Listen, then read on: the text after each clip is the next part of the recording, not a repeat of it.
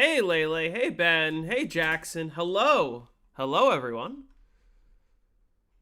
You're first again? On my screen, Lele's message showed up first. Hey, Kush, how's it going?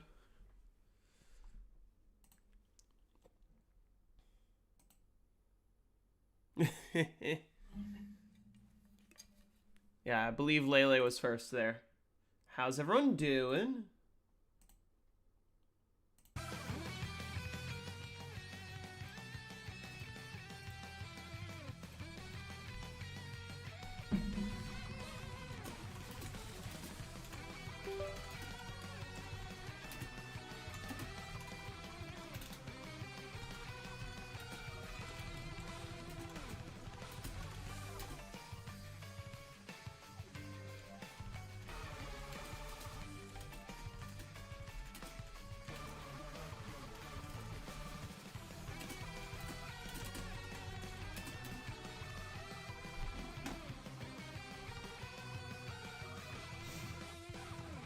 Hold on, I'm just sending an email and then we'll get started while I wait for everyone to congregate.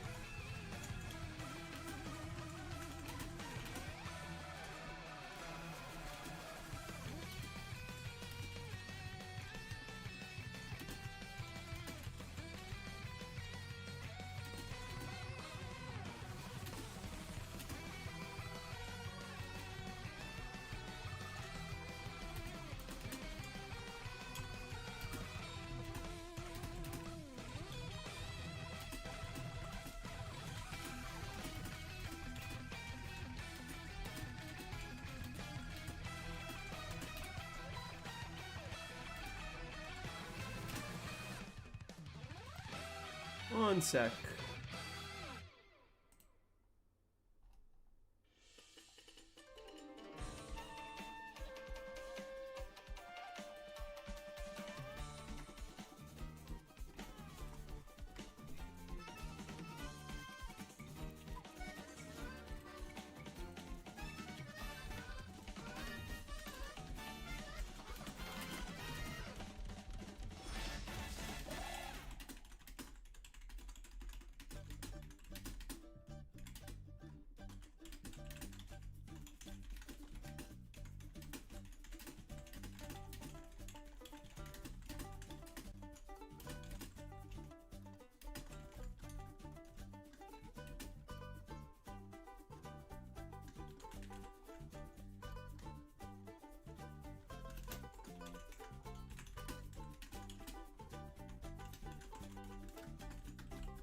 All right, let's get started, shall we?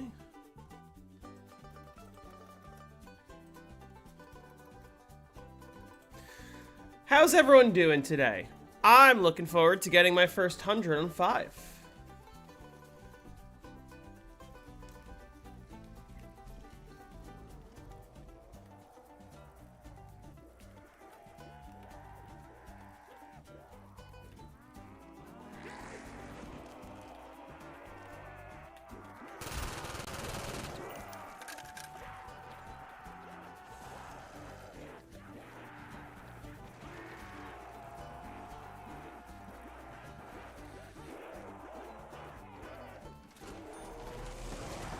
Been extremely unwell for the past 2 days. I'm sorry to hear that. I hope you feel better soon. Other than that, it's good. That's good to hear.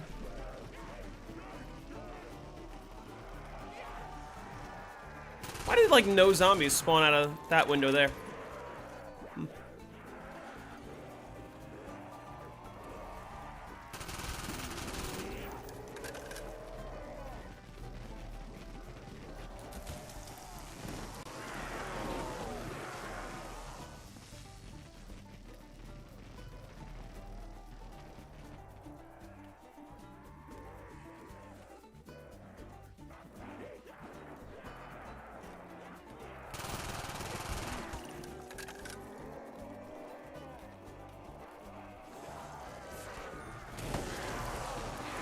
Am I losing it, or is that horde suspiciously small? I think I'm just losing it. Yep.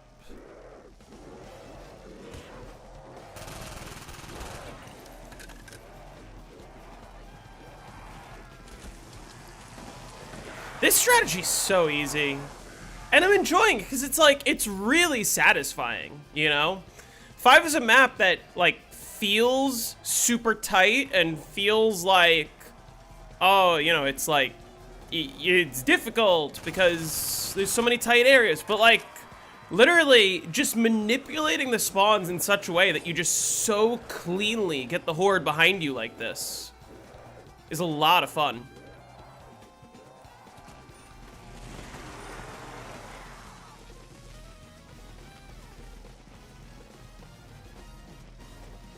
Oh, I forgot to turn on the vertical stream. Hold on.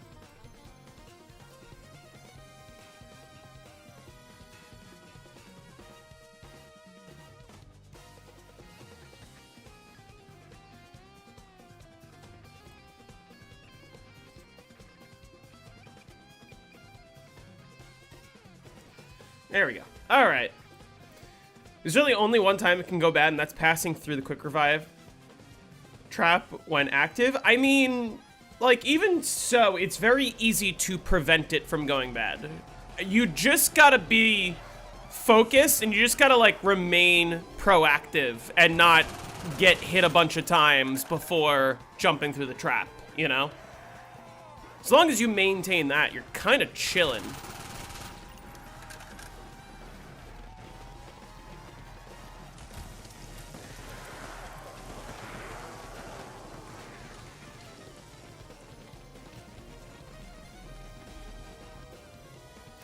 My one fear is, like, that I accidentally stay in that area too long and then they start spawning by the elevator, but I don't even think that messes things up. Like, I think they still make it here in time. And even if they don't, like, it's only gonna be a couple at most.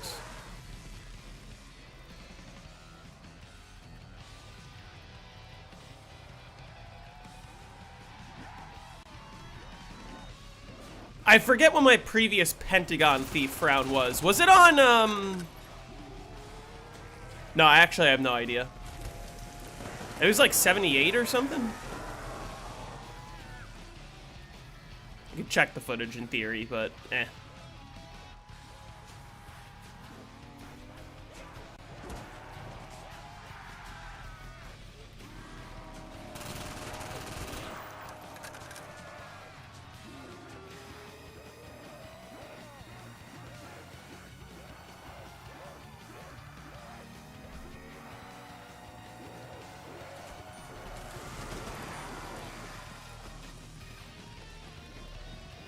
Nice. All right.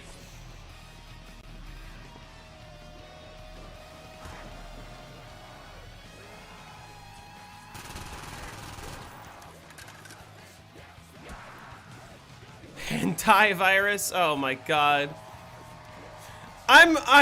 Listen, I'm kind of trusting that the hantavirus is gonna be a big nothing burger, but I also said that about COVID in, like, January of 2020. So, you know. Is this on plutonium? Yes, this is.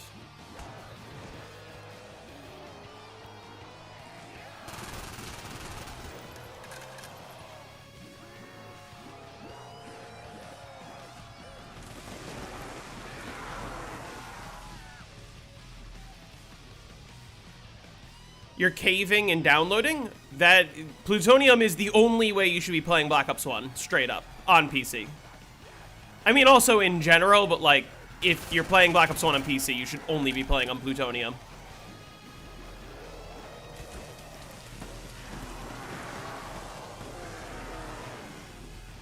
I heard it can't go human to human. That's what I heard as well. Like it spreads through, like, very close physical contact. Like, you have to be, like, kissing someone, basically. And it's not just gonna, like, spread through the air like COVID did.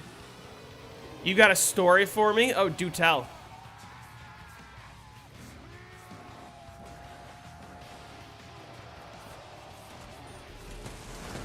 I mean, I'm definitely not an introvert. Like, COVID was probably one of the worst times in my life. Just because, like, I'm someone who really thrives being social and just sort of being locked up for the months and months that I was during COVID. I was miserable.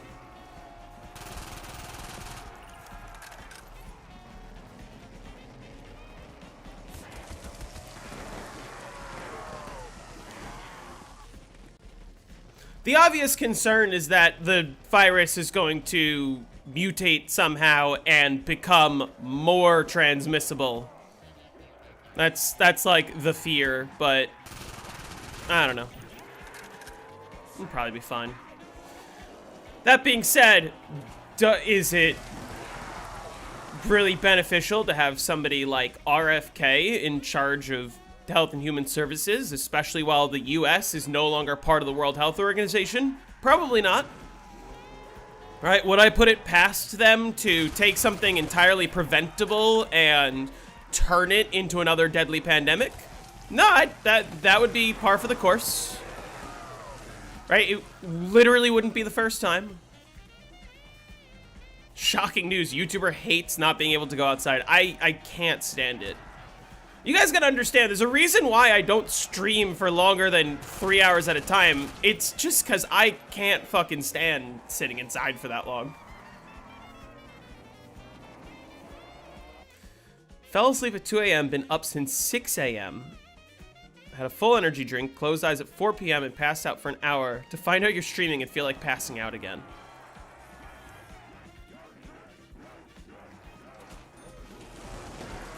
It breaks, okay, so, well, here's the nice thing, is I've never had that happen. The thief round itself takes about 15 seconds, and that doesn't include the round transition. So, like, I'm pretty sure as long as you are bringing him to the elevator to kill him, it will never last long enough for the traps to break. What do I do outside? See my friends. Walk my dogs, get some fresh air, go to work, I guess. Why does Paralyzer stop zombies from spawning when used it on high rounds? So, basically the Paralyzer, the way it slows down the zombies is it slows everything about the zombie, right? Every single animation that the zombie has, it slows down.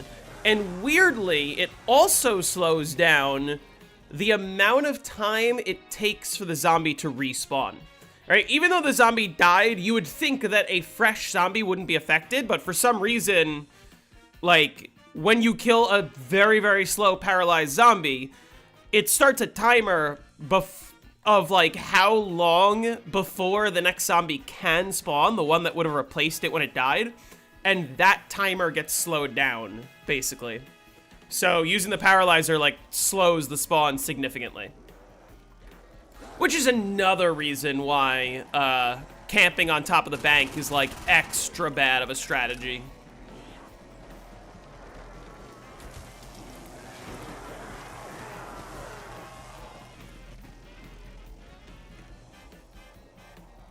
What's the longest you've all been inside without leaving?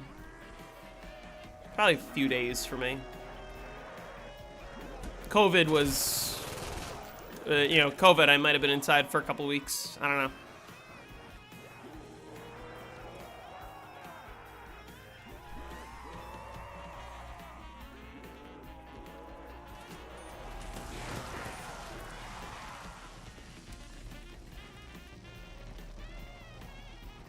Potential thief round next round? Thank you. Yeah, I thought it was 77. You're probably right. Okay, well, I guess, so here's a question. I should probably talk about the thief soft lock, right? The whole, if the trap is still on all the way into the next round, it will, like, soft lock your game. Except, it's also worth mentioning, like, as long as you do the Claymore elevator trick, it'll never happen. Because, like, the amount of time it takes for the thief to get to the elevator is just too slow that, like, the trap always shuts off. At least in my experience. And, like, I have had hordes where, like, I turn on the trap to instantly end the round, which would be, like, as fast as it would possibly happen, you know? If I stacked claymores there, it could very easily glitch. But if I stack it in the elevator, it's never gonna glitch.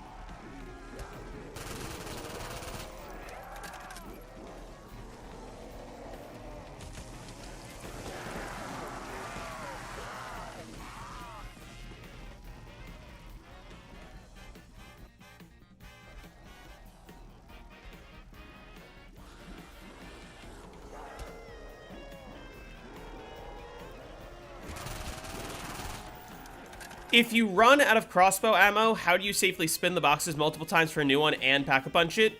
You don't, because at least one of those things would cause the windows to change, and you can't have the windows change. What's the soft lock again? So basically, if the trap is active, if I turn on the trap, speaking of, right, if I turn on the trap to end a zombie round, and the trap stays on through the entire Pentagon Thief round, well, it's not a Pentagon Thief, through the entire Pentagon Thief round, all the way to the next round, and it is still on the round after that, then it causes the trap to bug out, and zombies will not die to that trap for the rest of the game, and it's a soft lock, and it's like, you have to restart. And technically it is, like, if you were to stack, if I was to stack claymores there, hypothetically, and just, like, insta-kill the thief, then it's very easy to get the traps to glitch. But if you stack claymores in the elevator, you pretty much won't have time to glitch it out. Like, the thief round will just be too slow. So it's like, yeah, they don't pass through the trap. If you turn on the trap, the zombies literally, like, go around the trap. They avoid it.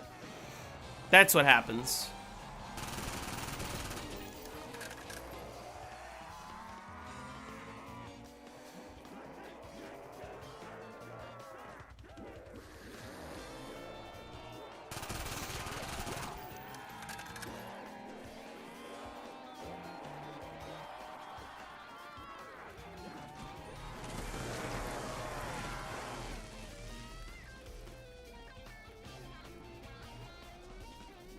I believe it also happens if you successfully kill the thief with the trap, which the thief is not supposed to go through the trap, but, like, you can start pulling the thief through and turn it on, and he will die.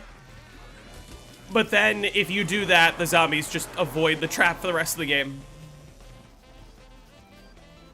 Are you still allowed to play Steam for submissions on BO1? I don't know what the rules say. I wouldn't play Steam, period, for a number of reasons. I suppose you get kills with the bow to fix pathing. That doesn't work. Like, the zombie, so, like, let's say I glitched this trap out. What will happen is I'll go to turn on the trap, I'll jump through, and the zombies are all just gonna go woof around the trap.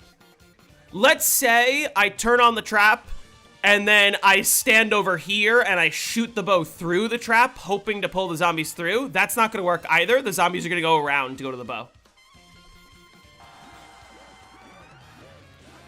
Like, it's a true soft lock.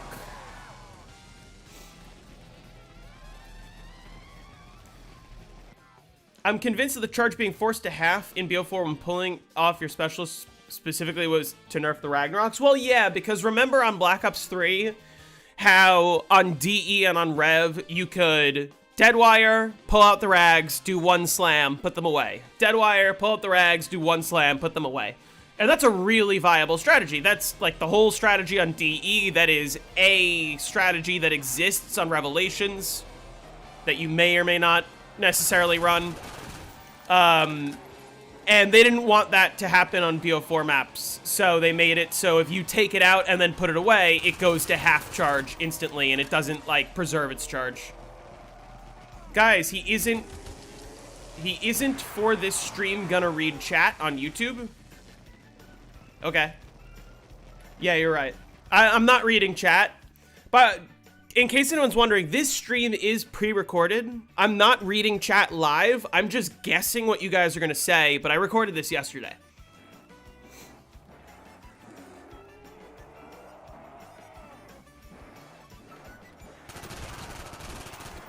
In case anyone was confused.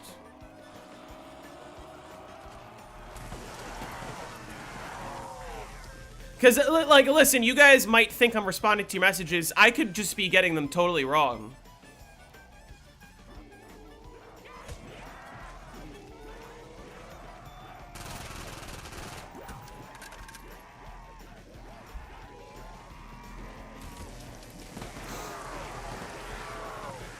Seems like less of a lie than anything Trump says. True.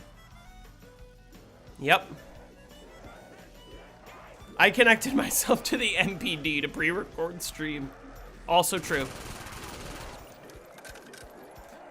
I was Samantha in the MPD in the new Moon World Record in the 253.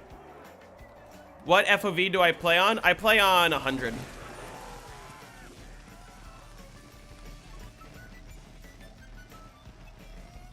What's my opinion on socks and why they're big? I don't know.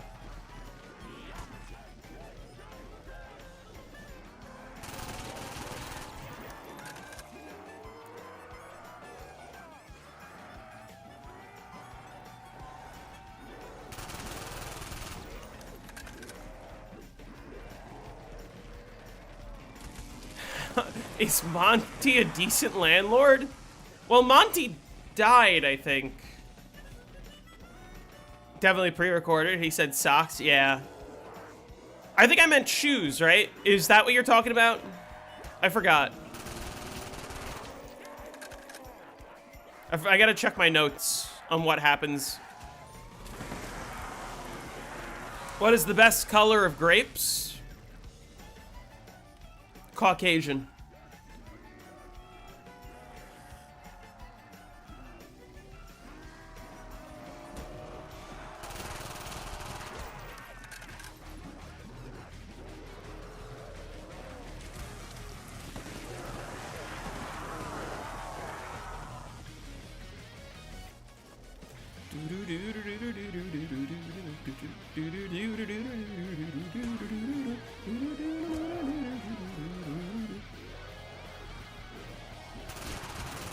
Ah! Quit it.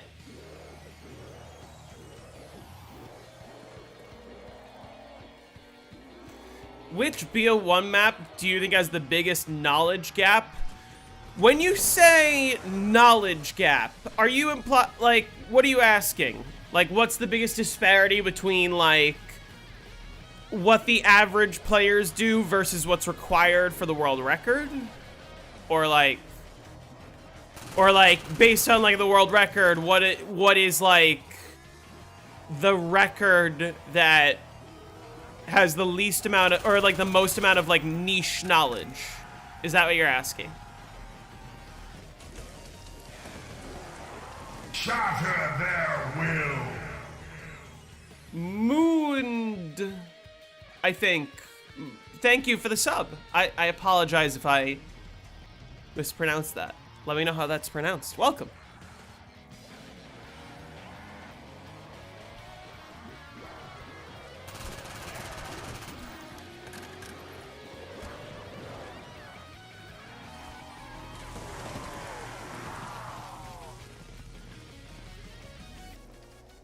Most BO1 maps are played in unorthodox ways compared to casual, except Call of the Dead. Well, I would say Call of the Dead is, like, probably the most unorthodox way. Because Call of the... Like, listen, every map is sort of played in a way where, like, you're kind of playing within the confines of, like, the tools that are naturally available.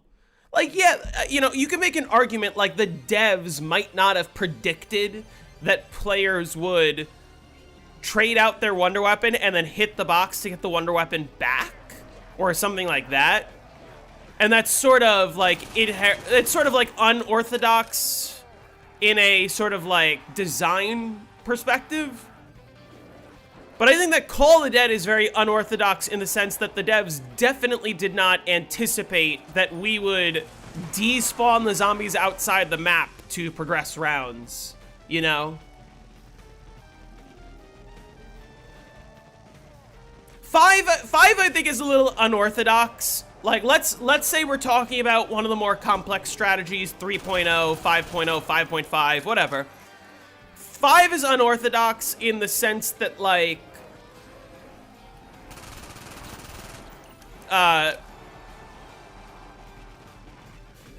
the devs definitely intended for us to use the traps. It's just that maybe they didn't anticipate how many kills we would get per trap.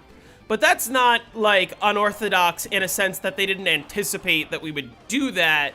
It's more like we've just found really efficient ways to use the traps. Meanwhile, Call of the Dead is sort of like, it's unorthodox because it doesn't play like any other zombies map in a lot of ways. That goes for solo and co-op, honestly. Haven't played the game in a while, trying to decide a good map and game to play a little high round. Any suggestions? What have you played in the past? Like, are you a BO3 player? Have you played BO1 and BO2? I would... Oh, what the fuck?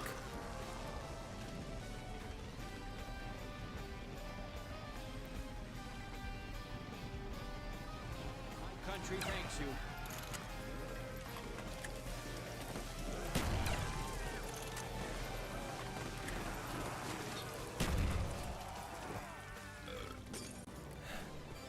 That's annoying. In the Navy for years, never tasted anything that Oh, I forgot Speed Cola. Shh, I should have picked that up.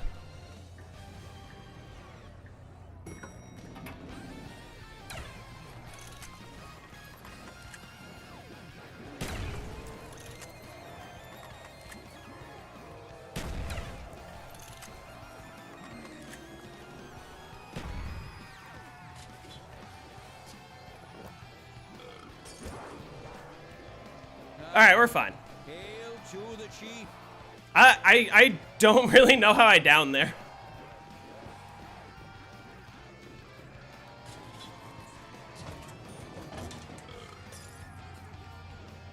Let's pull the trigger on these scum divers.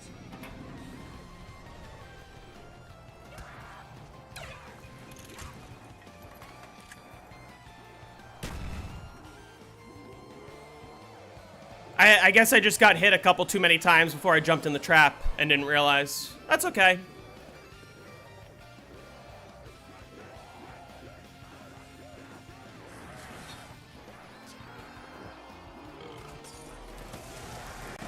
Feel speedy. Okay. Like I said, excellent recovery. Listen, that's an easy recovery. I've only used one down at this point. And I have Thief next round, so I'll get my bow ammo back in no time.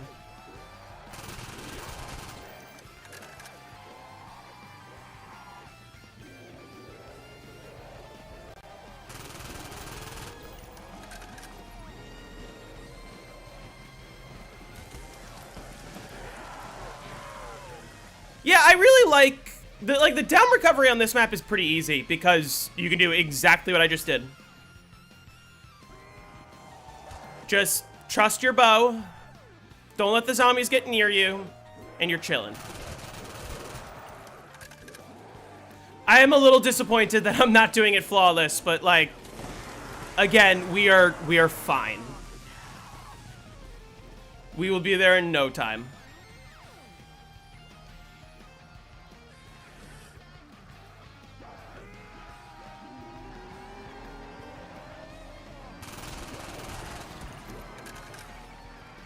Oh yeah, what I was gonna say, Trent, before I got interrupted, let me know what game you want to play. Like, do you want to play Black Ops 1, Black Ops 2, Black Ops 3, and then I will tell you a good map on that game. I took 180 damage, then hit the trap. Yeah, I thought I gave it enough time. I guess I didn't hit the 2.4 seconds. That's okay. BO1 or BO2? I would say BO2, a really easy map to high round is Mob of the Dead. Like, that one I got to round 100 in, like, one try with my strategy, basically. BO1, I would say Kino and Ascension are both, like, very chill, fun maps to get into. Derice is also, like, a tiny bit more difficult. Not even that much more difficult. And that one's a fun one as well. But I would say, like, Mob of the Dead, Ascension, Kino, those are great maps to start off with. If you're, like, trying to get into high rounding. What instrument is that on my profile picture? It is a clarinet.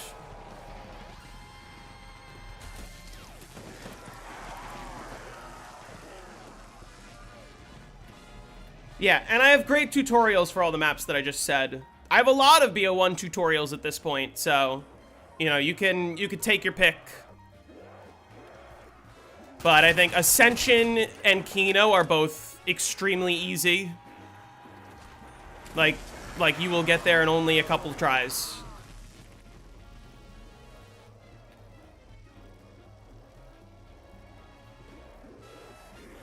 Dead of the Night as well. Well, he said BO1 or BO2, but you're not wrong that Dead of the Night is easy, but he did also ask for a fun round 100.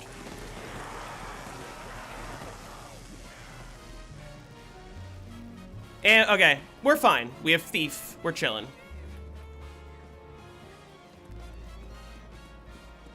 Outside Call of the Dead. First of all, I'm not dreading Call of the Dead at all. I already have footage of myself getting to 100 on solo and co-op. Which map am I dreading? Knocked.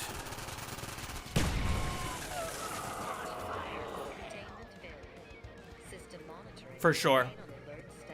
Your country thanks you.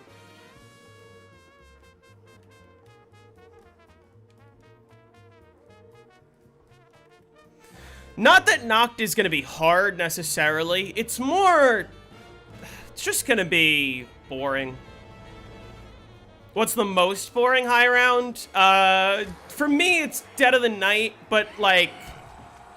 The caveat to that is Dead of the Night 100 takes, like, 5 hours less. Whereas Knocked is going to be, like, well over 20 and maybe could be close to 30. Maybe not exactly 30, but... I didn't need to buy ammo. Oh, well.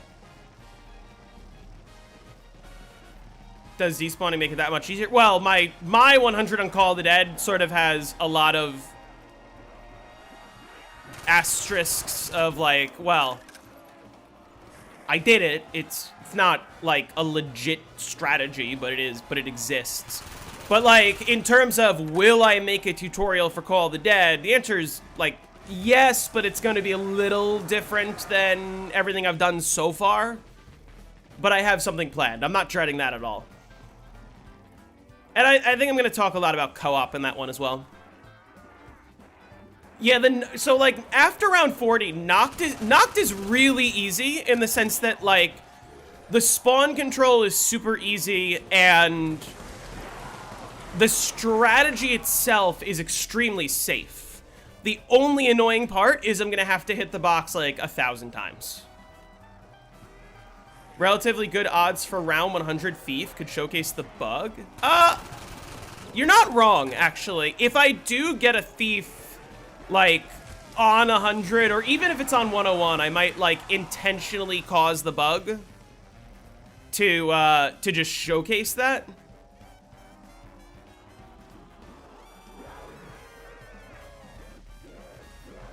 I assume you mean BO1 Knocked?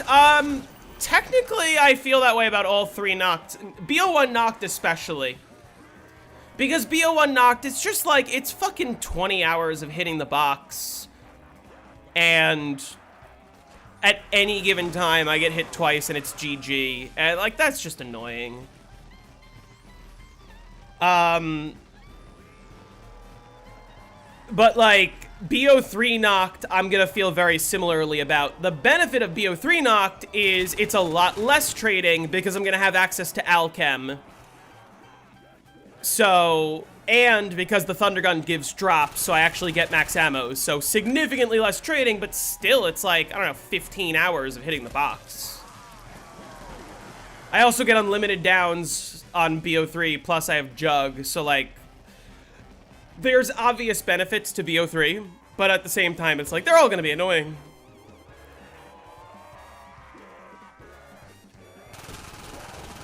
But BO1 knocked, I just think it's gonna be really boring. I don't think it's gonna be that exciting for you guys to watch. The tutorial, like, it shouldn't be difficult. It's just gonna be so long.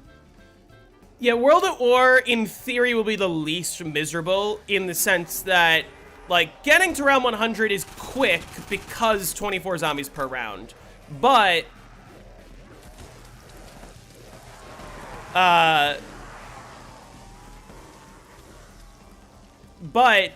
I'm also really bad at using the flamethrower, and I'm bad at World at War, and you got the fucking gravity zombies that just suck you in. And so there's certain aspects of it that I'm not particularly looking forward to, and if my goal is just 100, it's gonna take a lot of restarts.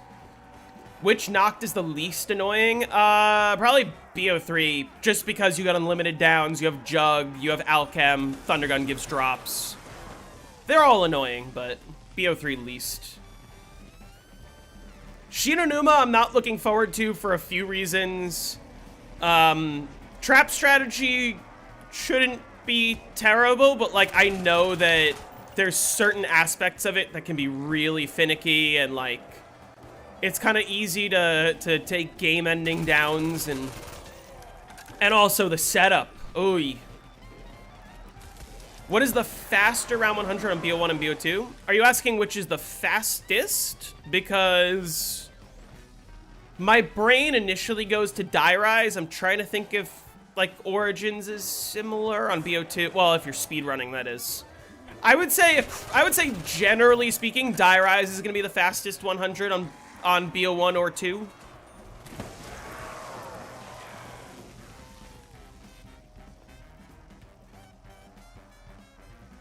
You can use the set position commands. I mean, Die Rise is way faster. Okay, yeah. So yeah, it's Die Rise. I can't think of any that's faster. It's gotta be Die Rise. When I eventually cover Shinonuma, and I have a weird feeling, just because right now in the series, BO1 has just been the big hit, right? I've only covered one BO3 map in the series, and that was the one that I chose to do to start the series. So it wasn't even voted on. And then I guess I already have Shadows and DE tutorials, but like, BO1 is extremely popular in the series right now, which I understand. You know, I like BO1. Except that leads me to believe that Shinonuma and Noct are going to happen soon.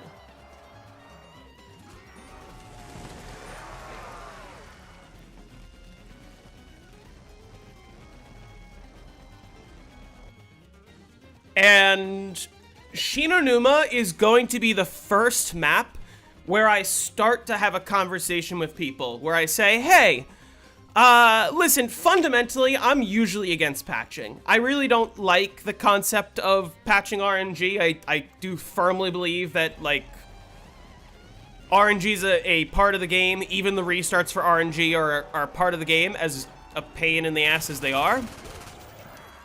But then there is the other argument, which a lot of people make, which I'm going to make against myself right now, which is, if I want to do BO1 Shinonuma for a tutorial, how many hours do I want to spend restarting for double tap hut, for the right fucking, for like getting what I need out of the box, and to do all of that and get a game where I don't die all the way up to 100. I might end up hitting a point, or I might even decide early on to just kind of be like, listen, I'm doing this for the tutorial. I'm not doing this, like, for my own personal let's get a world record on Shino. Like, it's just a round 100 tutorial. I'm gonna talk about the restarts, but I'm gonna say, like, hey, maybe some of you don't want to be affected by the RNG. You want to play a seeded run or something equivalent. Like, here's what patches are. Here's why they exist. Here's some of the reasons they're banned. Here's why you might want to use one anyway, if your goal is to get 100, right?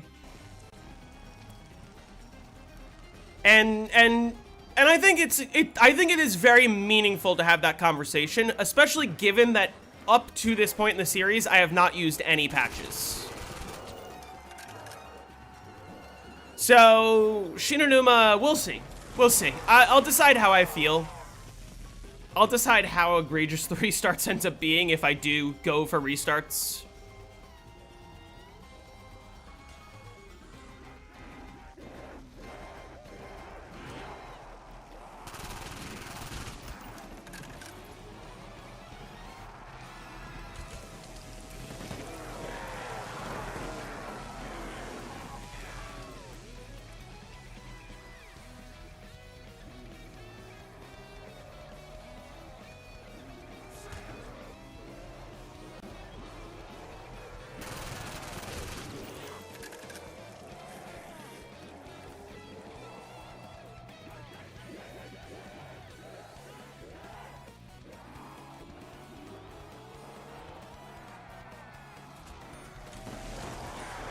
Are you doing literally every game or just Treyarch? I am open to doing every single game. I'm not limiting it to just Treyarch.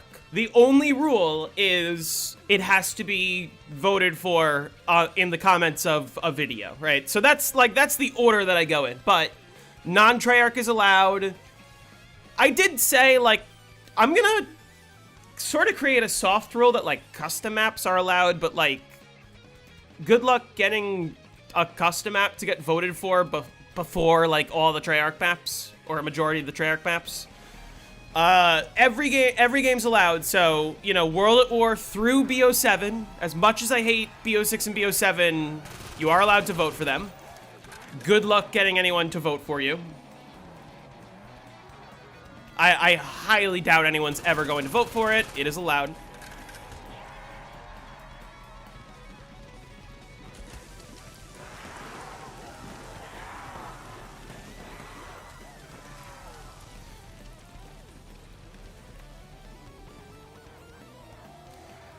But yeah, like, Advanced Warfare, Infinite Warfare, World War II are all fair game. So, do with that information what you will. Spaceland, I look forward to. Now, I will mention the one caveat. Yeah, Dead Ops is fair game. All of the Dead Ops are fair game.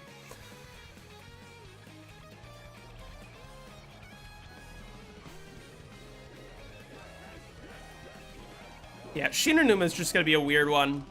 And like I said, I get the weird feeling that I'm gonna cover Shinonuma relatively soon. We'll see. Like, I'm really hoping for a BO3 map. I'm hoping for a Gorod to be the next one. Because, like I said, the 3 BO1 maps that I have left are Call of the Dead, Shinonuma, Noct. Shinonuma, Noct, I'm simply not looking forward to. And Call of the Dead, I have separate plans for, which I'm fine with.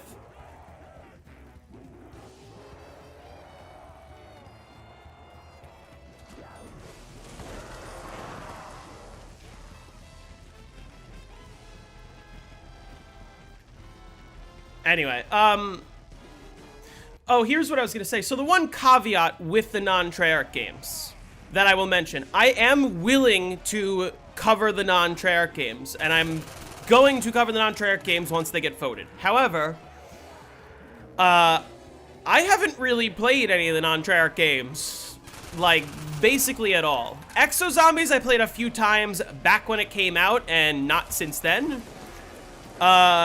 Spaceland I've played exactly 3 times, and I haven't played a single other map on Infinite Warfare. And I haven't played World War II, like, basically ever. I do own all of those games, however.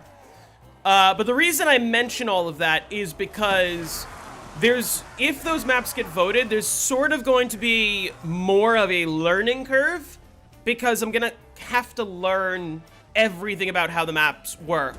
And it's not like 5 where, like, I kind of had a basic understanding before I started playing, and also I'm relatively good at Black Ops 1 already, so, like, learning how to high round this isn't difficult.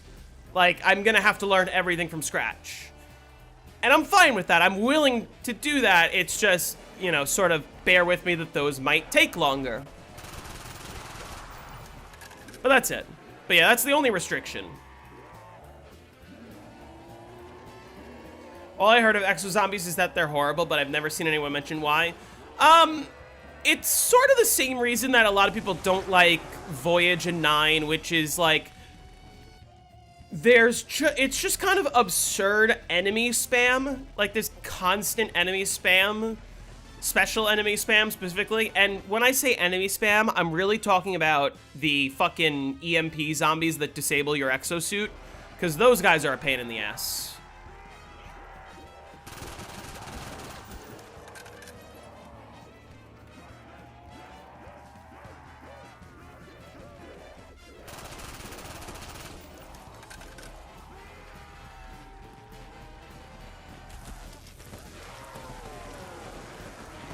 And it's like, it's a very similar complaint about, like, what people think about Black Ops 6. Oh, there's constantly fucking mimics and disciples and mutants, or fucking, Gorod Krovi, Manglers, thank you. And, like, all that bullshit, and it's, like, so annoying.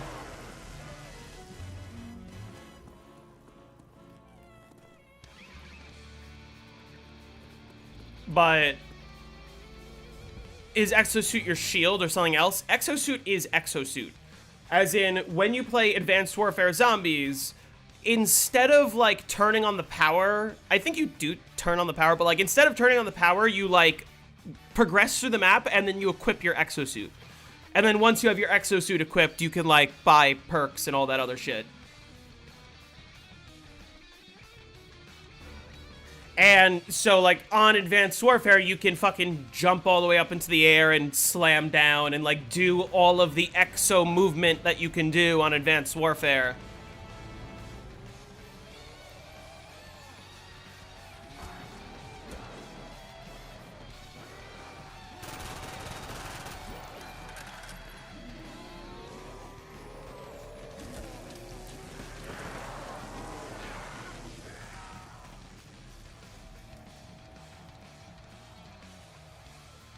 You can buy perks without the exosuit? Oh, really? What, is that true on every map? Like I said, I don't know all that much, but, like, I know the concept of, like, you start off with no suit and then you, like, progress through the map until you get your suit. Oh, the power is a generator in every room? Ah.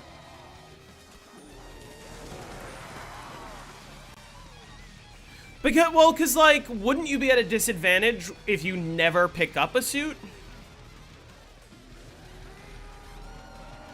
Because if you could buy all the perks, I guess you can't pack a punch without your suit or something? Because, like, why would you... Is it not better to run without a suit if you can pick up all your perks? I'm pretty sure you can't pick up perks until you have a suit, right?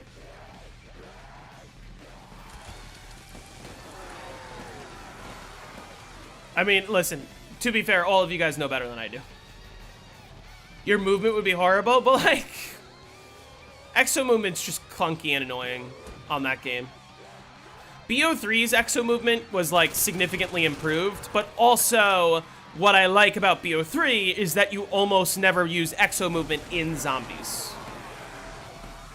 Are professional high-round zombies players basically addicted to the game? Depends which player you ask. One could ask that about anyone that, like, holds a record on any video game. Like, is any speedrunner addicted to the game that they hold records on or are good at?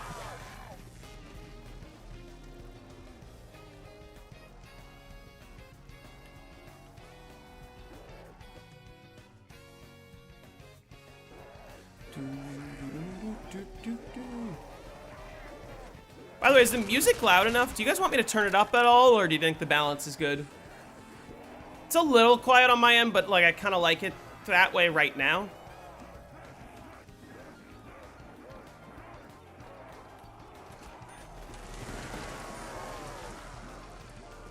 Fastest time to quit transit. That could be a funny April Fool's video. Quit transit any percent speedrun.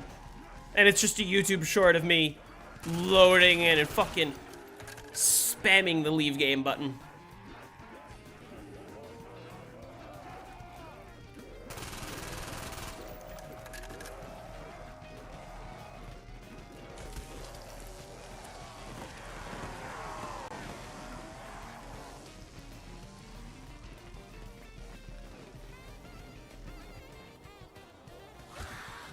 I like BO3's exo movement in multiplayer, but I also like that in zombies, there are only 2 places in all of BO3 zombies where you can, like, quote-unquote, use exo movement, and that is in the Pyramid Room on Horizon and on Revelations.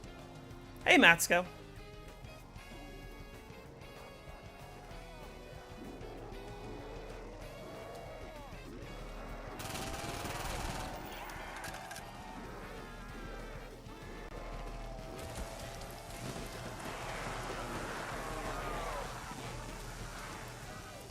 You wall run on Shadows too? Yeah, the wall run, I would say wall run doesn't necessarily count as like exo movement. When I talk exo movement, I mean like pressing and then holding A to fucking fly up. But yeah, you do wall run. That is true. The Shadows of Evil wall run, I love how that's implemented.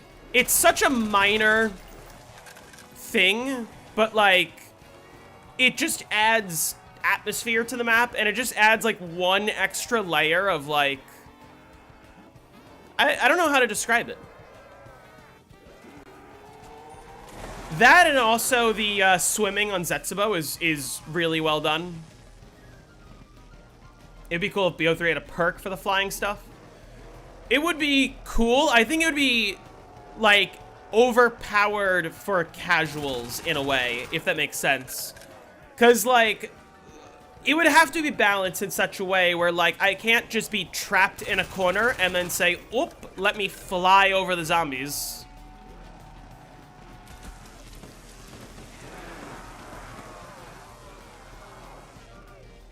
Which, Hermetrix, maybe you might know slightly more about this than I do. I don't know if anyone's noticed this.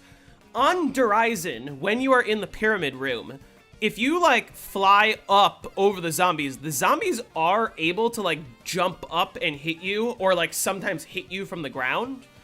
But on Revelations, they never do that. On Revelations, they stay stuck on the ground in the Pyramid Room. I don't know if this is anecdotal or not, but, like, I'm pretty sure there is a difference in how the 2 Pyramid Rooms work.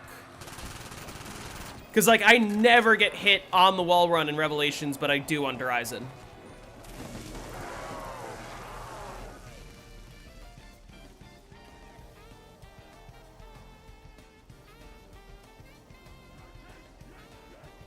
Which, like, is one of those details that it functionally isn't going to do anything. It doesn't make a difference, but, like, it's interesting.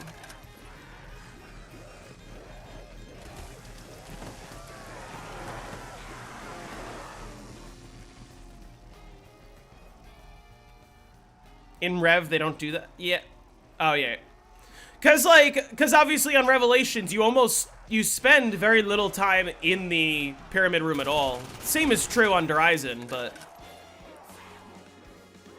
you do technically spend more time in the Pyramid Room on Horizon because you're feeding the dog, building the bow or bows, or feeding the dragon, I guess. Picking up a shield part, whereas on Revelation, and like you go in there to teleport, whereas on Revelations you just go in there for the shield part and the ritual, and then you never have to go in there again. And the Keeper Protector part, I guess.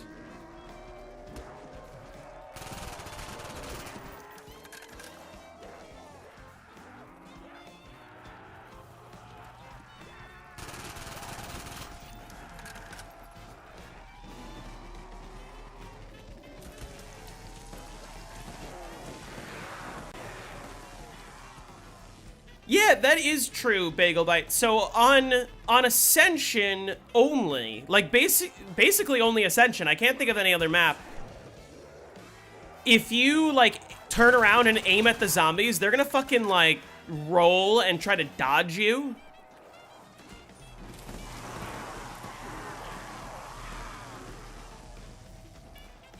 And like they move in weird ways to avoid you aiming at them, and no other map does something like that. Not even BO3 Ascension does that, which I gotta say, it's like such a minor detail, yet something that I personally find to be really cool. Yeah, it's only Ascension BO1 that they do that. Yeah, it's when you like target their center map. So like a lot of times if I turn around and whoosh like towards the zombies, they'll fucking try to like dodge me. They'll roll.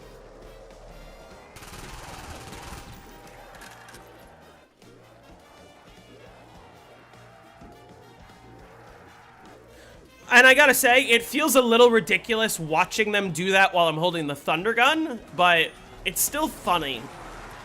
And it's also just a little charming detail, you know? Like also on BO1 Shinonuma and World at War, the zombies like walk differently. You know? They kind of walk with a slightly crouched stance, like they're holding a bayonet or something.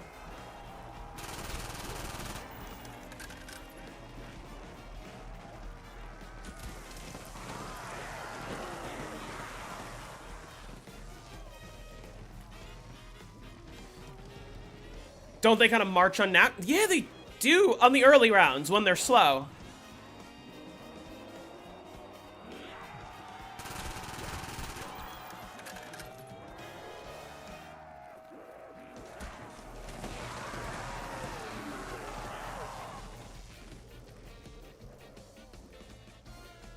Little details like that like have just since disappeared, which is sort of sad.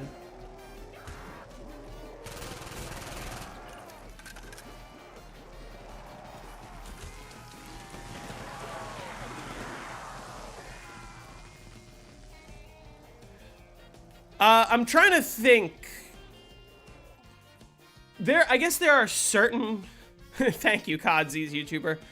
There are certain, like, zombie animations that you could point out, like, the fucking super sprinters chasing after the bus and the tank on Origins, but, like, for the most part, the idea of, like, zombies just kind of having different animations based on what kinds of zombies they are, as in what humans they were before they became zombies, that has completely disappeared from BO2 onwards.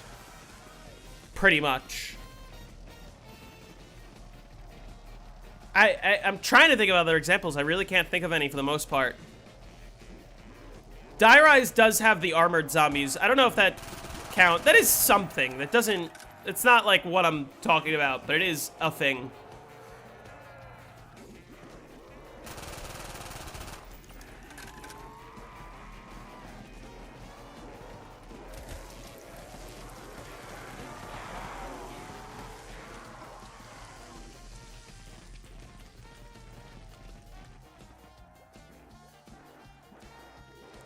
Non-Treyarch, sort of yes, because, like, if you think about zombies in Spaceland, there's, like, the police officer zombies, and there's the disco zombies.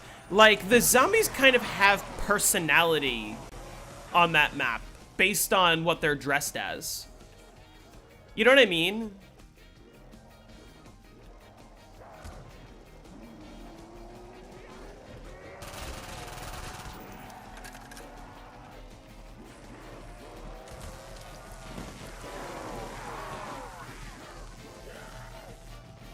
Rude.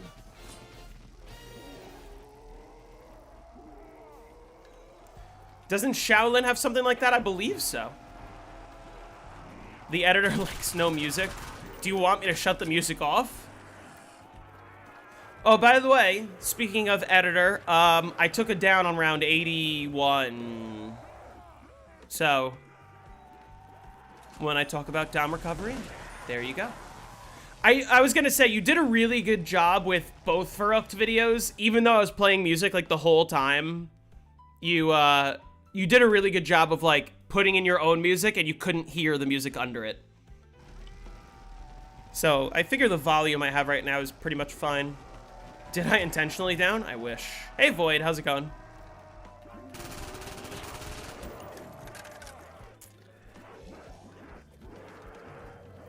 Of the AI presidential zombies crew, which one's doing high rounds? Trump, Obama, Bush, or Biden? I mean, surely Obama. Obama's the one that's got to be carrying them, right? Who else would it be? Maybe Dick Cheney would be good at zombies. He doesn't count as a president, but vice president, like, do we get to have a grief mode where we get Trump, Obama, Bush, and Biden versus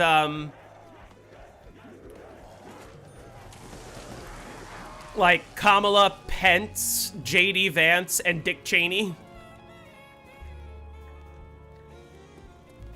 It works out, because obviously Biden would have to be on the president's team, meaning he can't be on the same team as the vice presidents, meaning we're down a vice president because Obama wouldn't have a vice president, but then we're up a vice president because Trump has 2 of them. Dick Cheney was basically the president. In a lot of ways, yes. He was dictating a lot of general foreign policy decisions, which I can't necessarily say is true about Vance or Pence.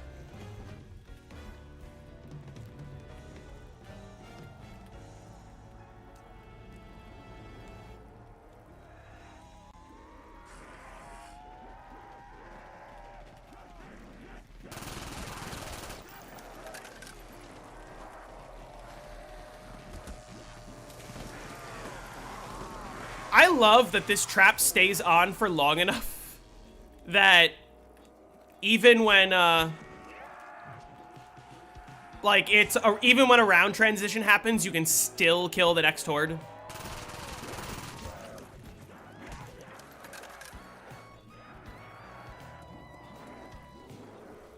That could have been more sketch than it was. JFK reached IRL reset. Well, I'm gonna argue he didn't reach reset, because reaching reset would mean, like, you play out the game to the fullest, you know, like to the limits. I think he crashed on round 35, or I don't know, however old he was. Like,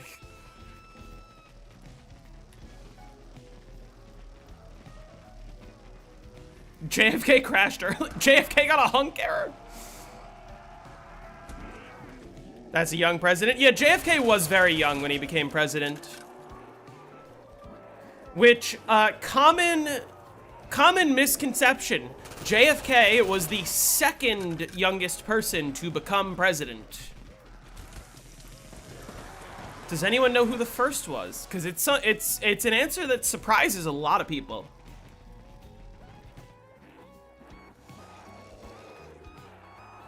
Yeah, Biden. It was not Lincoln. It was not Obama. But yeah, you got it right on your first message. It was Theodore Roosevelt. The younger Roosevelt. Not FDR. Theodore Roosevelt was the youngest president to take office.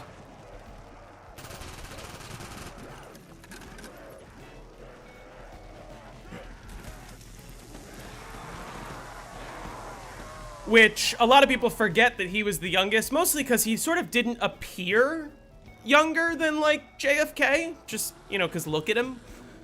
But also, partially because his first, quote-unquote, inauguration, when he took office, when he became the youngest president, he became president because William McKinley was assassinated. Not because he was elected the first time. A lot of people forget that about Theodore Roosevelt. People think of Theodore Roosevelt as being a really strong president. He was a vice president. He took over. Was Carter the oldest living president? Carter was the president who lived to the oldest age. He's the first president to hit the age of 100.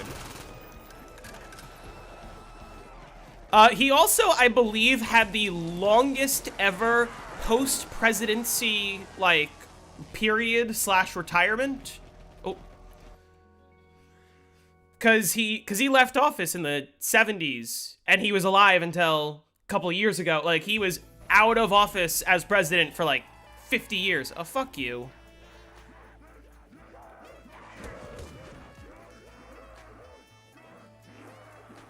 I'm gonna actually see if I can get these guys to get unstuck before I turn on the trap.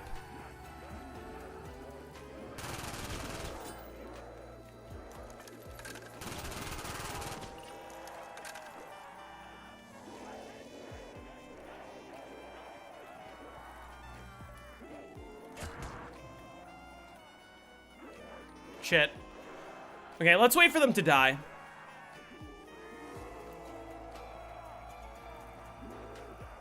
Just to showcase, like, technically I could turn on the trap and I'd probably be fine, but let's be really responsible.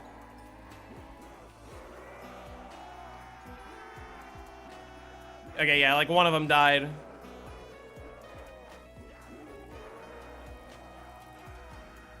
Then you just gotta watch out for the ones that did.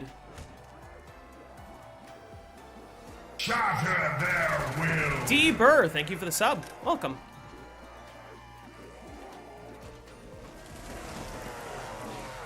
Wizard, you still here? That's a good clippable moment on round 85 for them getting stuck in the window.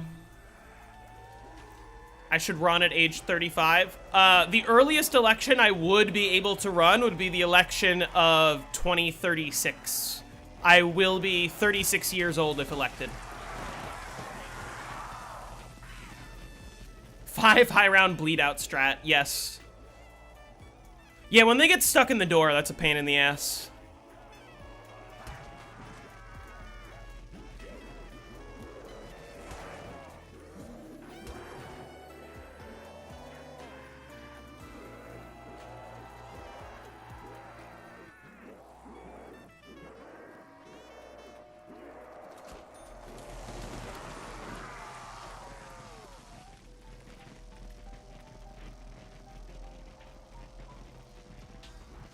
You need to change the law to keep your world record.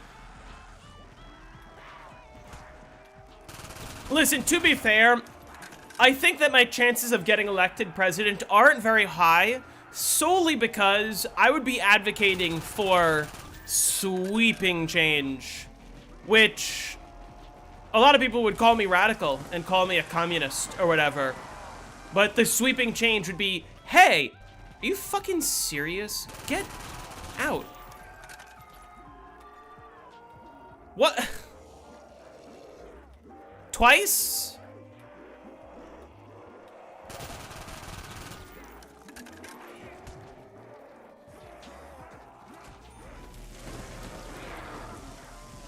This time I'm just turning on the trap.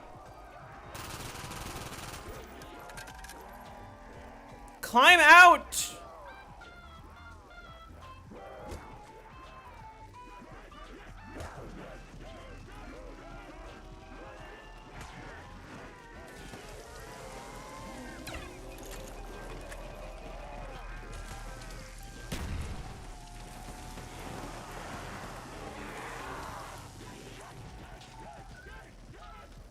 Alright, I think we fixed it.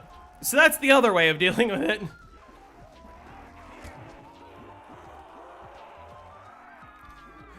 Yeah, tune into stream, call me a communist. Well, listen, because I would be advocating for, because you know what I'd be advocating for is, hey, we should go back to the corporate tax rate that we had from like the 40s to the early 70s. And refunnel the money back into the working class by like paying for people's health care and fucking making it affordable to live again. Because like That's a lot of what, you know, FDR campaigned on. Maybe not campaigned, but like passed when he was president. And weirdly, like you would think that his policies were communist. He like basically redistributed a lot of the wealth from the upper class into the working class, and like paid for Social Security, started Medicare and Medicaid, and like did all of these things that actually made the American dream attainable. And he was so communist and so socialist and so wildly unpopular that he got elected 4 times because people loved his policies. And like the weird thing is people go, "Oh, you just want to steal from the rich and get free stuff." That's really not it literally stimulates the economy. The economy is bad when people can't afford to pay for basic things like healthcare and groceries and gas.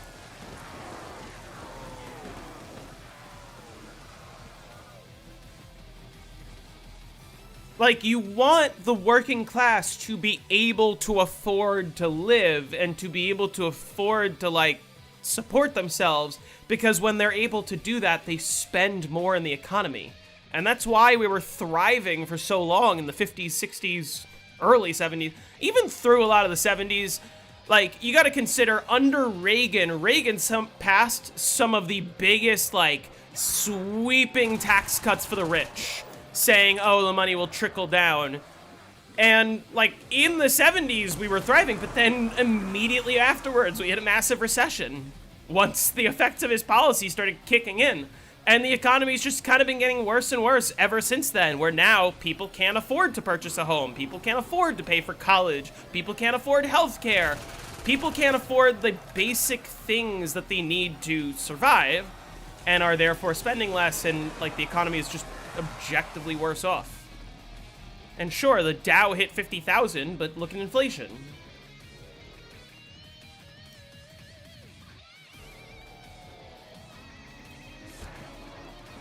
How communist of me. Like,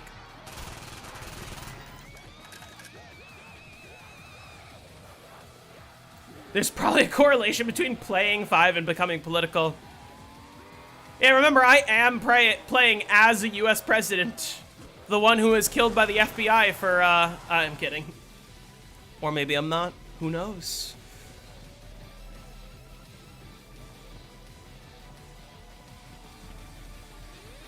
So, you know, God forbid we help working class people. And remember, like, the tax increases that I'm really talking about doing would basically be the difference between somebody who makes $1 million a year, like, being able to afford a second boat or not, you know? Like, that's the type of tax increases I'm talking about. But it's also the difference between the average family being able to afford healthcare and school and lunch for their kids and, you know, like, massive improvements to the lives of many at the cost of a minor sacrifice to the lives of very few. And when I say minor sacrifice, it's like, yeah, these people are still going to make more money than all of us, just slightly less, way more money than all of us. Like again, like, they won't be able to afford their second yacht because I'm raising their taxes by 5 or 10%. Like, what was the tax rate in the 40s? Well, the corporate tax rate was like 70% by the time we got to the 70s, and then Reagan dropped it down to like 28% or something like that. I can't remember if those are the exact numbers, but it's basically around there. And Reagan just said, like, oh, it will trickle down. And then HW originally lowered it even more, but then realized, oh, if I keep doing this, it's going to be terrible for the economy. And so he ended up raising taxes again. And then Bill Clinton balanced the budget. George Bush, sweeping tax cuts for the rich. Donald Trump, Tax Cuts and Jobs Act of 2017, sweeping tax cuts for the rich. Big Beautiful Bill Act, sweeping tax cuts for the rich. And not only that, not only cutting taxes to the rich, but also cutting the social programs that allow lower class people to even live. 15 million people have already lost healthcare due to Medicaid cuts, and another X amount of millions of people are going to lose their Medicare and other benefits this December when the rest of the changes that were in the beautiful bill finally take effect, because they literally set them to not take effect until after the midterms so that the Democrats could take over and then they can blame them on during the midterms to give them a better shot in 2028. Like, again, you know, just trends.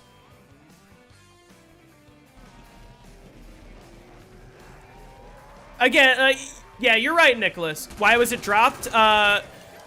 Reagan told the American people that he was lowering taxes to basically do something he called trickle-down economics, which is you cut taxes for the rich, therefore they end up saving more money. And what will happen is they're going to use all of that extra money to pay people much higher wages and, like, fuel the economy more. So even though the government's taking less in taxes, the people will end up getting paid more by the rich who get more money, and then, like, the economy works. The problem is, the way it actually happened is rich people got a bunch of tax breaks and then just hoarded all the extra money, which is why we've seen prices rise while wages have just stagnated. Like, wages have hardly risen, relative to inflation since, since the 70s, but the price of college, the price of buying a home, the price of groceries and gas and healthcare and all the things that people need have skyrocketed. And wages have not also skyrocketed to match that. And so really, like, unless the rich suddenly decide they're going to change for the better, which they really haven't proven they would do at all, the only way to fix that is to raise taxes on them and sort of forcibly funnel that money back down into the working class in the form of Medicare for all, in the form of free school lunches, in the form of, like, at the very least, free 2 years of college, free 2 years of pre-K, you know, like the costs that you save for the working class all is extra money in their pockets, all is extra money that they're spending on other things that fuels the economy. And then the money goes right back to those rich people, because, like, the rich people are the ones selling the commodities that these people can now afford. You know? Again, healthcare is not a commodity. Healthcare is not a luxury. Healthcare is a necessity, right? Making sure that people can afford necessities so that luxuries can be bought. And the luxuries being bought is, like, basically the money going back to the rich people. Like, so again, the system pays for itself, and it would benefit basically everyone. But, you know, rich people will propagandize as much as they like. People like Mark Zuckerberg will literally change Instagram and Facebook's algorithms to convince people that what I'm saying is a bad thing. Even though there's tons of evidence to contradict. But, you know, I'm rambling. I'm yapping. But, like, God forbid I campaign on that. Because it's basically communist. I think this is round. These rounds are getting longer. I got a little while to go before I hit 100.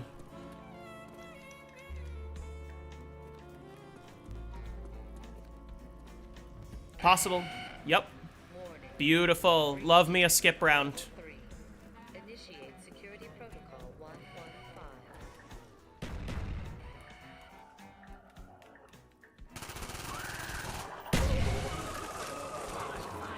Containment failure. System monitoring will remain Bro, you have to the entire... Just what the doctor ordered. Alright, this is a good time to use the restroom, so I'm gonna do that. I'll be back in 30 seconds.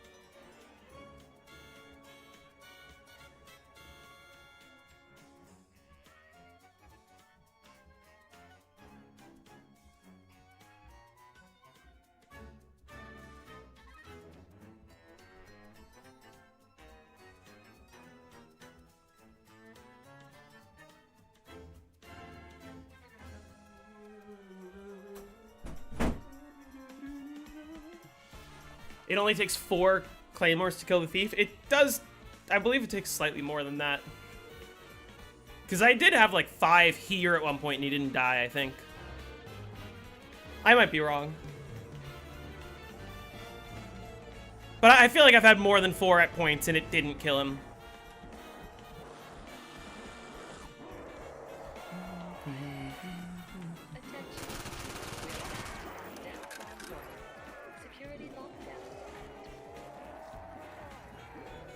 How many claymores stack? On Black Ops 1, you can have as many as you want.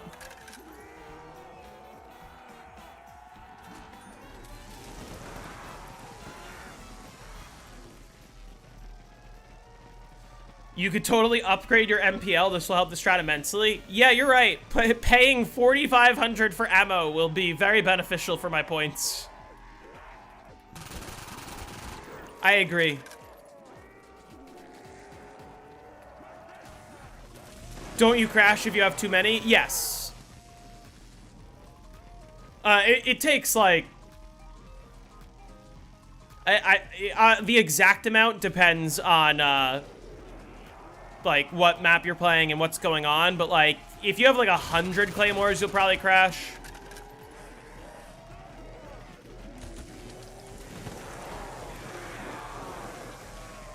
Oh, just kill with MPL. I'm around 87. Should have thought of that. Crash my PC on 100? I don't know how I can force a crash on round 100 that doesn't involve 100 claymores. Because I can't get 100 claymores. Yeah, on BO3 you just need trip mines. Pick up, place down. Pick up, place down. Huh.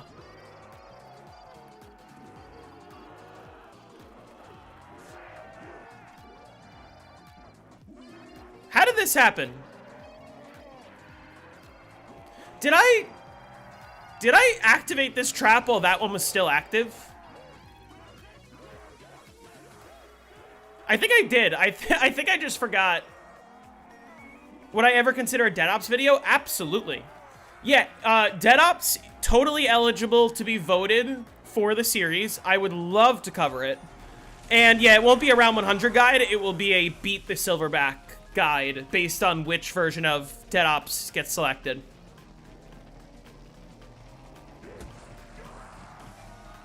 Yeah, I accidentally turned on this trap while the other one was still on. Yeah, like this one's ready.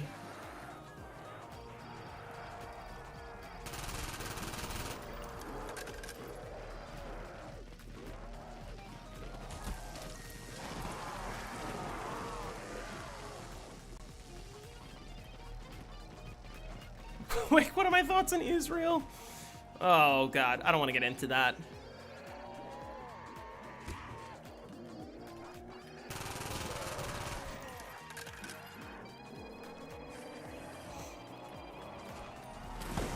Well, like, listen, it's not even a conspiracy anymore to say that there's a ring of pedophiles that control everything. Tell me I'm wrong. And like the number 2 pedophile is the president of the United States. And had the number 1 pedophile killed so that he wouldn't be outed as the number 2 pedophile.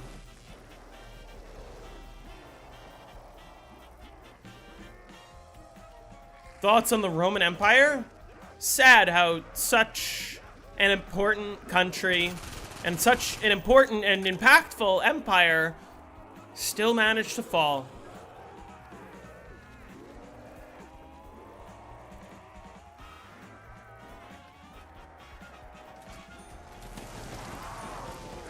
Did you guys see Jeffrey Epstein's suicide note that the Department of Justice released, or like a judge released?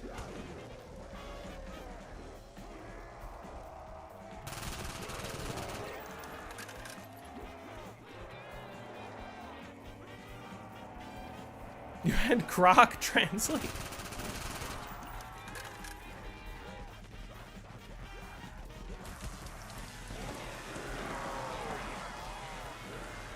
What did it say? Oh, and let me find the exact wording, because you're all gonna think the exact same thing I did.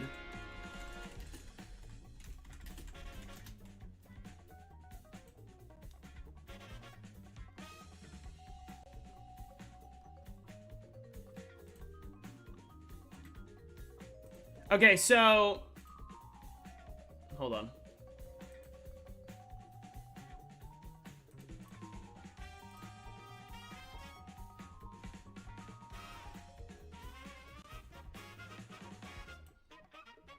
So okay, so this is the note. It's a little bit difficult to read. All right, here's the file. This one doesn't have the text. They investigated me for a month. Found nothing! All caps, 3 exclamation points. Here, let me find... This part's hard to read. Let me find a, This is... Okay, so this is the note, right? And this is what it said. They investigated me for a month. Found nothing! Exclamation point, exclamation point, exclamation point. It's a treat to be able to choose one's time to say goodbye. What you want me to do? Bust out crying? Exclamation point, exclamation point. No fun! Not worth it!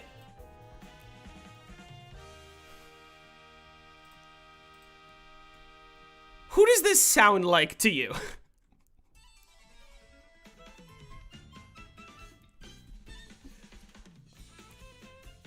That's literally a Trump tweet. Trump wrote this. Trump, or at the very, okay, so I have a weird conspiracy, which is Trump, who is an 80-year-old with dementia, has fired every single person who could possibly disagree with him on anything, right? And so I'm pretty sure Trump told somebody, I'm not gonna name Kash Patel's name, hey, we need to release his suicide note so that they don't think that I killed him. Possibly the reason that they're releasing this now is because they're about to release a bunch of evidence that says that Trump had Epstein killed.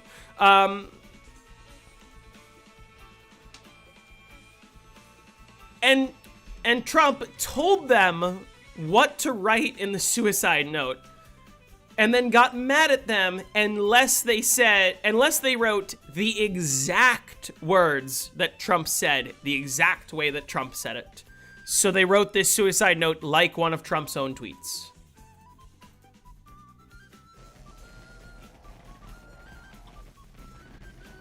Because Trump told them, write it the exact way that I told you.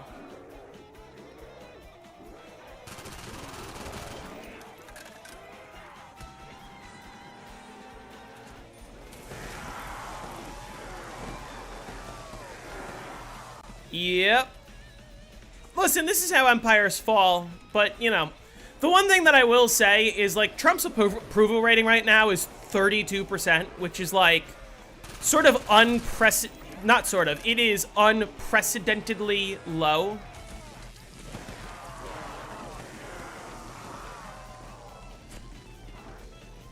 Like, no president in modern history or in basically almost all of written history has had an approval rating this low.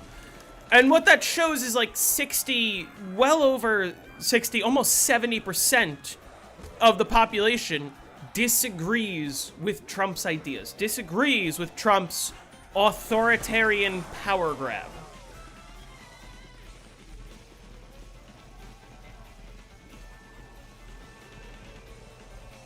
And as much as they might try to just like absolutely hold on to the power and convert this party into a one-party state, the vast majority of people aren't going to stand for it. The real question is, what are we going to end up doing about it? And we can really hope that the answer is to vote and hope for the best in the midterms this year, which is why they're trying so hard to cheat. They're well aware, if they let these midterms happen as they should, that they are losing the House, that they are losing the Senate, that they're going to lose a majority of state and local elections, and their power is going to be done for. Which is why they're doing absolutely everything they can to try to cheat. Disrespect, boy knife. What would be the result of them losing the midterms? Accountability? If the Democrats grew some fucking balls, then a lot of them would end up in jail. That would be the goal, yeah. But knowing the Democrats, the odds are Democrats get themselves elected. We gain trifectas in a bunch of swing states, meaning we get the governor, we get the House, we get the Senate in states. Meaning Democrats take the House, Democrats take the Senate. And then, what do we do with our newfound power? Do we pass laws to try to stop him? Do we impeach him? No, we say that we want to be cordial and work with the other side and say that we're not going to prosecute political enemies because that's unfair or whatever the fuck.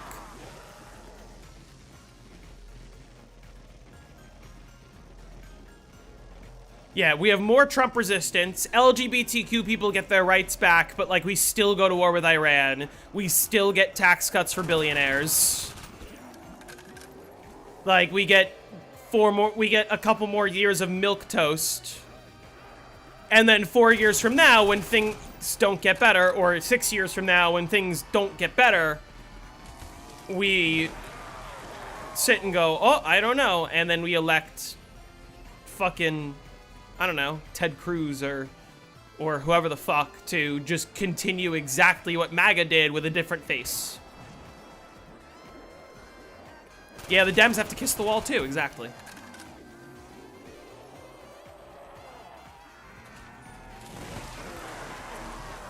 You're convinced that the Democrats are paid to lose by their donors? That is literally what they are.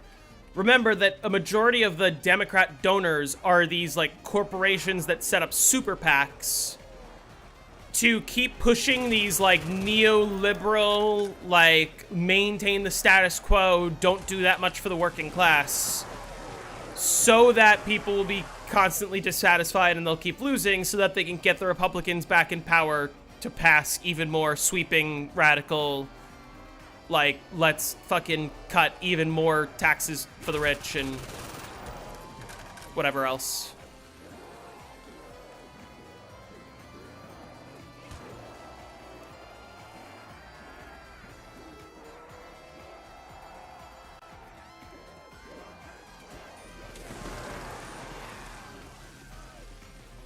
This song is fire.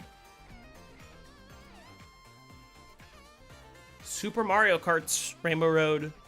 This one's valid.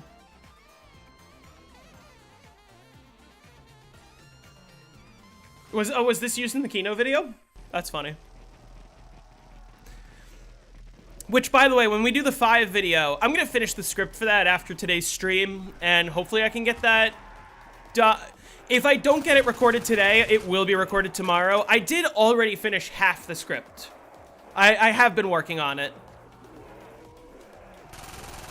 There's just certain details I need to fill in. Like, when I hit round 100, I am going to move the box to see if it fucks with the windows at all.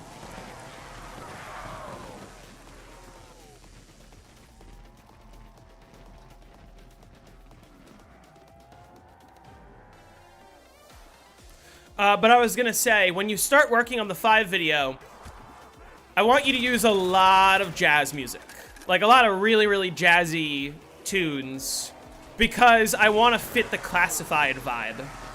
Have I ever taken any logic classes? I have not, actually.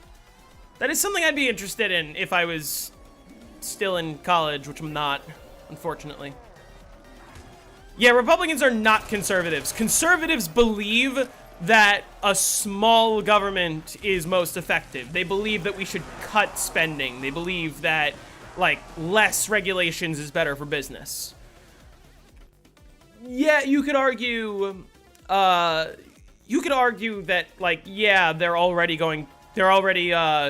stopping regulations, but they're definitely not cutting spending.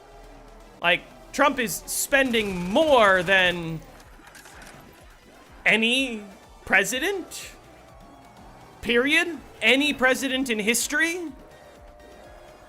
Yeah, any president in history, he's spent more. Like, the one big beautiful bill is alone going to increase the deficit by, like, trillions of dollars. Like, let me play, I'll play my favorite,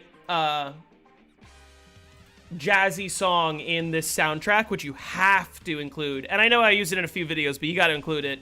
And it is, Dry Bones Burn Out. Raising the volume a little bit. This song is so fire.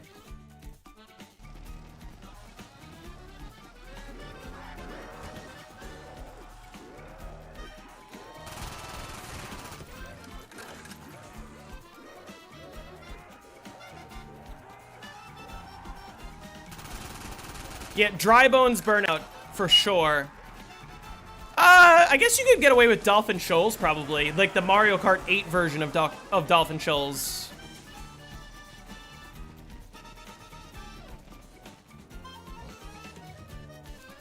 I'm gonna trust your judgment. If you want me to suggest more songs, I will give you an entire list.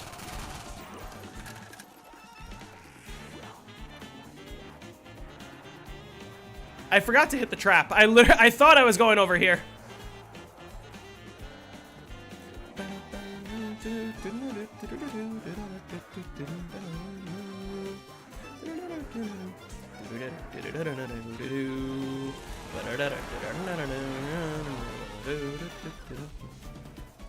This song's so good. But you guys can tell, like, listen to the saxophones, listen to the trumpet. This fits, like, the classified vibe.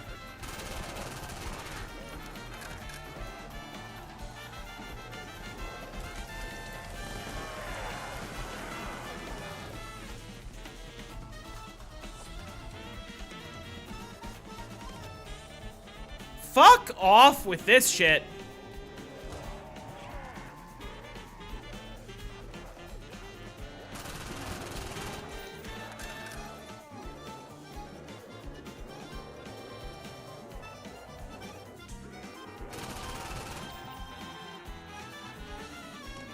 That's annoying. I don't want to turn on the trap yet. I want to wait for these guys to start bleeding because it's going to get messy.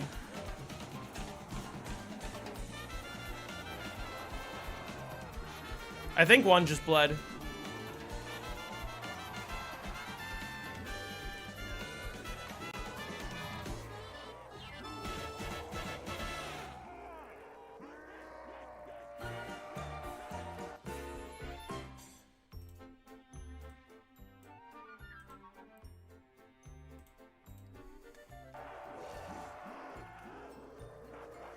Why the fuck are you guys talking about politics on a video game stream?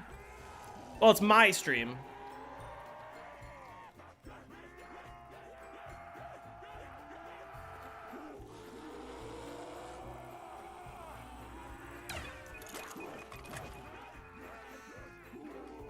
And that's why we have the bow. Remember, with the bow, be proactive, not reactive. Don't wait to get trapped before you shoot the bow.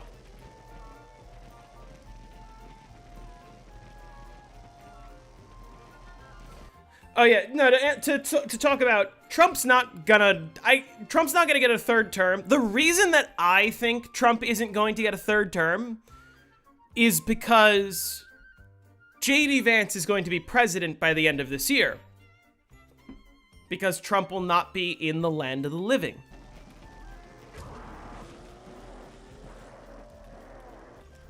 But everyone should be sickened by the idea that he's even talking about it.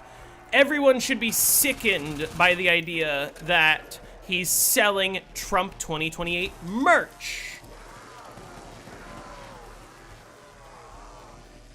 It shouldn't be a part of the conversation, especially considering that, like, remember when he was campaigning, the whole problem was, hey, this guy's going to enact Project 2025, which is going to, like, radically destroy this country. And then all of his supporters went, nah, that's just a bunch of fear-mongering. And now we're, like, more than halfway done with Project 2025, much of which includes him running for a third term. Isn't Trump like 80 years old? Yeah, he'll be 80 next month.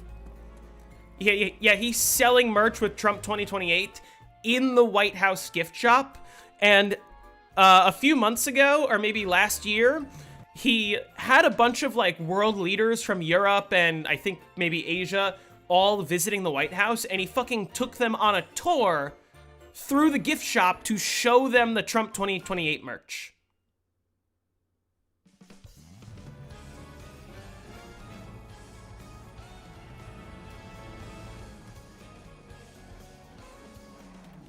I was saying my grandfather, who passed away last September, would do a better job of running the country.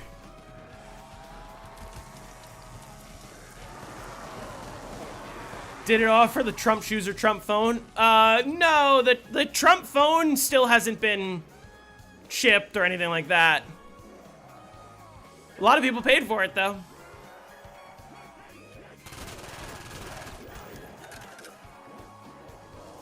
How do you know this truly happened and isn't anti-Trump propaganda? Because it happened on camera. And all the world leaders were like sitting there basically with what the fuck expressions on their face. Or Trump coin. Yeah, Trump coin was literally the president of the United States fucking rug pulling his own supporters. Which, again, like, straight up, fully illegal. Nothing legal about that. But, it's the president. It's an official act, or...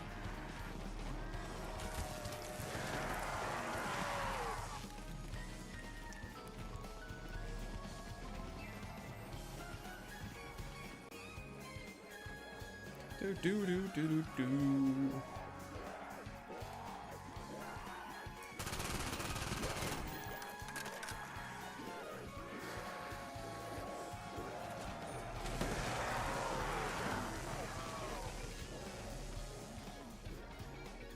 Oh my god!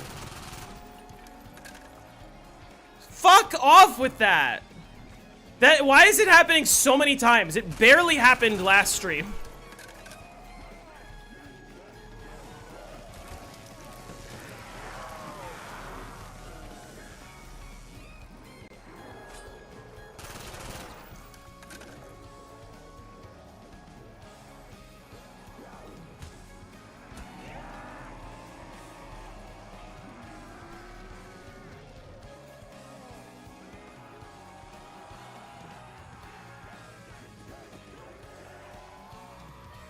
Alright, some of them died, probably. Maybe.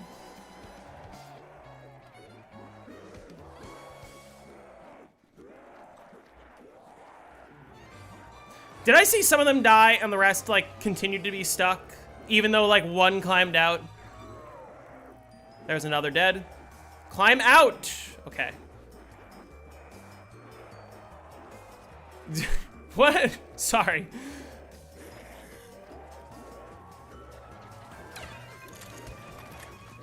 Not letting that guy trap me. Nope. I saw him coming through the door and I was like, no. All right, we should be good.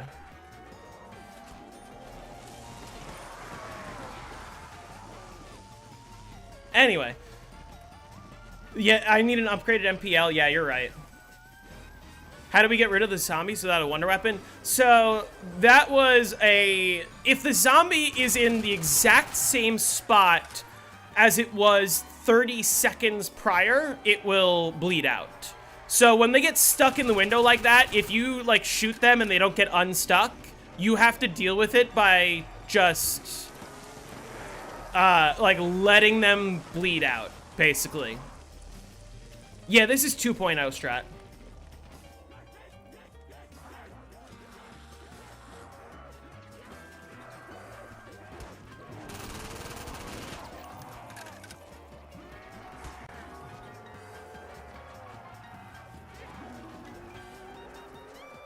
Is the bow able to unstuck them? Sometimes, but it's not reliable.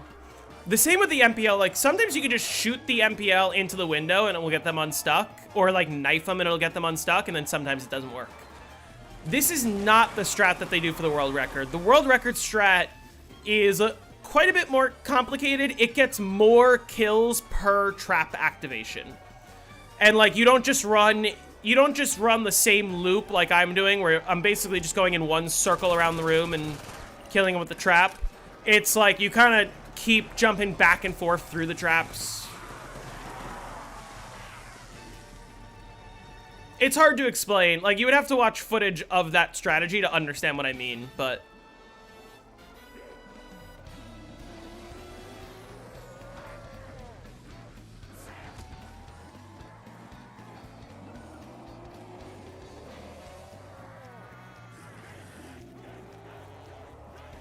Can't you just elevator up and down to deal with it?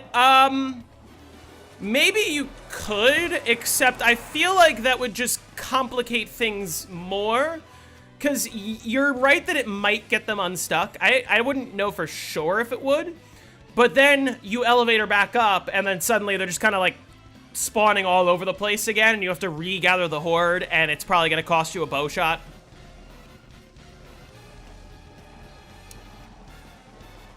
Yeah, well, yeah, on World at War only, the zombies' health only increases on normal zombie rounds, and it doesn't increase on dog rounds. So, like, let's say I have 4 normal rounds, and then I have a dog round on round 5. When I hit round 6, the zombies' health is going to be the same as it would be on round 5. And then, like, let's say I have another dog round on round 9. When I hit round 10, the zombie's health is what it would be on round 8. Because I had 2 dog rounds. And so, what ends up happening is, right, instas only start on 163, except it's when the zombie's health is their round 163 health, but every dog round pushes it back by 1. And that only happens on World at War. It doesn't happen on any other game. Have I ever played flute? Yes, I do play the flute. I played the flute last week for a performance. I play every woodwind instrument, so I play clarinet, sax, flute, oboe, and bassoon. I like playing the flute, actually. The teachers that I studied with when I was in undergrad were excellent, and it was great because, like, I didn't study with a doubler. I studied with, like, a real flute professor. Actually, my flute professor happens to be one of the flute professors at Juilliard. Even though I didn't go to Juilliard, she worked at both schools. But that's besides the point. So I had a really, really good, like, flute foundation. And so, the tricky thing about flute, it's not just about the fingerings. Like, the fingerings are easy, because they're basically the same as saxophone. Flute takes a lot of air. Like, I use more air on my flute than I do on any other instrument I own, including my bass saxophone. My bass saxophone takes less air than flute does. And that's, like, the biggest hurdle for players picking up flute for the first time. I wish zombies did more musical Easter egg steps. Why is looking at COD Zombies gameplay so entertaining? I find it to be really satisfying, personally. Like, it's just fun to watch. These strategies are simple, yet they're just like, they're interesting. They're intriguing. Am I a mouth breather or a nose breather? Are you asking in my day-to-day life or when I play an instrument? Because the answer to those is different.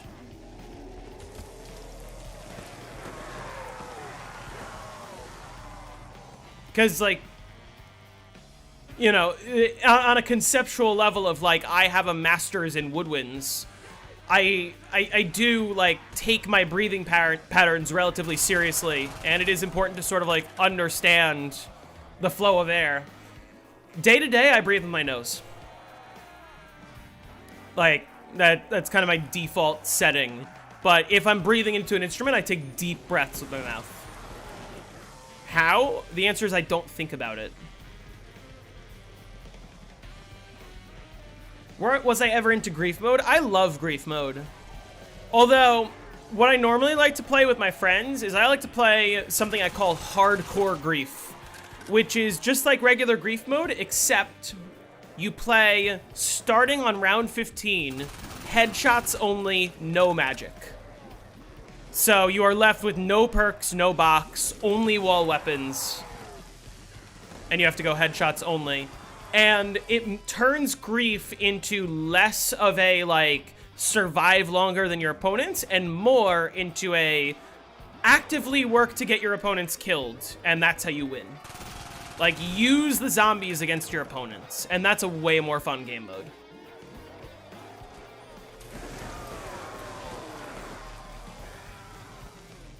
You don't think about having to breathe? Yeah, neither do I. Now you do. Now your breathing's manual, motherfucker. Speaking of that, do you guys feel the space between your toes? Think about that.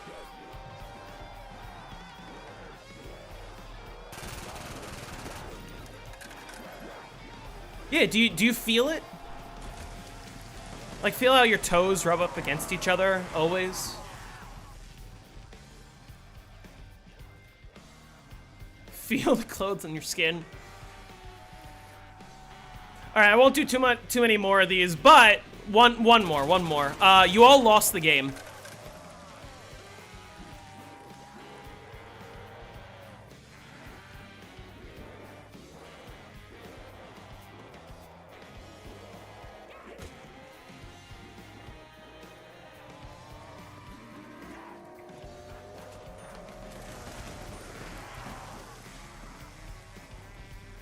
Hope you get downed. Thank you.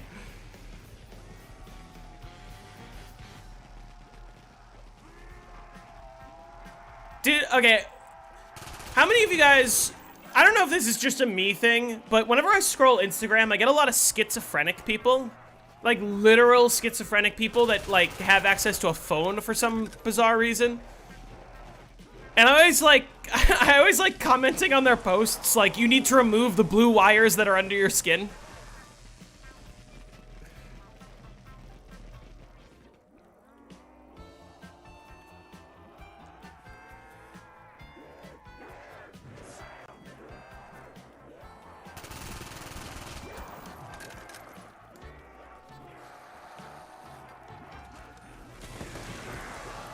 It's fascinating that, like, people who have, like, severe disorders that, like, can't interact with society, they, like, figure out how to post.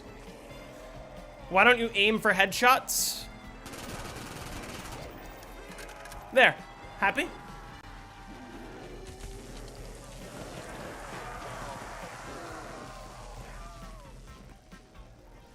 Imagine coming. Well, he said I suck because I told him he lost the game.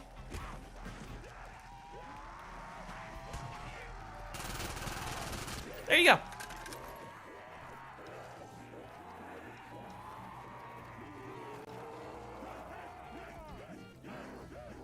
I am not familiar with that at all, Nicholas.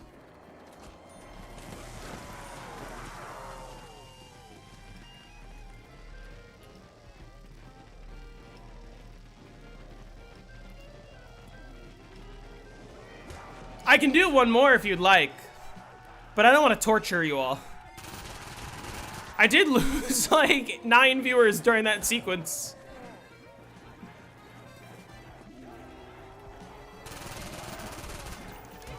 There's definitely somebody who's scrolling YouTube shorts who just like pulled up the stream and heard me go, your breathing's manual and you lost the game. And we're like, what the fuck? And I just ruined their scrolling.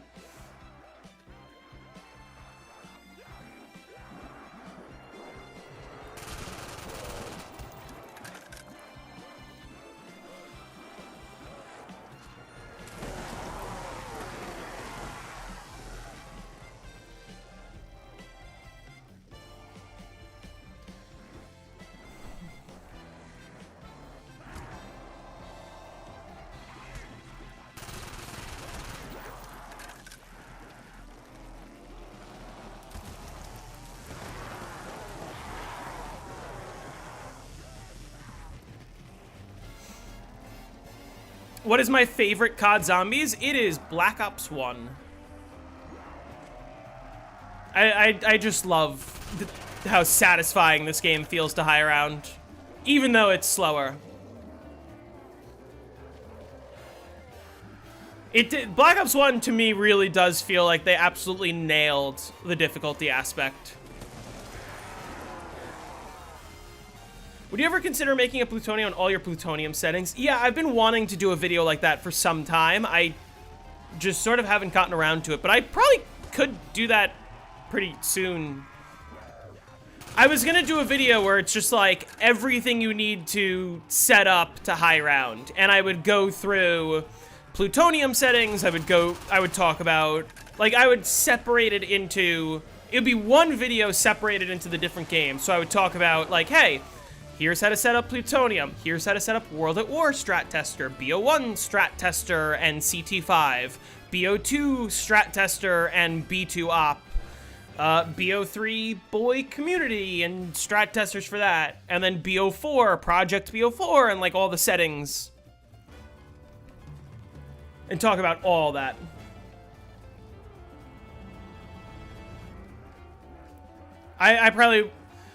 I don't necessarily think I would go past BO4, but, like, I could also talk about, like, hey, weirdly on Cold War, the best method's actually console, and here's why. When was my last Thief round? It was 86, so I have possible Thief next round. There is a couple of paths that get me 99 Thief, which would be beautiful. If I get 90, 94, 95, so if I get okay, so I have 3 Thief rounds left in theory. If I get 2 4-rounders and a 5-rounder, it lands on 99.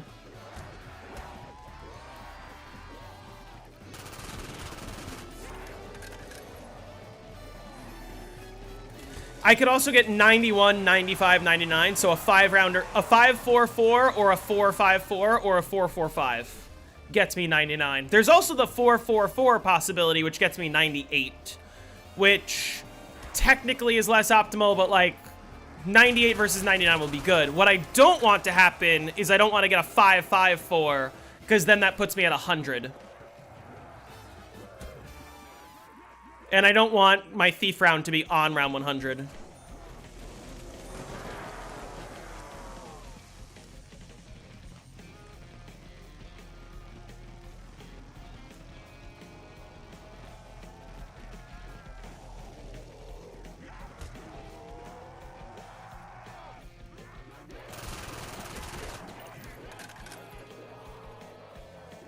But yeah, as long as I get a 4-4-5 in some order, I'm chilling. So the odds are relatively good.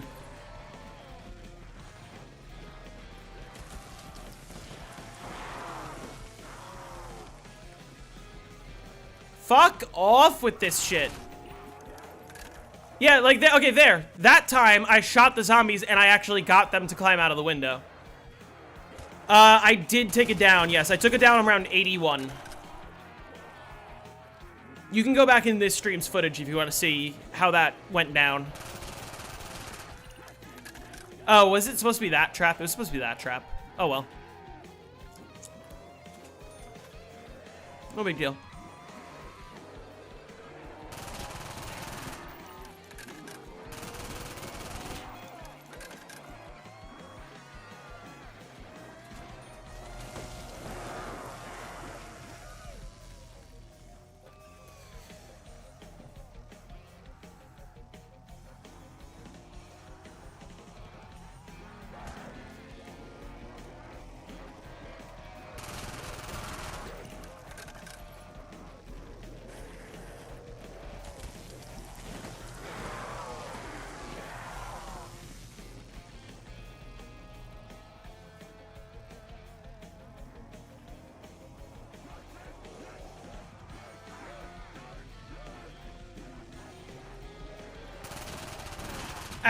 Here's the nice thing. If I get my thief round on round 90, then all I need is a 4-4 or a 4-5 or a 5-4, and then I get 2 more thief rounds. The only situation that would be bad if I get the round 90 would be a 5-5, so I have a 75% chance to have it be good.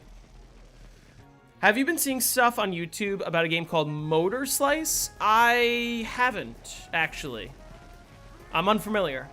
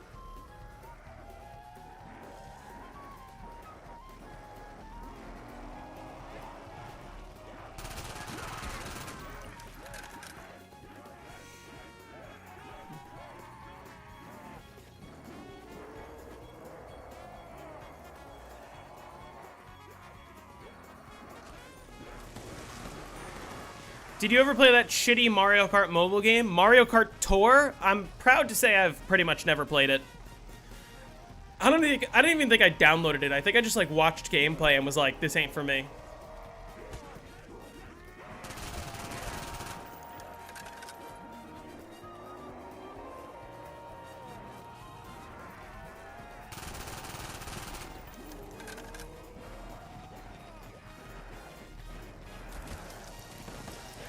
I did play the old mobile World at War and Black Ops 1 zombies way back in the day. Back when those were still in the App Store. I remember I got to a really high round on Noctur and Toten because there was a fun glitch where you could get behind the mystery box and you'd just be invincible and then you could spam the flamethrower.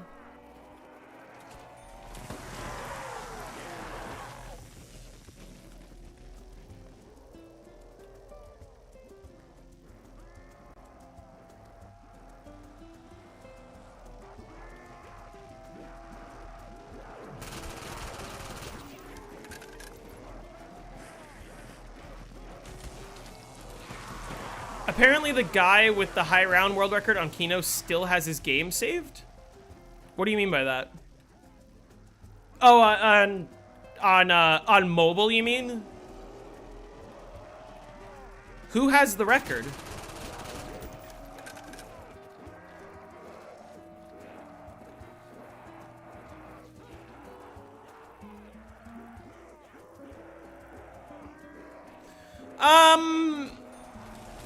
I think the reason why a modern app hasn't been released is because, like, what zombies maps would they put on mobile? I guess the Black Ops 2 maps, but, like, I think that the reason those don't exist is mostly because those maps start to get to a point where it's going to be extremely complicated to put on mobile, you know?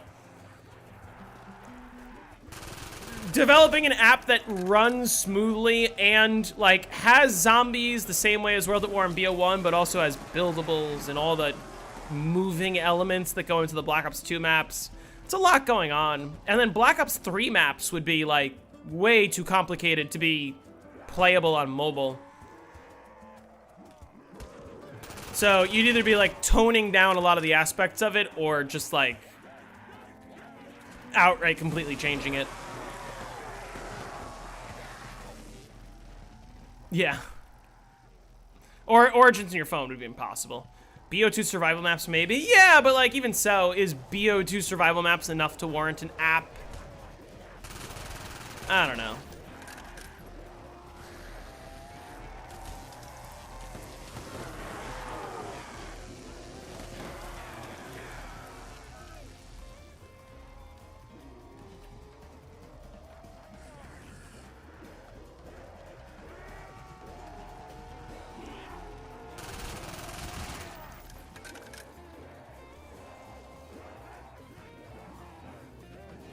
Yeah, Cobblegum's fucking, like, all the systems and everything involved, it's just gonna be too much. Missing out on a lot of money? I feel like the market for money in, like, the mobile game department is much smaller than what it used to be. There's not that many people that play mobile games like that, and I don't think that many people would play, like, a COD Zombies mobile. You could argue that there was decent money with, like, COD Mobile in general. That has a Zombies mode, or at least had. I don't remember. But even so, it's like, there's a lot more money to be made in a standalone Zombies game, but we're probably not going to get that either.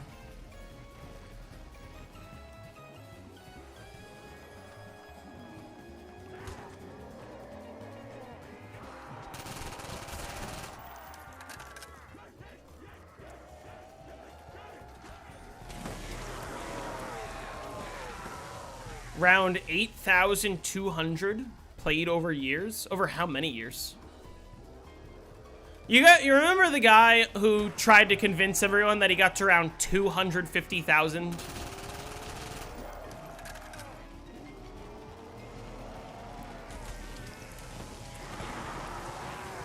And he was like, yeah, I played like 13 hours a day since I was in 8th grade. And I was like, what? Any thoughts on the BO3 Zombies campaign, the Nightmare mode? I think I've only, like, played one mission. To me, it's just a whatever. It's not interesting. How long would round 250,000 take? I don't know. But I do think, weirdly, the answer is actually less time than the guy said, because he was like, I was doing it, like, 14 hours a day for 2 years straight. But if you think about it, it's only 24 zombies a round, or whatever, on BO1, and you get a bunch of dog rounds, like, let's say every round takes under a minute.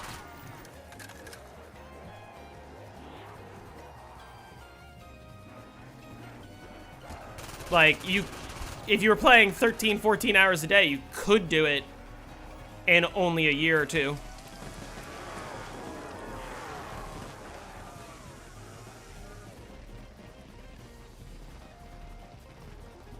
Was the guy called out? Yeah, he was. Well, what's funny is he posted a Reddit thread saying, look, I'm on round 250,000. It took me like 14 hours a day of playing for like 5 years. And I'm like, first of all, you have no life. You played COD Zombies on your phone for like 14 hours a day for years. And by your own admission, you like did it while you were in school. He was like in 8th grade when he started. And I'm like, you didn't have homework. You didn't have shit to do during class. Like, you had the time to grind hours and hours a day for years. And that's how you spent your life, and nobody stopped you. And then, but like a bunch of comments believed it. A bunch of people believed it. Lex posted a video saying, guys, look, this guy got to around 250,000. I'm pretty sure if you go back to that Reddit thread, you will find a comment from my account that's like, this just reeks of fake. Because I was like, the number of kills you have doesn't make sense. You wouldn't have that many points. Like, I was like, also, this story just doesn't add up. And I was one of the only people that commented that at first. But then I think, like, somebody else did the math, I guess, and, like, proved the guy wrong. And then Lex made a follow-up video saying, oh, actually, the 250,000 was fake. And I'm like, yeah. No shit. What? You believe that? Makes sense, to be fair. Makes sense for Lex.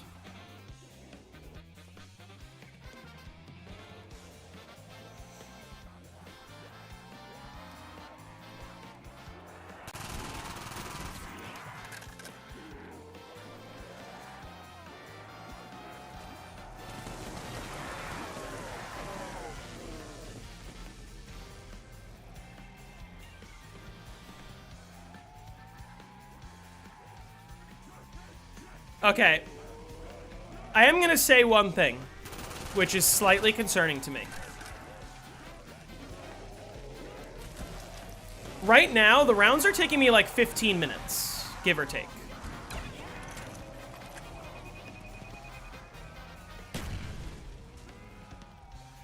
And I have, in a perfect world where I get the thief rounds that I want to, I have to do like 8 more normal zombie rounds. So that's gonna take me like 2 hours. The problem is I have to leave in like 2 hours. And I have to shower before I leave. Please be a thief round, please. Thank you. Okay. Now all we need is we have a 75% chance of having good thief.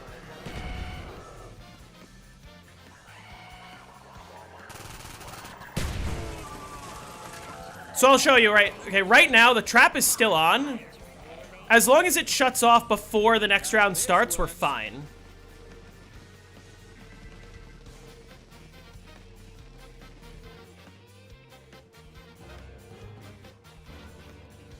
Like, as long as that happens, you don't get the glitch.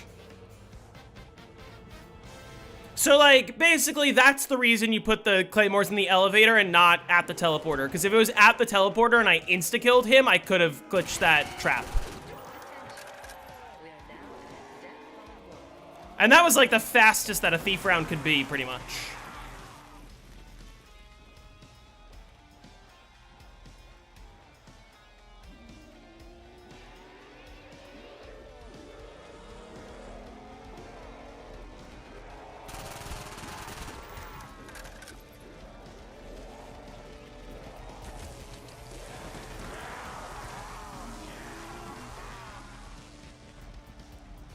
You had made this the other day?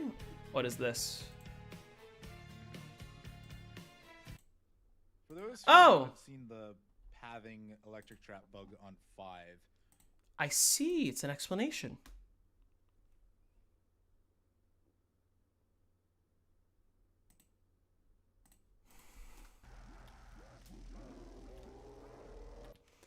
Okay, I don't want to play that now because I want to keep progressing so that I can avoid having to end the stream before I hit 100, because I'm gonna have to leave at like 4 o'clock for my rehearsal, and really I have to leave before that, or rather really I have to end stream before that because I have to shower, so I need to make sure I'm not wasting time.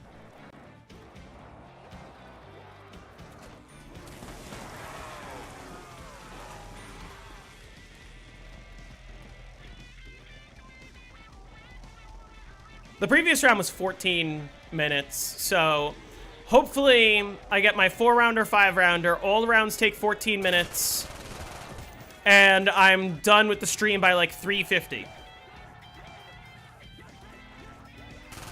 Which, that's optimistic, I guess. But maybe I'll be okay. I thought it would be shorter. It's looking like it's going to be over 9 hours. to 100. That'd be like 8.5. Probably because I lost time in the early rounds, to be fair. Like, running War Room is obviously slower.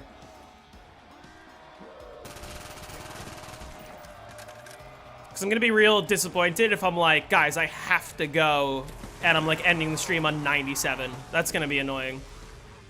I guess not the end of the world, because I can always like do a stream where I do 3 rounds, be done, and then play Buried. But like, that feels not right.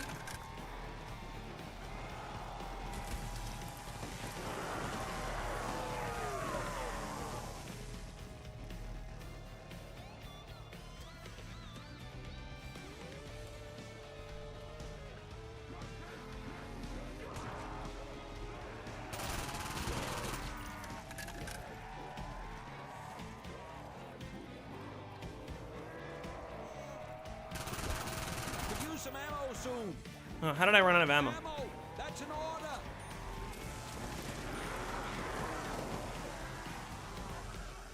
But JFK has not spoken in a very long time. He doesn't speak until he's completely out of ammo. And I always have 24 shots left.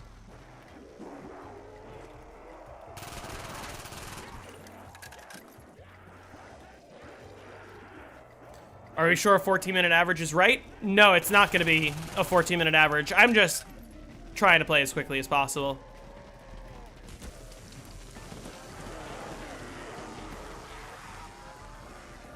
But like, you know, 99, I guess, will take me 16 minutes.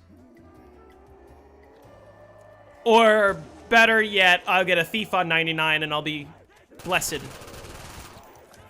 Like I said, if I get a 4-rounder and a 5-rounder, then it's 99 Thief. If I get 2 4-rounders, that's also fine by me. So there's a 75% chance that I'm happy and a 25% chance that I get a round 100 Thief. Because I need 2 5-rounders for that to happen.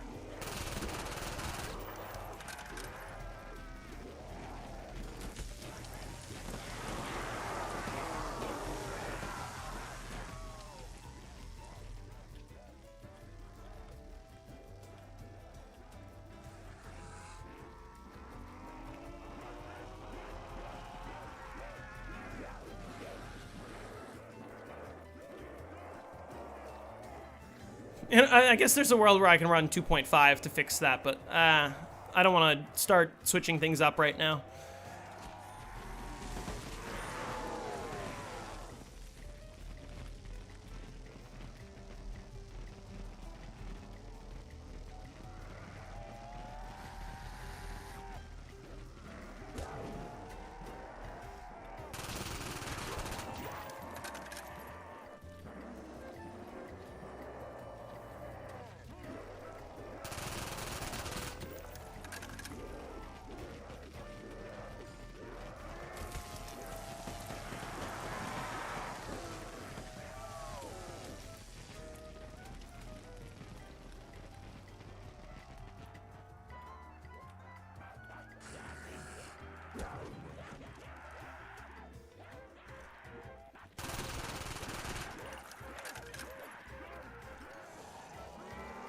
Can we put GIFs on the channel member emotes? I don't think so. I don't think there's animated emotes on YouTube.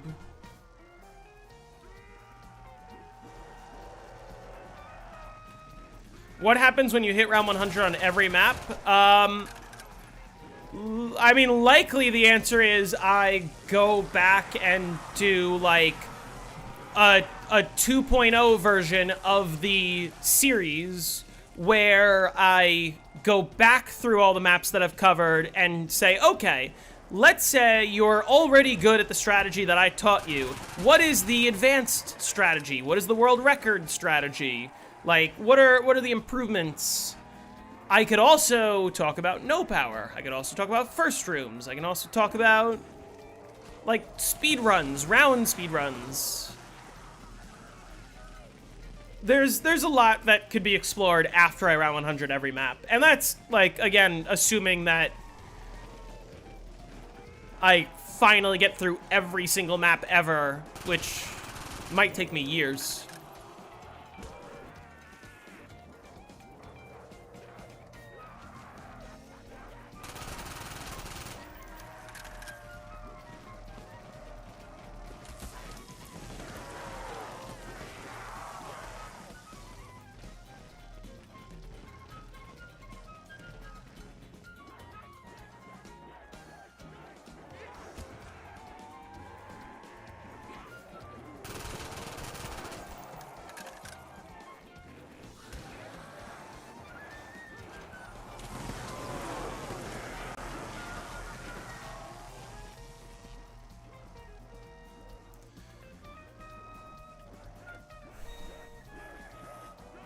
I thought those zombies on the left were gonna get stuck.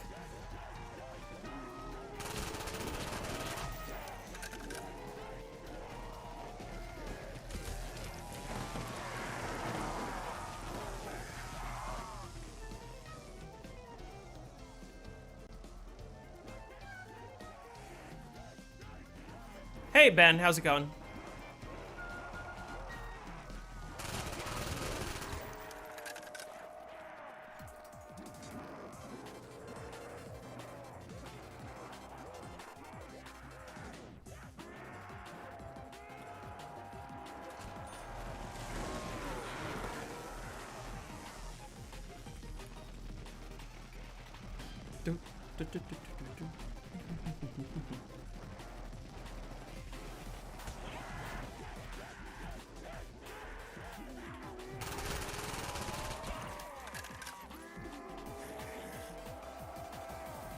TTS, I have a question if you're still here. Do you know the answer? Because there was disagreements. Does moving the box change the windows in the first room? Hey, Tyler. Do I have a video on the Astro glitch when you hack PAP? I have a video on that. I talk about that in my like astronaut video.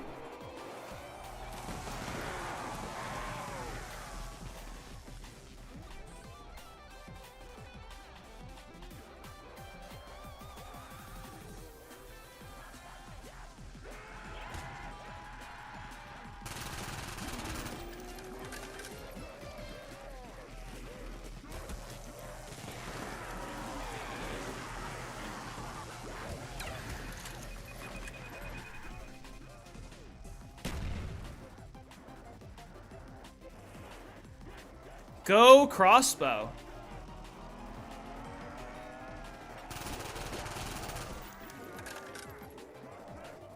This guy died kneeling up. That's funny.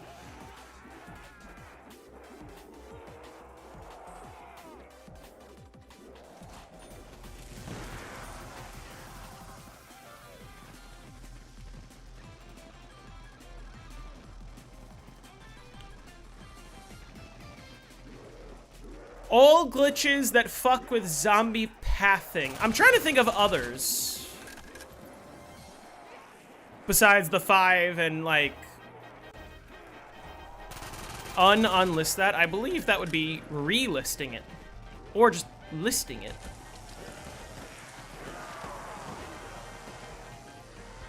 I guess I could talk about the, you know how on Shadows of Evil, when you, like, end the parasite round in the canals, it like fucks with their pathing? That could be included in something like that. What's my 5 PB? It is this. You are watching it. This is the highest round I've ever been to on 5.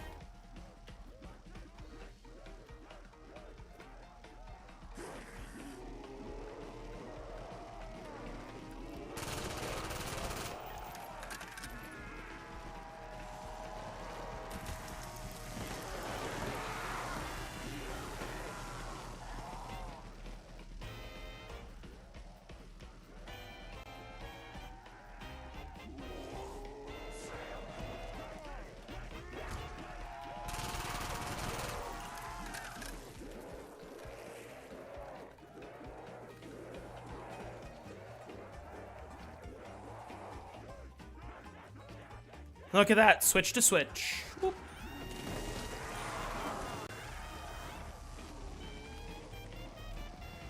The wind. I'm aware of that. It's cool that the wind. Oh, fucking. Why? What's my favorite game for high rounding? Black Ops 1.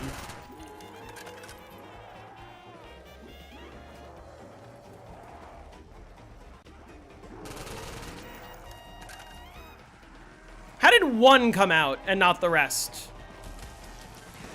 Explain that to me, game.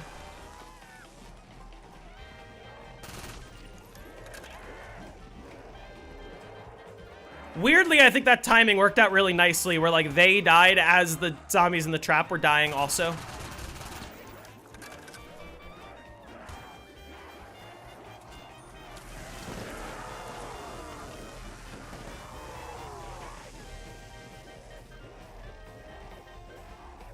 Balatro.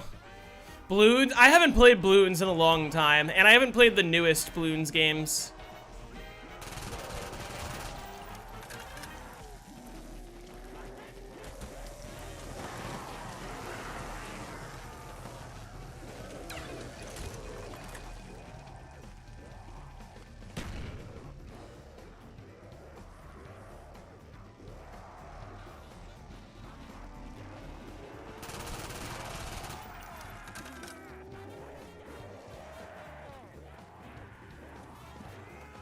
BO3 high rounding is dumb easy because of AATs and gobblegums. I agree. I still think BO3 at the very least has more nuance than Cold War, BO6, and BO7.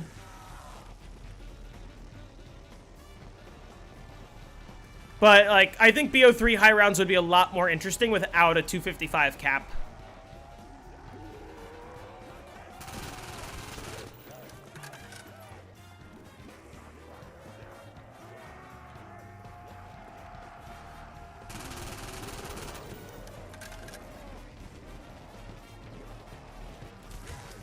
Hey, Himaz, how's it going?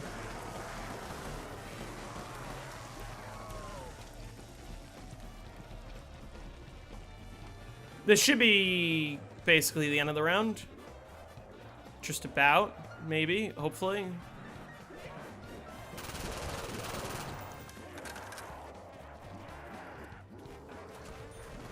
Yep.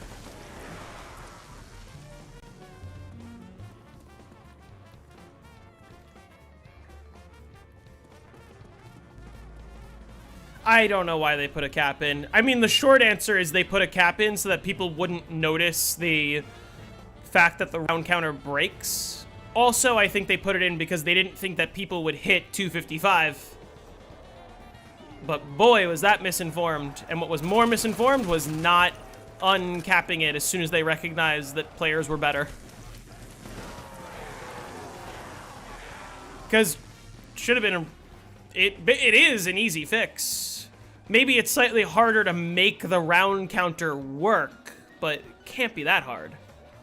They figured it out in Cold War.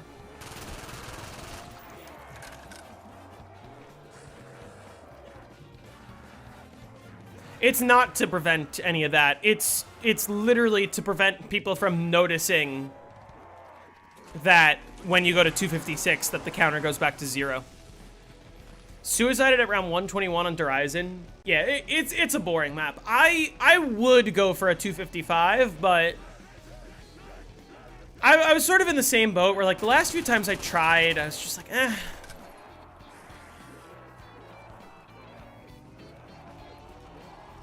It's not very exciting.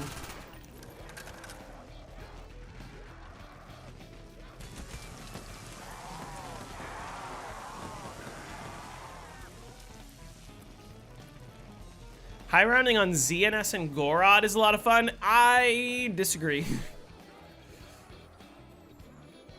I don't know. ZNS I might be pleasantly surprised. Gorod I'm not particularly looking forward to in a lot of ways.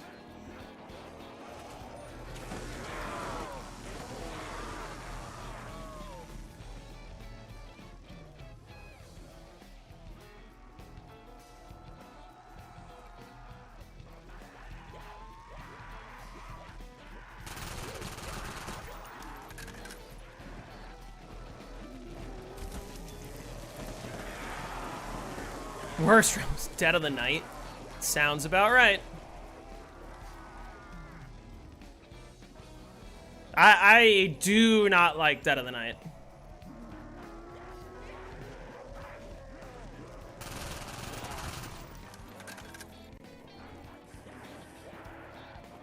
Yeah, Goron's annoying specifically because of the Valkyries, and it gets extra annoying if you're actually playing with error prevention in mind.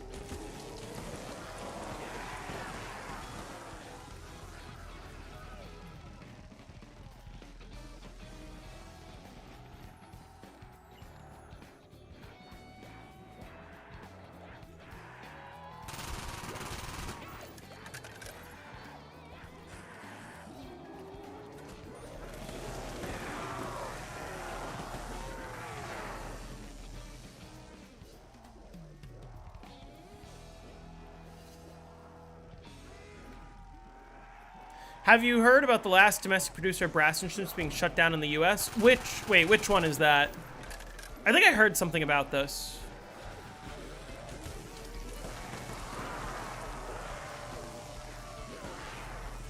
I mean, a fact that musicians sort of aren't ready to deal with is that, like, a lot of the Chinese-made instruments are getting to a point where they're almost as good as the instruments they're copying.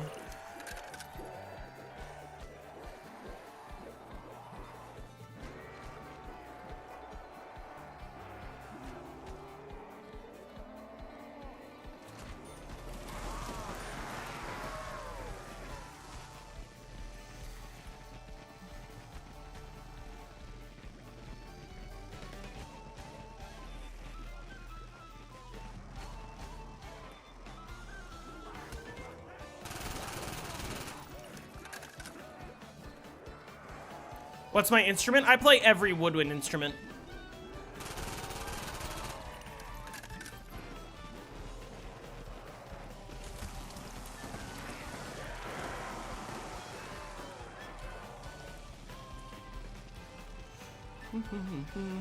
Khan Selmer shut down? Oh, right. Yeah, that's not very good. Is it a if you know one, you know them all type of thing? No. But knowing one makes it easier to learn others. Woodwinds are not the same, but they are similar.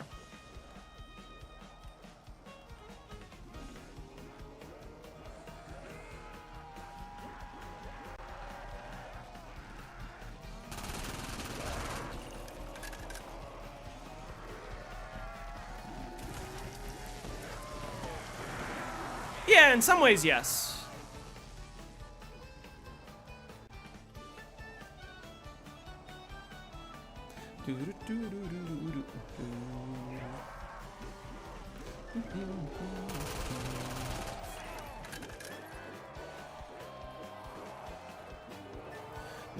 You should try to go for a 4-player world record on a map with viewers of the stream. That depends on the map, depends on the record. I wouldn't want to spend, like, I wouldn't want to do any record that I'd have to spend, like, longer than 3 hours getting. And that might be almost all of them. 4-player just doesn't sound very fun to me. Especially if I'm doing it with viewers. Like, are you putting me in a situation where I'm carrying, or do the viewers know what they're doing? Because at that point, is it viewers, or is it me and Jake and Insomnia Virus and Wonderful? Like, do I get people who know what they're doing, or... Yeah, this is Mario Kart music.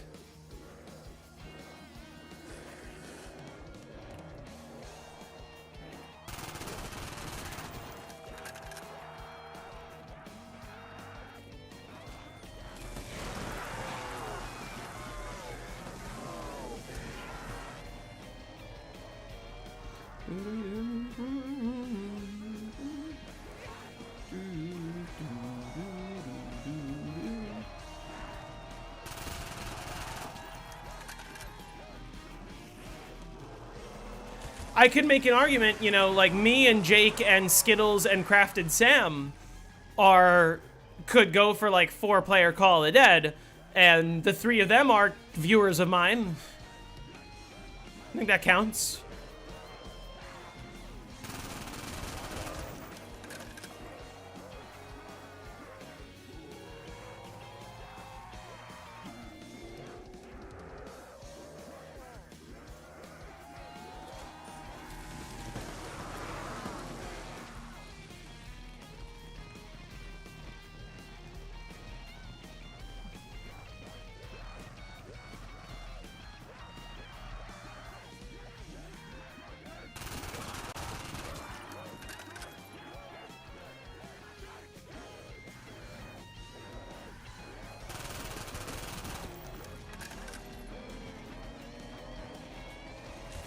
Did you ever, or do you like playing with randoms? Did I ever? Yes. Do I like? No. Motherfucker.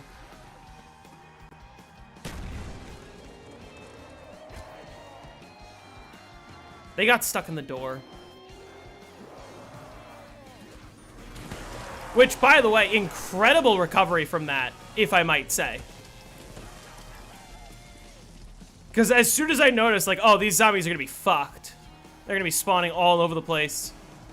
Just instant shoot a bow, regroup, gather them all instantly for the next trap.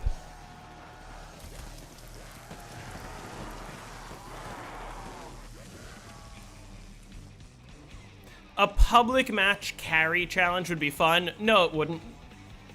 It would not. I'm sorry.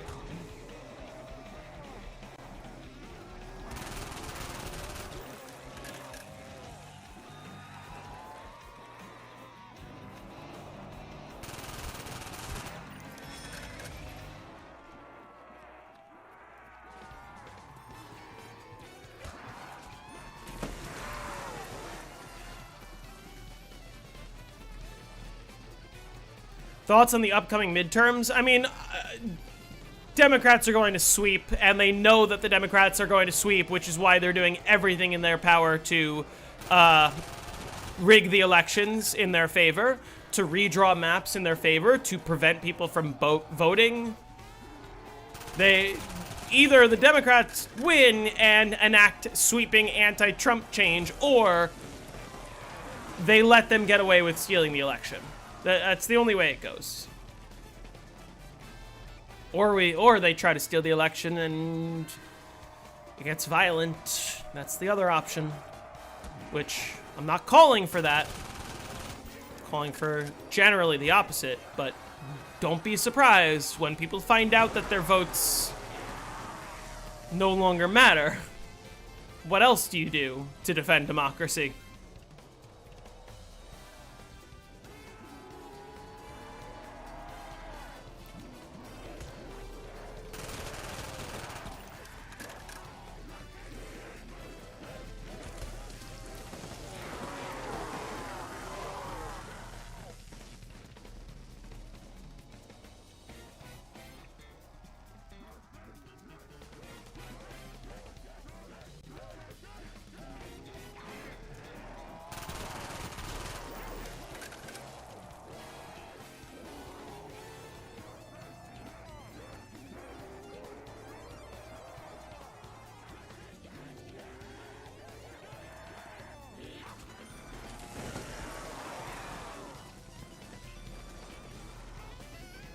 What?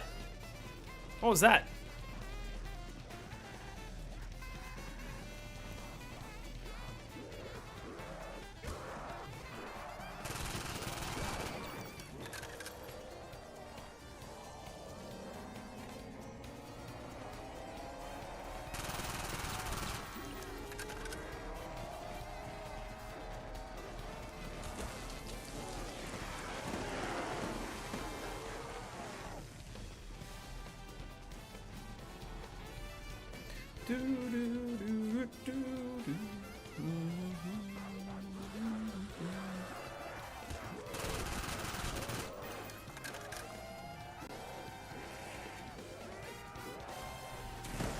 Do you think around 102 is possible on BO2 Town? I wouldn't know the answer to that specifically. I don't know all the intricacies that go into, like, what the ceiling is on Town.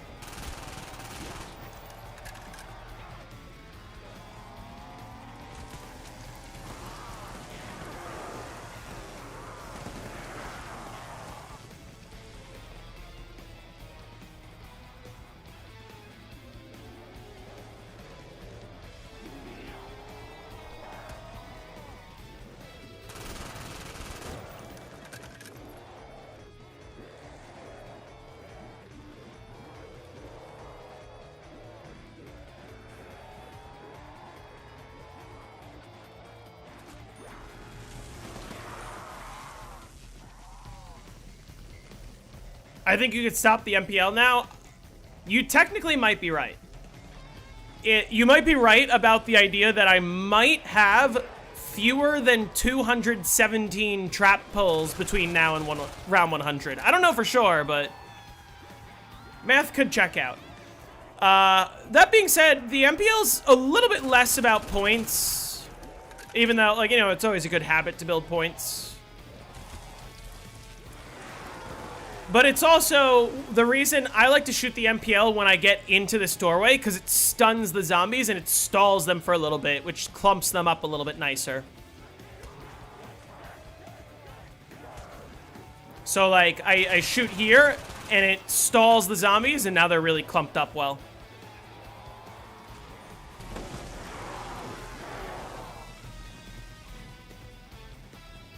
Yeah, shooting stuns them on Black Ops 1.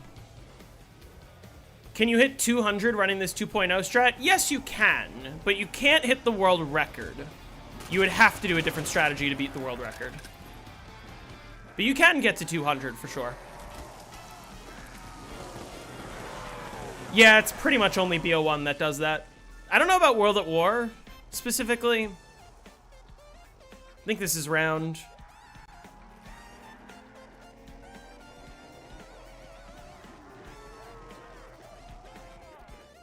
Ah, probably could have killed him with this trap.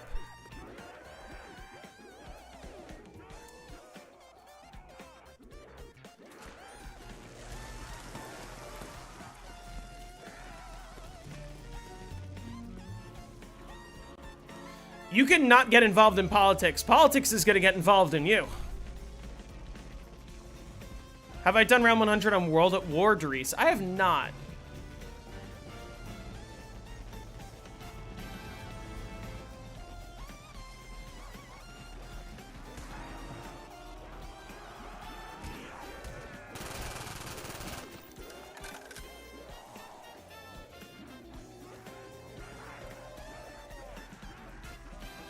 They're not gonna make it through this trap.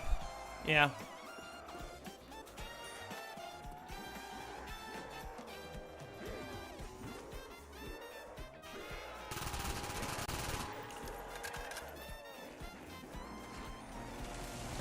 By the way, if we get 94 Pentagon Thief, then we guaranteed don't have the 100 Pentagon Thief, which is the worst case scenario.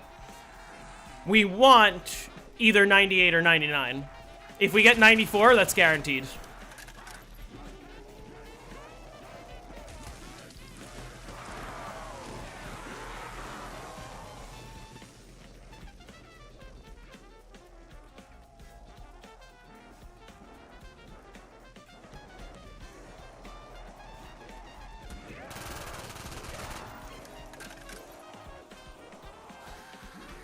Next map are you choosing? Every map will be voted on. I've thought of the idea of, like, just kind of interjecting some of the choices with my own preferences, like if I just said, okay, I feel like doing buried, so we're doing buried. I'm gonna consider that in the future, but the next map will be voted on. That's not to say that, like, don't get me wrong, I'm gonna be playing Buried while we wait for the votes because I wanna play Buried, but that's more of like I'm just high rounding for fun, not necessarily turning it into a guide. Salted caramel, hazelnut, or vanilla? For what? We're all excited for Shino Numa next week? Please no. Listen, don't get me wrong. I love Black Ops 1. It is my favorite game in the series, but like...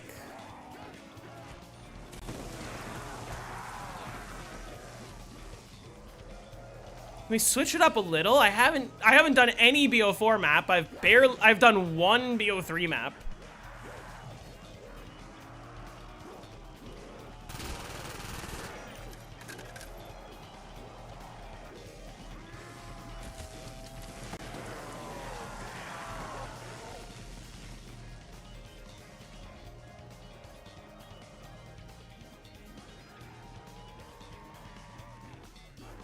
You want a Gorod Crovy guide? I would be fine with doing Gorod Crovy.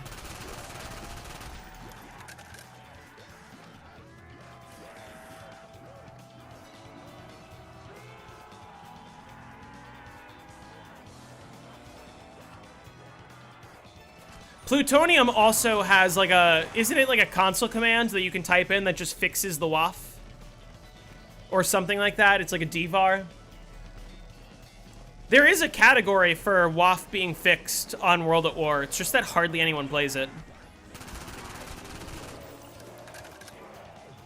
Which, when I eventually cover World at War Doris, I'm definitely not gonna fix my WAF. Because I want to be somewhat equitable to console players and kind of play the quote-unquote default.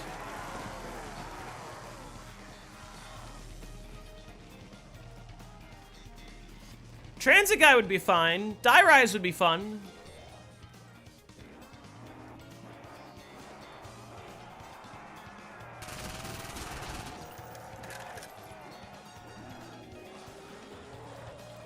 Is this all of them? Which is really tightly packed.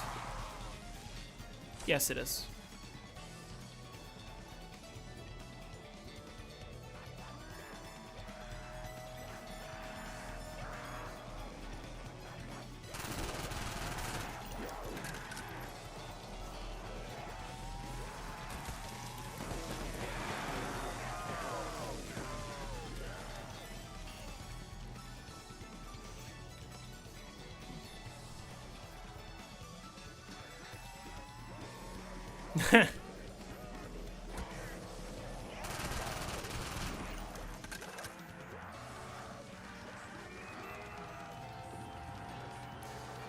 Transit is so much better on BO2 Zombies Reimagined, it makes the jet gun actually strong.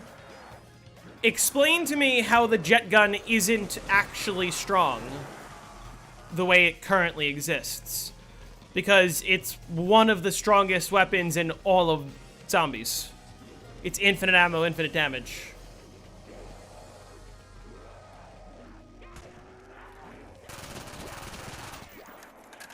He means the jet gun doesn't break. So it gets rid of the one thing that makes the jet gun balanced.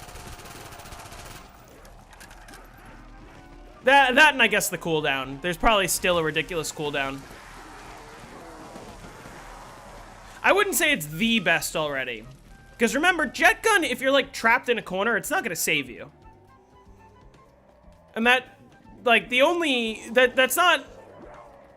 The amount of kills you can get is not the only aspect that goes into what makes a wonder weapon good.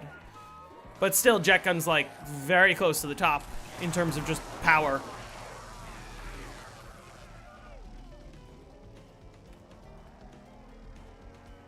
The cooldown's removed, so it's just like the BO6 jet gun, just completely broken. I mean, it's not very tedious. It is a little annoying having to do the whole knife thing, but like, once you sort of understand the power, it's quite easy to use the jet gun. Or once you understand the, you know, the trick. Yeah, exactly, Andy. The BO2 jet gun is good. Because here's the thing. If you get rid of the cooldown and you get rid of the braking, suddenly the jet gun is the most overpowered weapon in the game. By far. Because then you turn the jet gun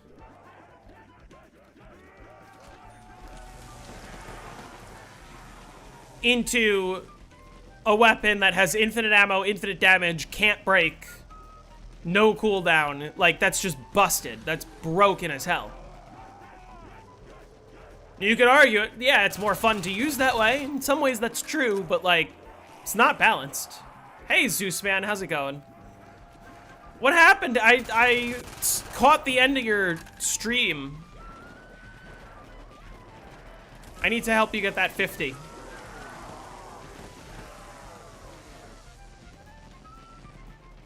But you also just gotta run stamina.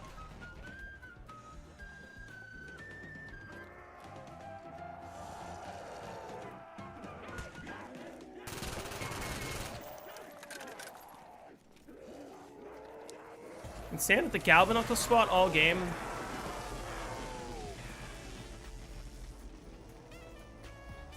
Is that true just like with the current jet gun, or are you talking about with no cooldown?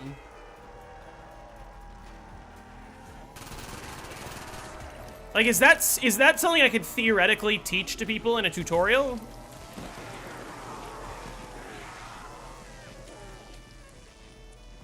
You're going live in an hour? I should be close to done with this in an hour, I hope. As long as I get, if I get a 4-rounder right now, I'm chilling. If I get a 5-rounder, I have a 50% chance I'm chilling.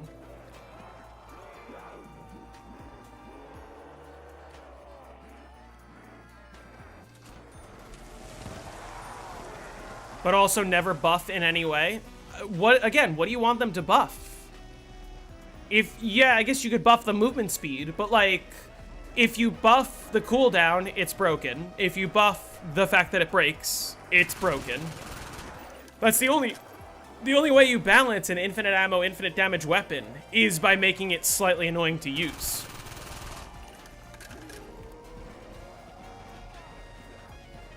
It's probably harder than playing farm. Okay, I mean, yeah, I'm definitely not going to be playing as fast as possible. I'm going to be going for a stay alive approach, generally.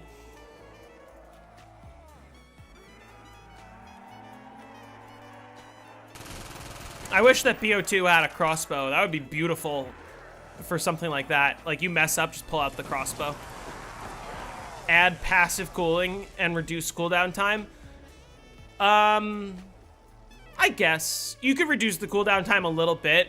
Doing the knife trick completely negates that in the first place, so it's not like that matters.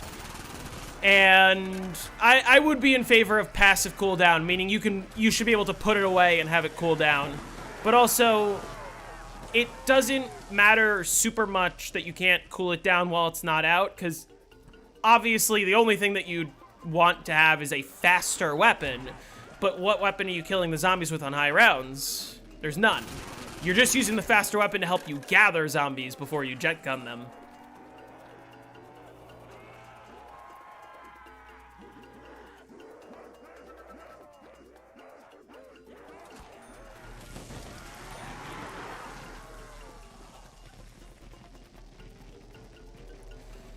Any opinions on the Smith plays and how he betrayed Lex? You're gonna have to fill me in on all that because I have no idea what you're talking about.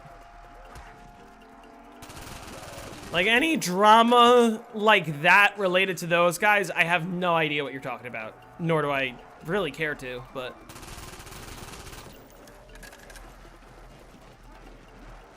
Hey, Husky, happy Friday.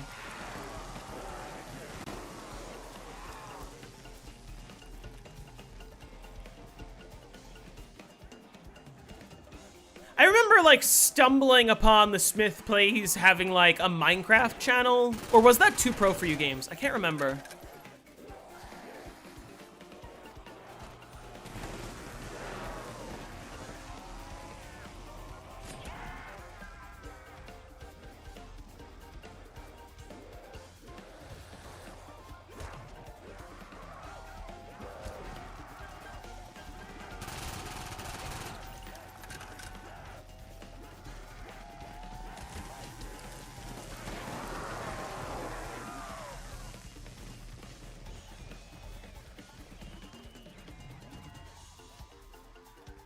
Yeah, I agree. The crossbow would have been so cool on BO2 Zombies, especially if you could, like, change the attachments and have it be, like, a triple burst or whatever, like you can in multiplayer. Not bringing it back is a real shame.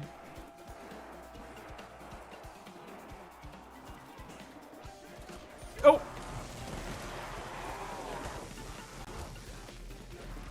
This is gonna get sketchy, because I just spawned them all in the hallway.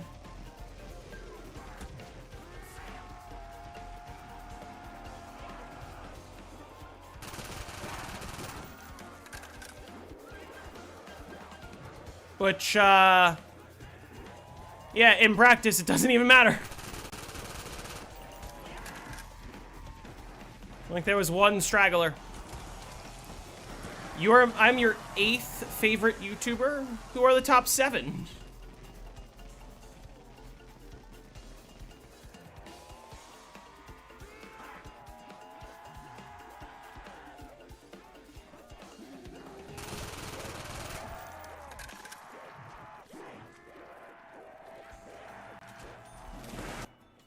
I don't want to play Rainbow Road yet.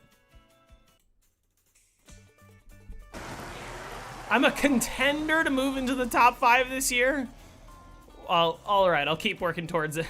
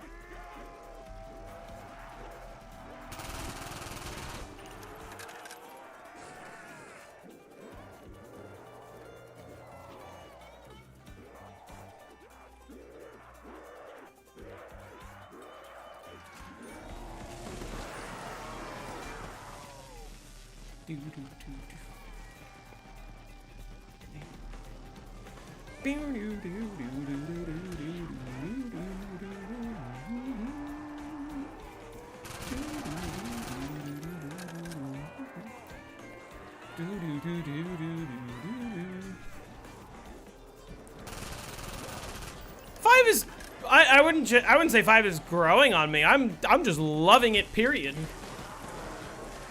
In a sense, it is growing on me in the sense that, like, I've never really high-rounded 5 before starting it for this, and I'm loving this map, and I'm loving this strategy. I always thought that 5 was a good map. I just never really gave it a real good chance, and now that I am, I'm like, yep, I was correct. This is a great map.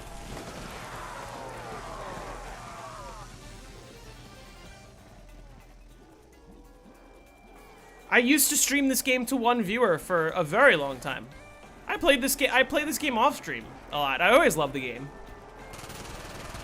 Remember, my channel only started getting, like, relatively big in the last couple of years. And when I say relatively big, like, you know, I'm incredibly grateful for the 12,000.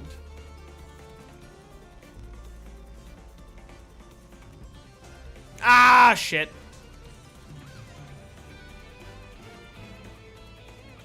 Okay, it's fine. As long as we get 4-rounder.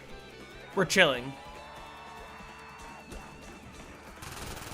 So our odds did get... Wait.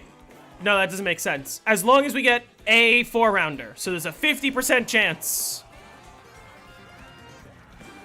that it's fine.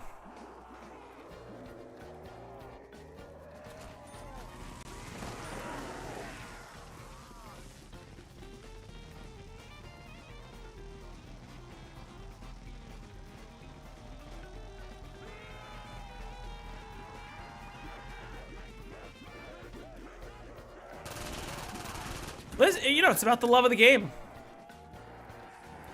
Am I on pace or will I be late? I don't really know. Okay, I will be late if I don't get a 4-rounder and I get the round 100 thief. Like, that puts me at territory where I will be late to my rehearsal. As long as I get the 99, I should, like, just barely be okay.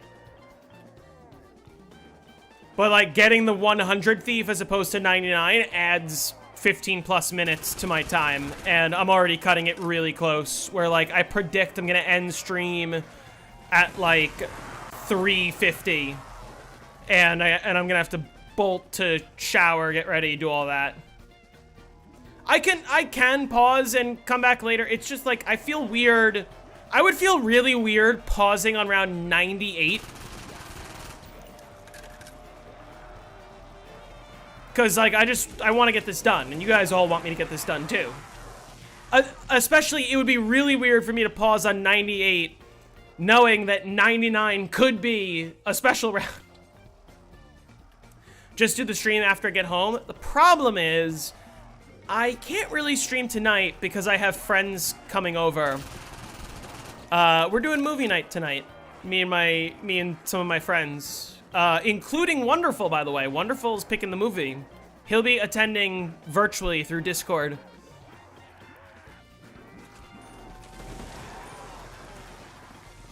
Yeah, I should prioritize being on time for my rehearsal. I want to do both, right? I want to get the 100 and I want to be on time to my rehearsal. I can only do that if I get 99 Thief exactly, right? Which is a 50% chance. And if I don't get it, then I'll pretty much have no choice but to just, like, continue the stream tomorrow. Yeah, only one down. Which, again, I'm not opposed to streaming it tomorrow, because I can always just, like, bang out the last round or two and then say, yay, and then play a couple hours of Buried. What happened to For the Love of the Game? What do you mean? I have work. Like, I'm not gonna be late to work because... What movie? We're watching, Fuck, what's it called? Perfect Days, which came out in 2023.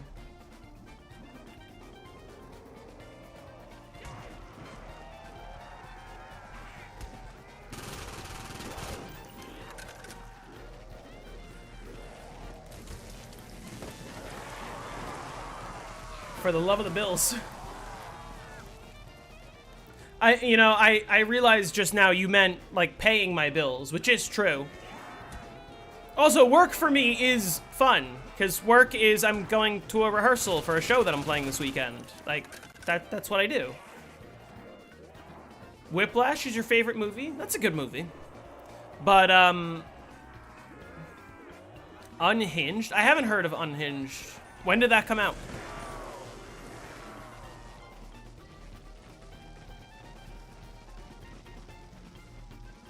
Okay, so here's what I'm thinking. This round has like 10, 11 minutes left, which puts me at like 250.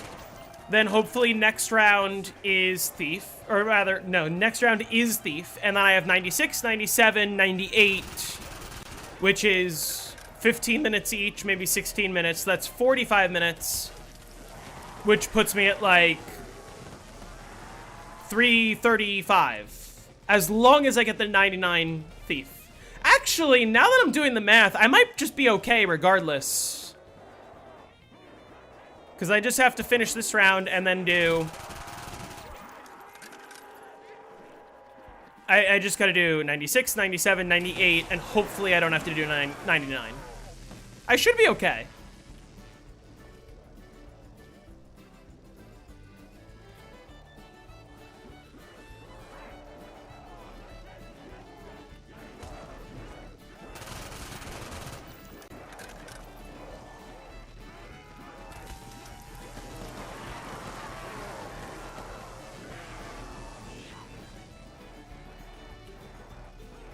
Buffalo Bills too. Yeah, that's what I thought you meant at first. I was like, yeah, Buffalo Bills. Guy from Call of the Dead is in it. You mean George Romero or one of the other ones? One of the playable characters. You should watch Dawn of the Dead. Early George Romero movie.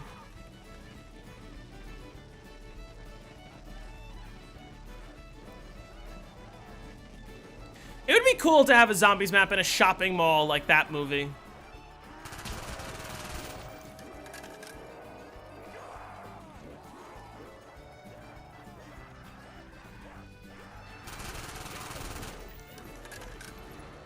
Michael Rooker, I see.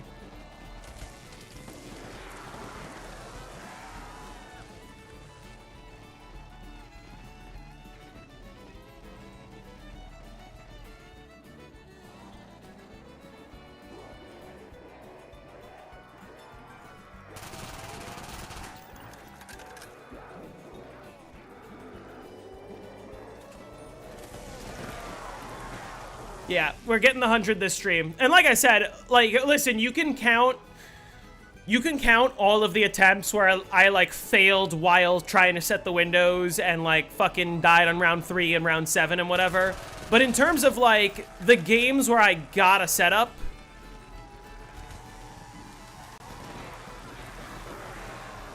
this is my second try. In terms of the games where I like successfully got my setup. And so I'm not joking when I say, like, this map is really easy.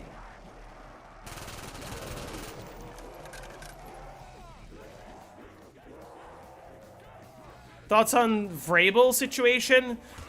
Listen, I mean, you're allowed to cheat on your wife as long as it's consensual on both sides of, you know, you and the person you're cheating with. I don't think the NFL needs to get involved.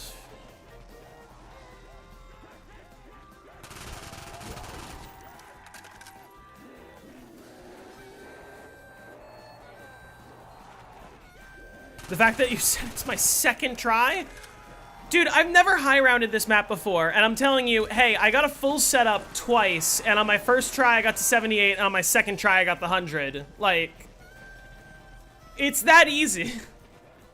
If it's consensual, it's not technically cheating. Well, if you're married and you're having sex with a different person that you're not married to, that's cheating. You speculate Vrabel will be fired? I highly doubt it. The Patriots, say what you want about the Patriots. You know, Drake the schedule may, which I agree with a lot of. The Patriots had a good season. They're not going to fire him over this. You know how many players have done worse things and didn't even get let go from their teams?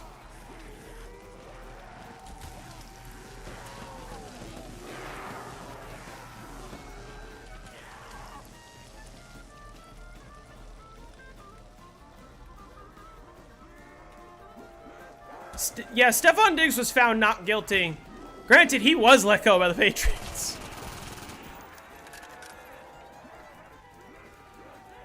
He's a free agent now, or what's his deal? Is he still gonna play in the NFL?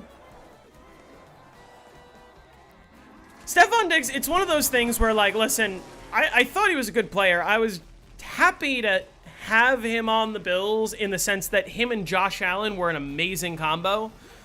But also, he just brings so much fucking baggage and so much fucking ego to the team that, like, you really don't want that. And I don't really disagree with the Bills' decision to get rid of him. You had a first box on 5 when you went to 15. Did you get the round 50 on 5? Or is that still on your list?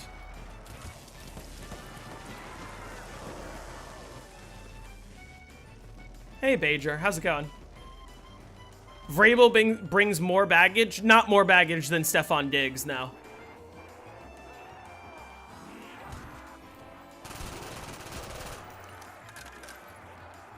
There's a very big difference between, like, oh, you got caught cheating on your wife versus you were indicted for, like, actually hurting someone.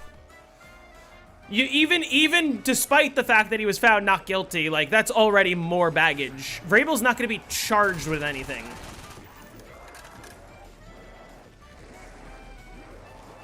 Why does this not feel like all of them?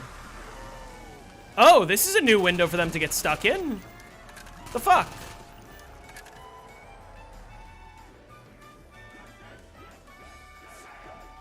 That's annoying and a time loss. I've never seen them get stuck in that window. Oh. I gotta be careful. A bunch just died, probably.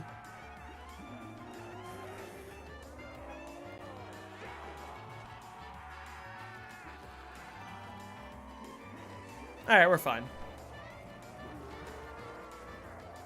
You're going in order? Okay, so you have the 50s up to moon, or like up to and not including moon.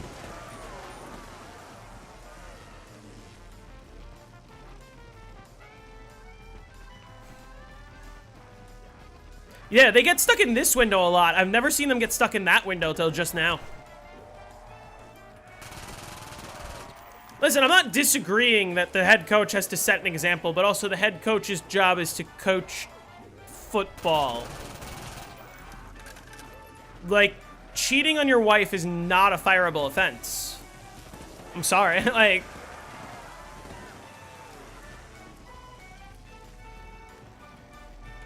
If he's willing to cheat on his wife, imagine what else he's willing to do. Explain to me how that translates to football terms.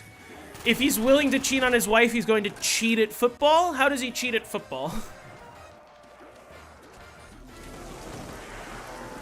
BO1 Moon is so punishing if you don't get the Gersh device in time. That's not true at all. You can go like 50 rounds without the Gershes. It's more annoying, but like... But also you get a fuck ton of points and you can pretty easily hit the box and you can hack the box.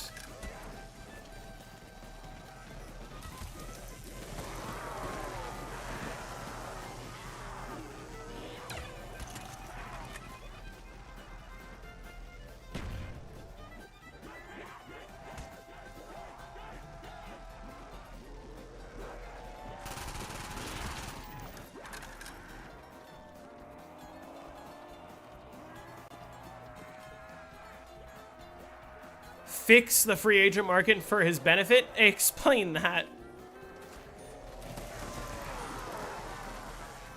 I also don't think, oh, he cheated on his wife? He's gonna cheat in the draft, too. Or, you know, the equivalent. Like the NFL would be monitoring for something like that. And again, him cheating on his wife would not be an indication that he's gonna... like, cheat for his team somehow. It's sort of a very different thing.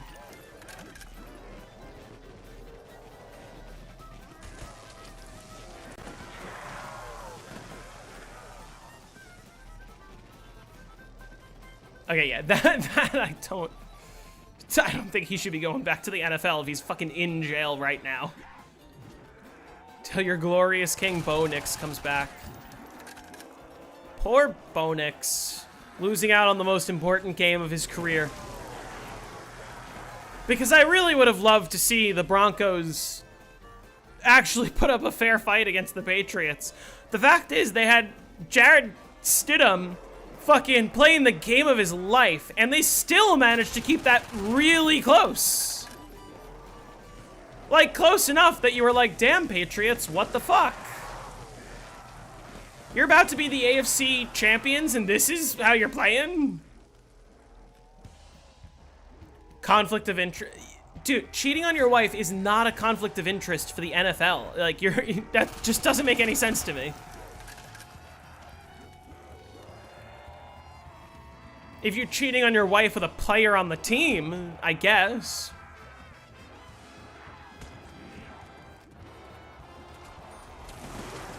Like... that's a conflict of interest.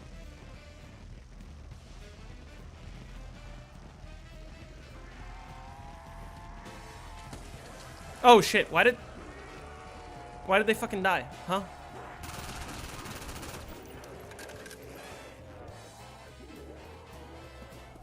Gotta be careful, because I don't know where that one's gonna respawn. Oh, right there.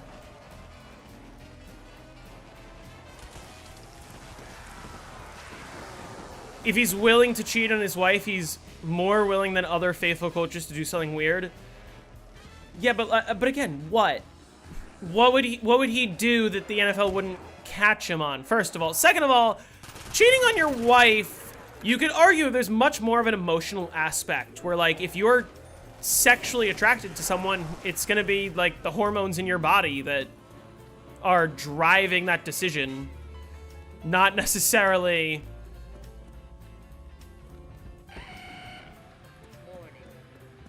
Like, cheating on your wife is not like a tactical play to improve the team. That's...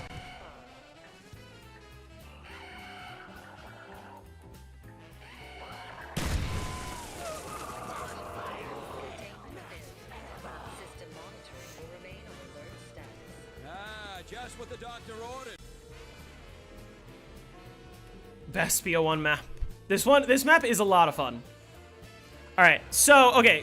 As long as we get the 4-rounder, we're fine. As long as we get the 4-rounder, I have 45 minutes until I get to round 99. And 45 minutes gives me more than enough time to shower and go to my rehearsal. If I get the 5-rounder, I'm kind of cutting it close and may end up being late to my rehearsal, and I don't think I want that. You should make a video on how to get the round timer and play time for the current game. You install a patch called CT5, which you can Google or find the download link for in my Discord server, or find the download link for in all of my Black Ops 1 guides.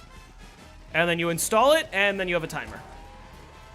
And I actually do explicitly mention that in my Moon video. My BO1 Moon video.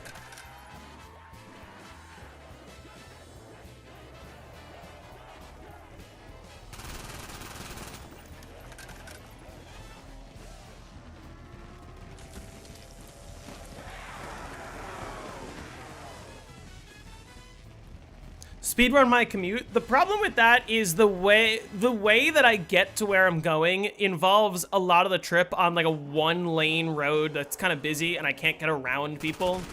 So like if the person in front of me is going the speed limit. Did Trump cheat on Melania? Most certainly.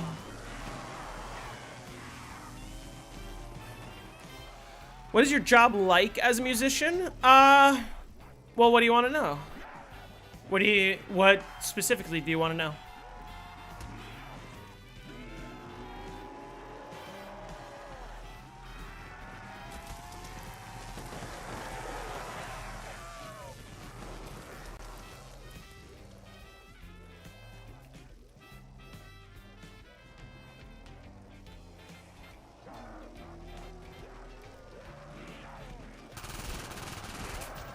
Oh, right.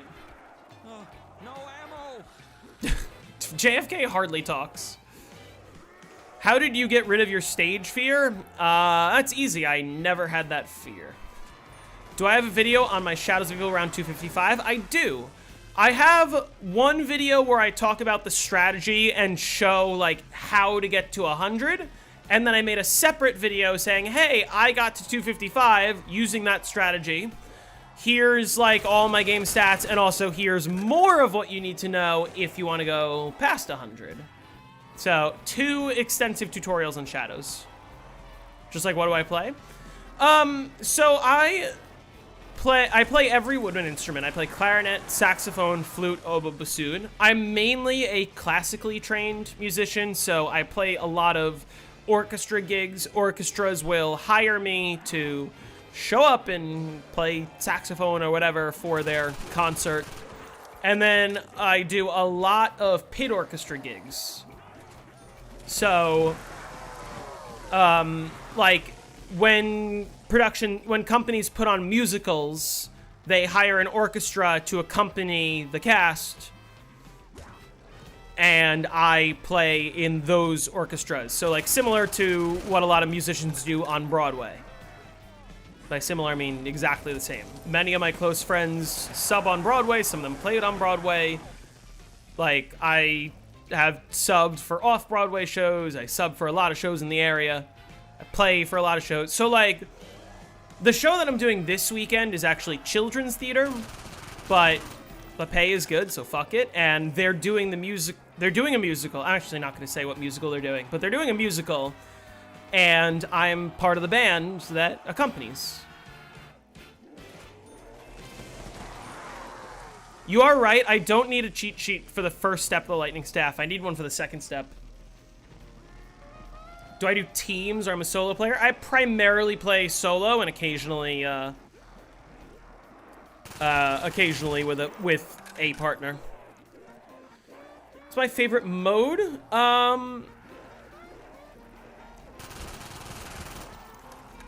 Mixolydian.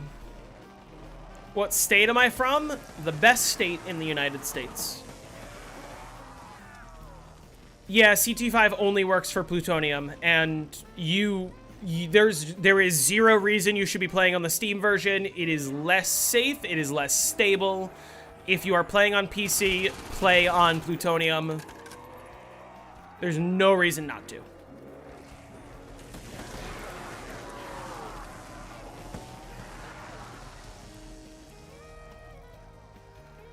Which state is the best state?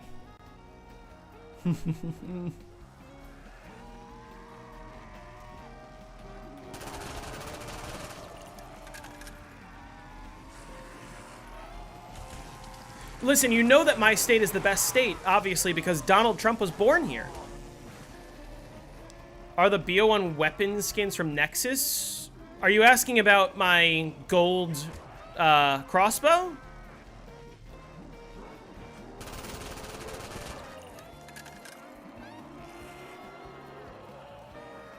Plutonium is malware? It's not.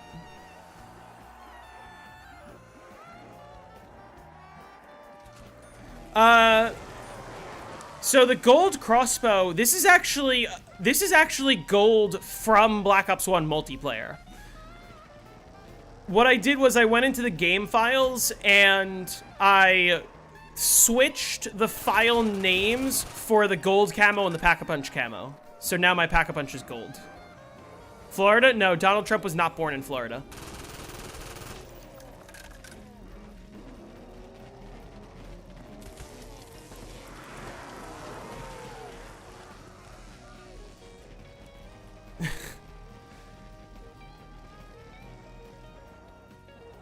I'm not from California. But you're very close with that guess. Maybe not geographically, but you are close with that guess. How do people do this? If you remain patient, one of my next videos will be a tutorial showing you exactly how you can do this. We all know Connecticut is better than New York. Yes, definitely. Actually, I have a story about that. But no, yeah, one of my next videos will be a tutorial on how to get to round 100 on 5. And you can check out on my channel, I have a playlist. Nightbot just advertised it right there. I have a playlist of all of my tutorials. Texas? No. Think also blue. Yeah, New York. I'm from New York.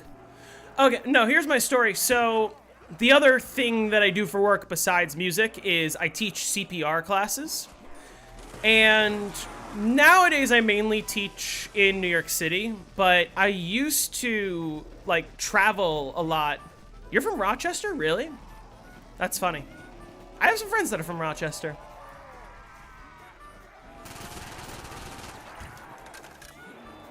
I used to travel and teach a lot of CPR classes, and I'd sometimes drive to Connecticut to teach classes. And there was one day where, like, I had a CPR class in the morning, and then I had a CPR class in the early evening, and I had, like, 4 hours to kill in between. Or, like, it was, like, 4.5 hours between the two classes. And so I'm talking to the people in my first class, and I was like, hey, you know, what do you guys like to do for fun around here? Like, I'm just trying to, like, kill an afternoon. And they were like, oh, we love to go to New York City. That's so, like, that's what we do. And I was like, what? Do you have, like, anything fun to do in this town? And they're like, not much. You know, you could go to, like, the Stanford Mall. And I was like, the Stanford Mall is like a fucking hour away.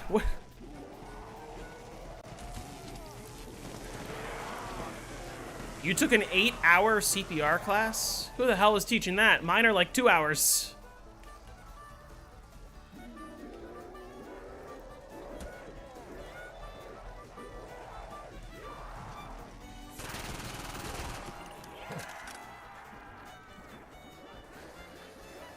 Malls are kind of dying, though.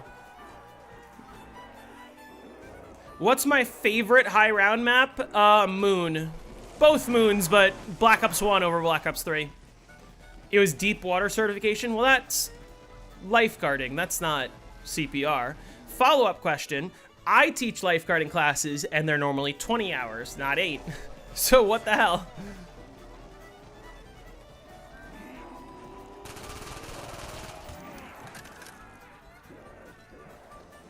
What are my thoughts on a DNR?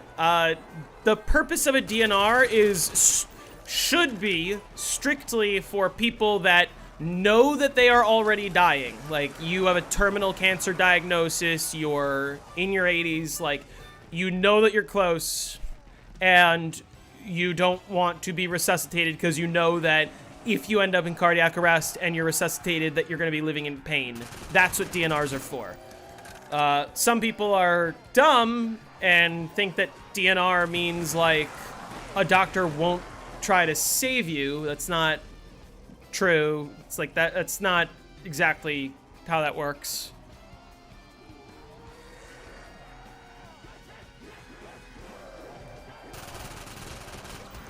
Yeah, the lifeguard classes I teach are like 20 hours.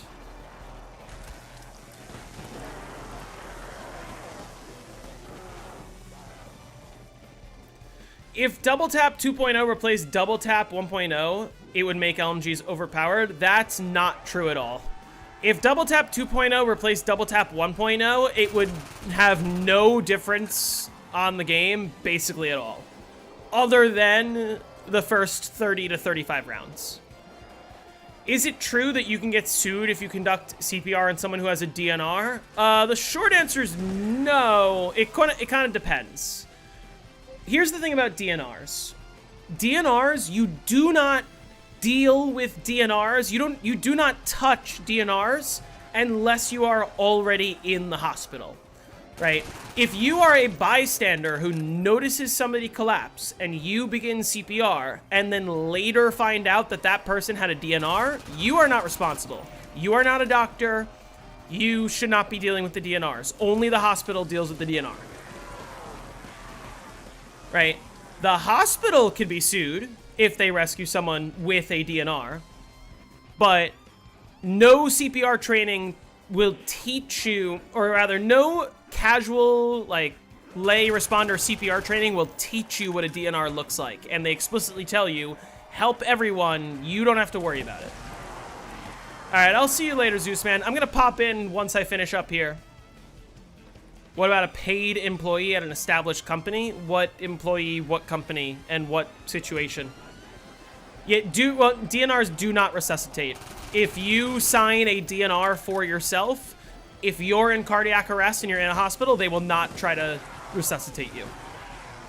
Which, again, you should only be using a DNR if you know that you are terminally ill, or you know that you already don't have much time left on this earth, and you will be suffering if they do revive you. That is what DNRs are for. But also, like, again, if you're outside the hospital and something happens, you will not be held liable for rescuing someone with a DNR. Because you're not supposed to know that. Does financial suffering count? I mean, no, but also, like, anyone is allowed to get a DNR. You don't have to actually be suffering to get a DNR. It's just doesn't make sense. Like a restaurant or retail location, someone passes out in line. How do you know they have a DNR? When was last thief round? It was 95. So we're praying for the 99 thief.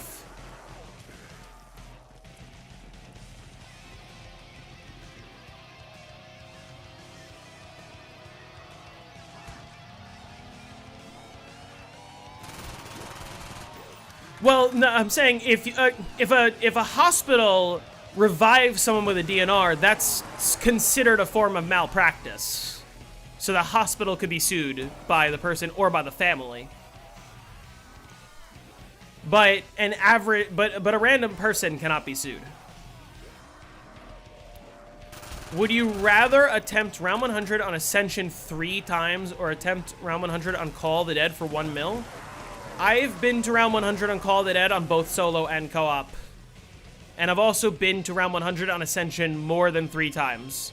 So I will take the $1 million and let you choose. Unless you're saying, like, unless you're saying I'm not allowed to die, I have to do it on my first try, in which case I would say Ascension, because I don't know, I'll be better at it.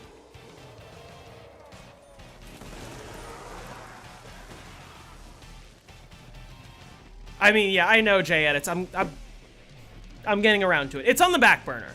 It's on the back burner because I want to save it for a good opportunity, like when it gets voted in the series.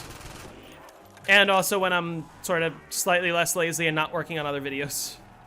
How long did Call of the Dead 100 solo take me? Oh, fuck. I don't know, because I wasn't there for most of it.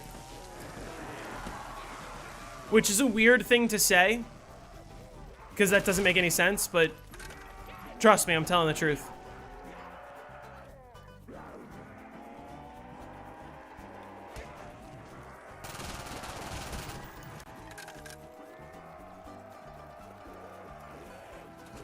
Did I actually? Yes. I'm not kidding. The footage is all on my channel. It is unlisted, so you can't search for it, but I could show it to you. Yeah, I got to around 138. I glitched out every single window in the area I was in and let all the zombies bleed out while I walked away. Which I know kind of sounds like a disappointing answer, right? I'm not expecting you to be like, oh, wow, you did that so skillfully. Like, no, it's not like a legit thing. But it is the point is to be like, listen, you guys think that it's impossible. It is possible. It's possible and it's easy. It's just boring. It's just not interesting. Is that all of them? What the fuck? How long was that last round? Was that like 16 minutes? Why did Noah J cheat on his wife? This is the first I'm hearing of this. I don't keep up with all that sort of drama.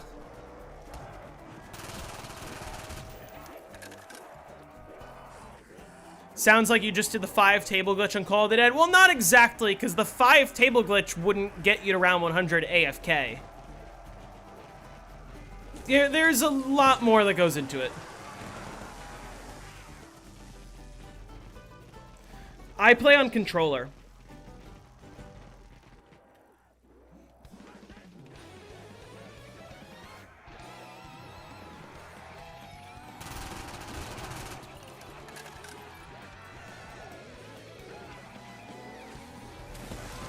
Does anyone know how the BO2 ranking system works? Yes. It's the ratio of rounds to downs. The way to get shotgun rank is high rounds, low downs. I don't know the exact ratio, but like that's how it works, basically. So just go for high rounds and you'll get a higher rank. Isn't controller kind of funky on PC? What do you mean by funky?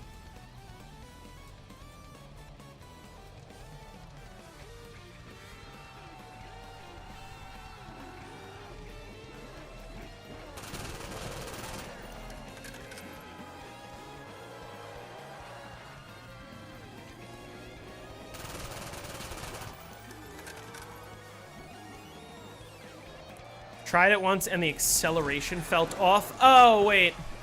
Are you talking about backwards movement speed? So on PC, by default, your backwards speed is slower than it is on console. Except there is a way to... There's a couple ways to override it. One of which is if you load into Dead Ops Arcade... So like on Black Ops 1, if you load into Dead Ops Arcade and then quit out and then load into a zombies map, it will fix your backward speed. But there's a couple other ways, like certain patches, and I think with Plutonium, it's like either just kind of on by default, or it's like a console command or something that can fix your backward speed.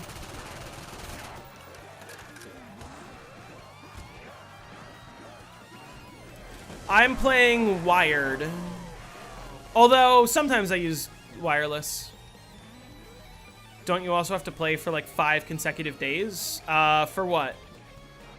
Oh, well, the 5 consecutive days is for the tallies, but the tallies have nothing to do with anything else.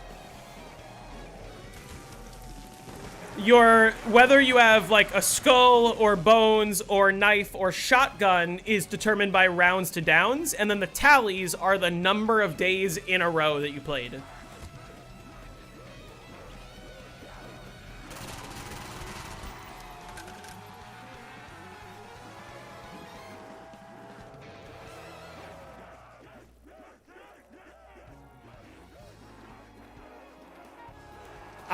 I would love to get to play Dead Ops Arcade for a tutorial. Glowing eyes just means you played 5 days in a row. It has nothing to do with your rank.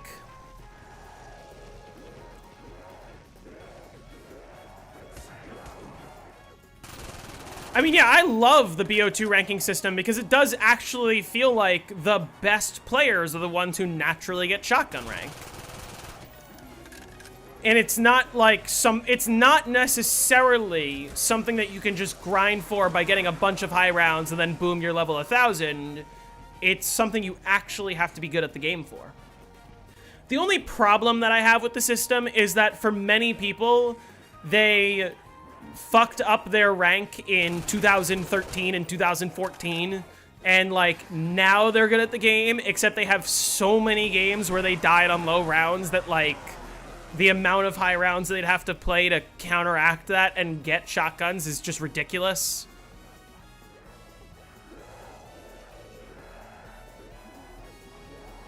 I do agree that they could have, like, had more ranks or just sort of expanded it in some way. You can't reset your stats on BO2 zombies. Not to my knowledge, at least. Obviously, without, like, just making a new account or whatever. You can also, I mean, in the year 2026, you can mod your rank to be whatever you want. Like, even on console.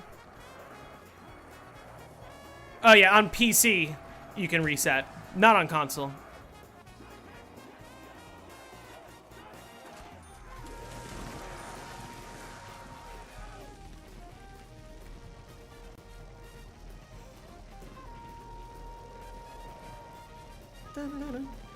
Yeah, okay, chat, I'm not gonna lie to you. If I don't get round 99 to be the Pentagon thief, it could either be 99 or 100. If I don't get it on 99, then I'm not going to have time to get to 100 this stream without being late to work. Which is annoying. So we're gonna pray for the 99. I don't want to stop now. I want to go for it at least. But if I don't get Thief on 99, then I'm not really going to have a choice other than to fucking end the stream on 99 and then pick up tomorrow. Which would be really anticlimactic, but it's fine, because I get 4-rounders every time.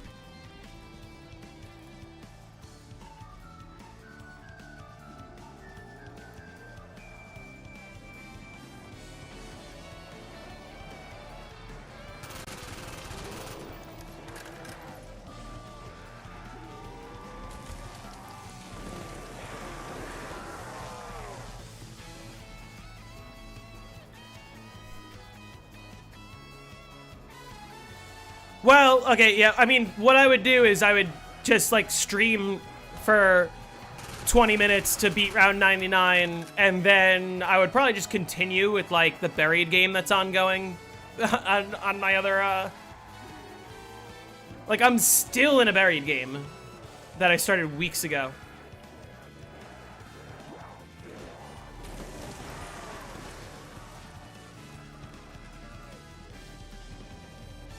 Yeah, we'll do a little bit of buried tomorrow after 5 if I have to end it.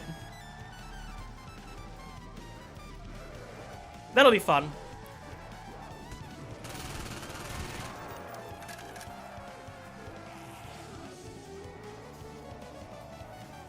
But again, let's just hope for the best. I have BO2 running in the background. Technically, so, like, you can save games, because there's certain settings you don't need on your PC, but you can hibernate your PC and keep your games going. And hibernation can survive a power outage. As long as you have the right settings.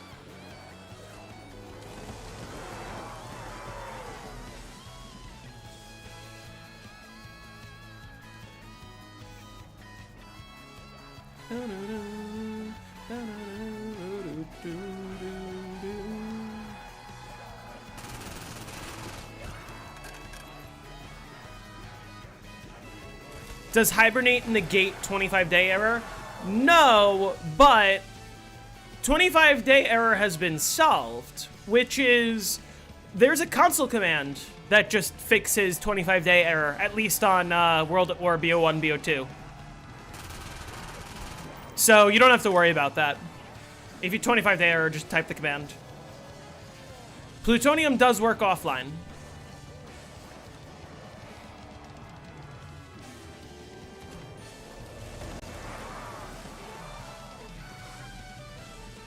"25-day error is solved on BO3, but I don't know if there's a console command.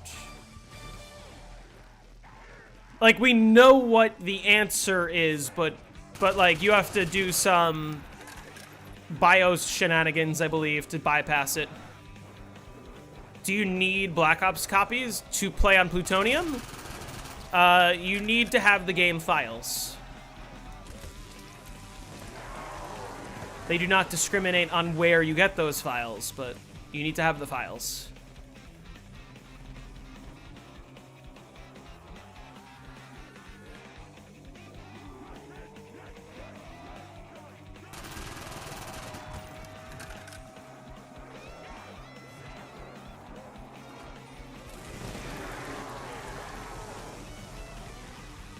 What size is my monitor? I actually don't know off the top of my head. Like medium size? I don't think BO3 is the same command. I don't think it works on BO3. I'd have to double check.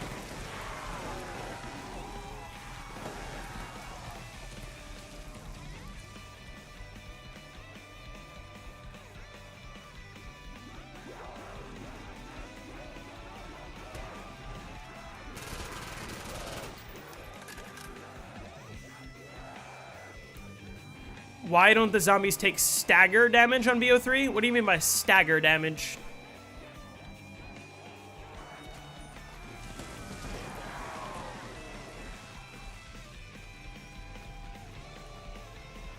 Yeah, eventually I'll measure it. I don't want to pause. Oh, did I not buy ammo? What the fuck?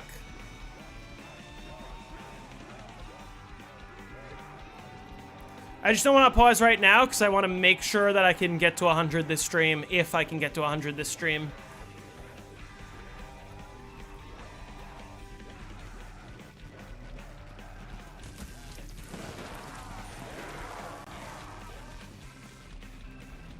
Can you get the record with this strategy? No, you have to run a faster strategy to beat the world record.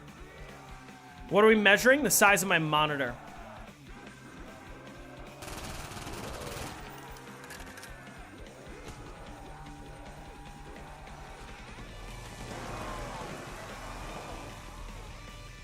So monitor as in the screen that's in front of my face. It's like weird that you would think anything else. What else could that possibly mean, my friend? Please elaborate.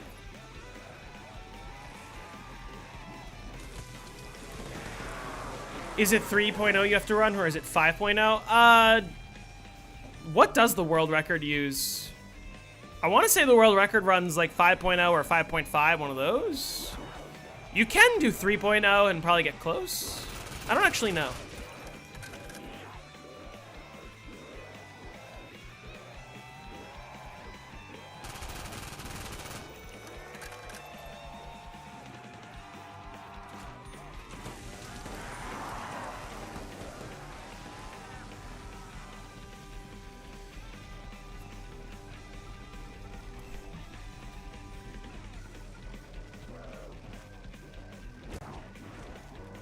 Will I buy Mule Kick just to have it if I run out of Quick Revives? Well, I'm not going to run out of Quick Revives. But also, no. I don't... There's no third weapon I want. I guess an insta-kill weapon for around 163 would be the thing, but if you're really playing that high, like, I don't think you want the MPL at that point. Or, like, you trade out one of your other weapons. Because you don't want Mule Kick on the map if you're going for a world record.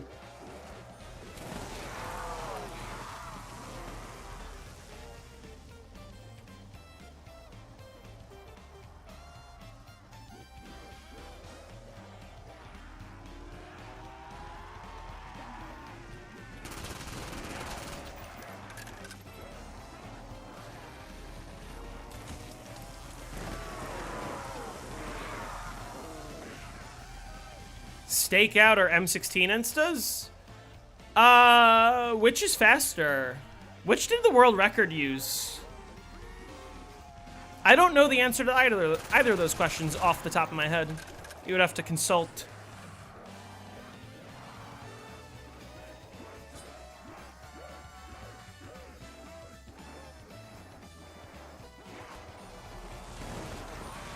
What's the round 100 I'm least looking forward to? I believe Nocturne Toten is probably close to, if not at the top of that list.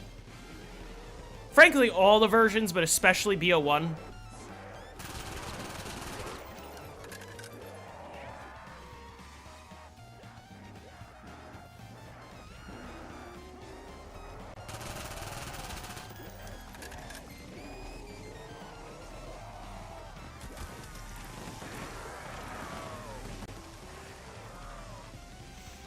Just because Nocturne Toten is just going to be a really long round 100. Not necessarily that difficult, but just so many box hits. BO3 Varukht I'm also not looking forward to. BO3 Shang I'm not looking forward to. Both of those are maps I have never been to round 100 on. I guess BO3 Varukht maybe will be easier than BO1. I don't even know if that's true, though.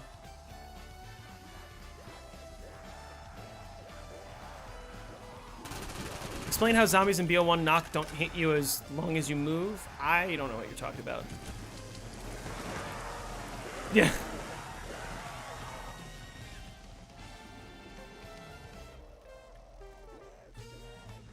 That's round. All right, it is possible that this next round will be the last round that I play. Possible.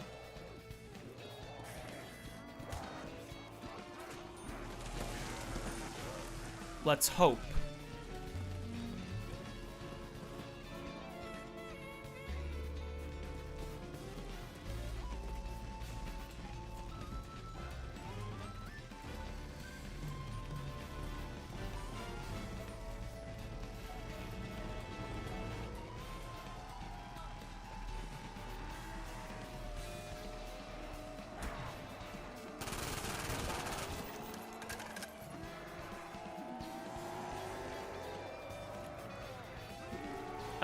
They're not gonna get killed by this trap.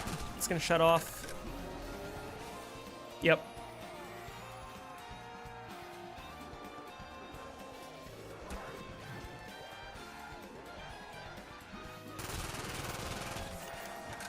I don't know if there is a way to do that, but yeah, Pentagon Thief is every 4 to 5 rounds. So we had it on 95. We are praying for the 99.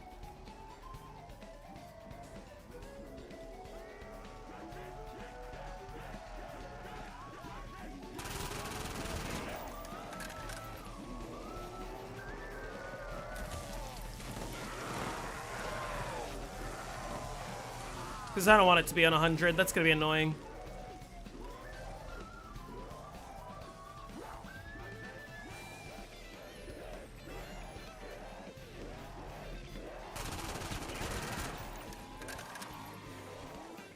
How many downs this game? Only 1 down, which occurred on round 81.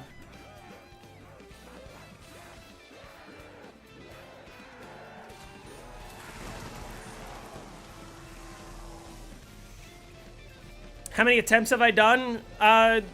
Basically like 2. I had a handful of runs that, like, ended because I died while setting windows or, like, ended before round 20. But I had 2 runs where I was able to get the setup, and this is the second. The first one I got to 78.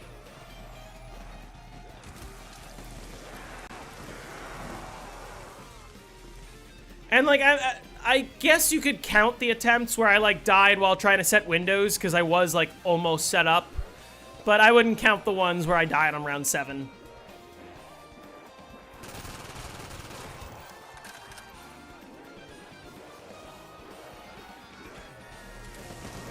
Yeah, Varukta is definitely the most attempts so far.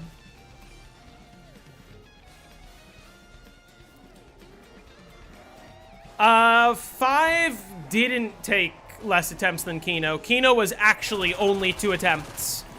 My first game of Kino, I got to round 41, and my second game of Kino, I got the run. And that was with no early game downs or anything dumb like that. Do the Winter's Whale Easter egg? Is BO1 my favorite zombies? Yes, it is.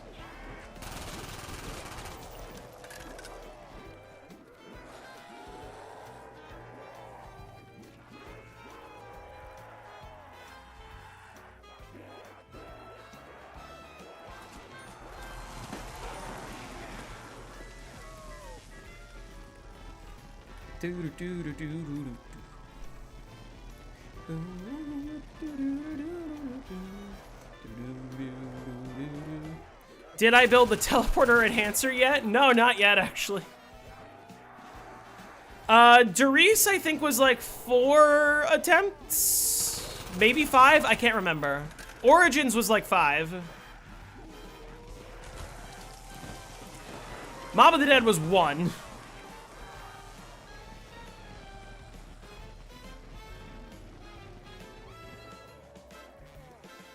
OG clickbait Nuketown Easter eggs. I mean, yeah, I remember a lot of those. Fucking golden ray gun and Jimbathy.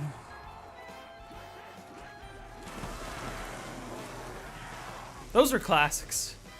Well, yeah, Mob I crashed on 97, but that was literally 1 attempt. I didn't even die in the early game. I didn't even restart for box luck.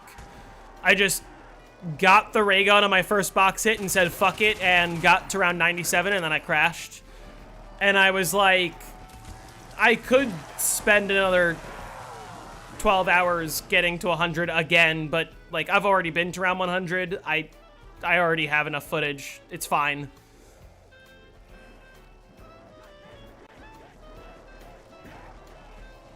None of the rest of my games have ended in crashes so far, though. I don't know what the deal was with Mob. What do you enjoy playing other than zombies? Probably my second most played game is Mario Kart.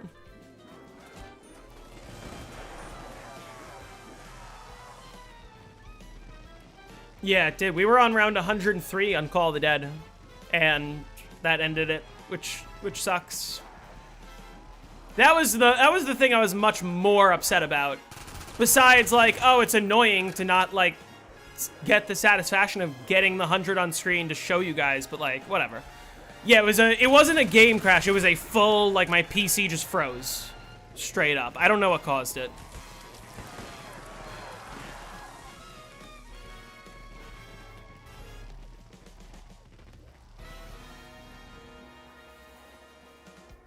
Do you think you want to go for a world record anytime soon? Yeah, I would like to go for a 255 on BO3 Moon. I would like to go for a 255 on Buried.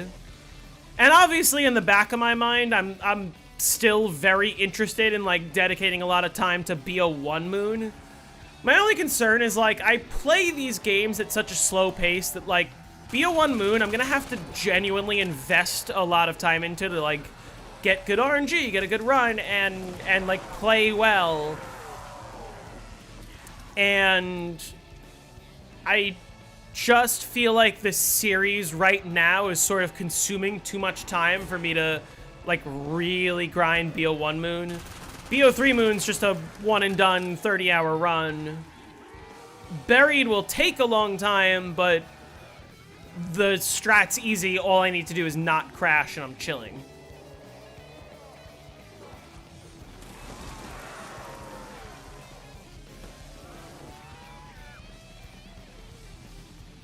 Normal Man has BO1 Moon on lock. Well, the BO1 Moon world record was beaten... Was it yesterday or was it today? The new world record is round 253 by... I'm forgetting the name of the player, and I apologize, but I literally just saw it when I woke up this morning. It wouldn't surprise me if Mole Man is the next player to beat the record on BO1 Moon. That wouldn't surprise me at all.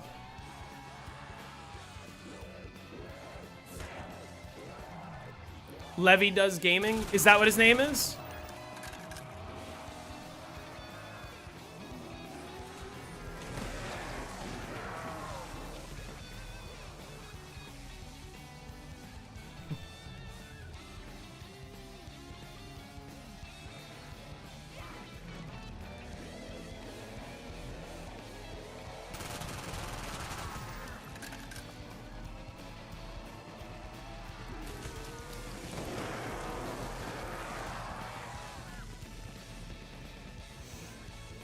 Still says for it. Well, yeah, he didn't submit it.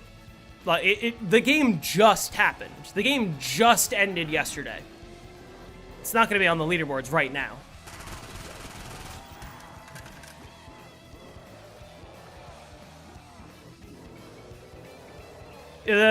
He linked the footage in my Discord server, like in the general chat.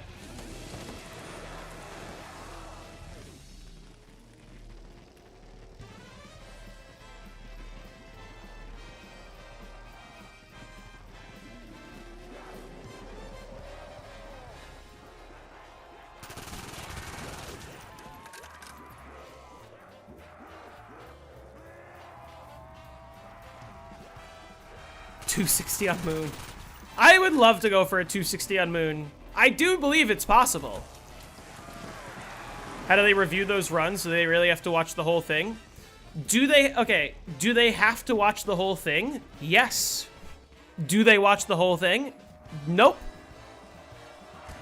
In case you're wondering why it's like such a common occurrence that we find out that world records are cheated, a lot of times it is genuinely because nobody watches the whole thing.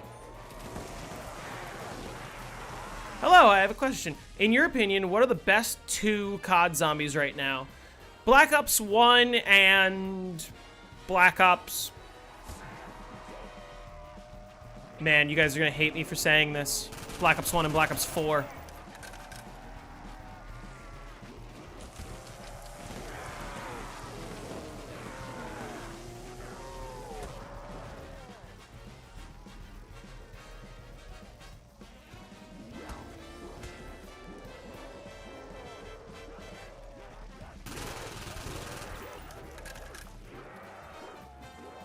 Yeah.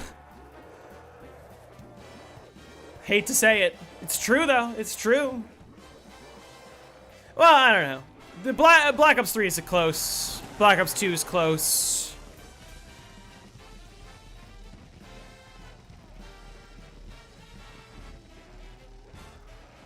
I think that every game from BO1 through BO4 is all really good in a unique way. I do think that BO1 absolutely nails it. I think that Jake hating BO2 is a little bit overplayed, but there's certain things about BO2 that are just, like, less interesting. I think that BO2 has better variety than BO3. Because BO3, there's a lot of strategies that just use Deadwire. Not all of them. And, you know, I am downplaying the nuance of BO3 by saying that. But, like... BO3's definitely got less variety than BO2, where you have survival maps, where you have maps for buildables, where you have maps with traps. Like, you're kind of doing a different thing on every map on BO2. What do you like about BO1? The atmosphere, general gameplay? A little of everything. I think that the gameplay is really well balanced in that, like, high rounds aren't easy, but once you get the hang of it, they're fun. And even though the gameplay loop is kind of repetitive right now, it's still more engaging than, like, most BO3 maps, than anything from Cold War onwards.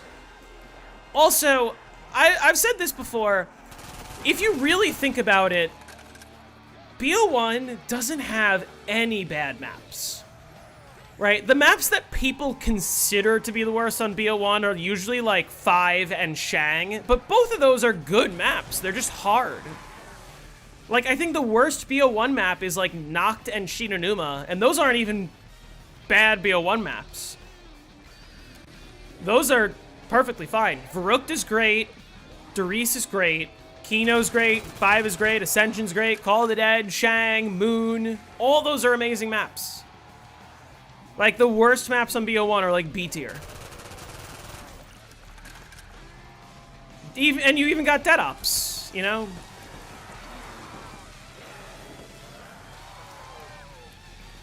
I always say this, BO3 is overrated, and the reason why BO3 is overrated is because Zombies Chronicles carries BO3. BO3 would not be in the running for being the best game if Chronicles didn't exist. Straight up.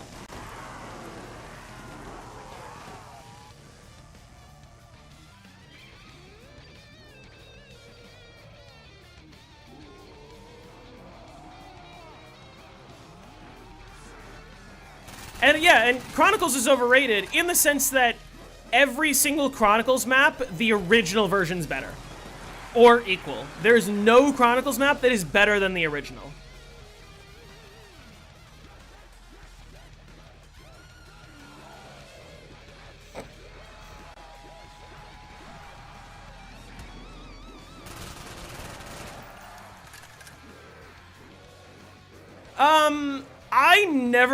For the most part, I never really play custom maps, but I will say, like, it is a given that BO3 custom maps sort of gives BO3 a leg up, but I don't count custom maps when I talk about it being the best game.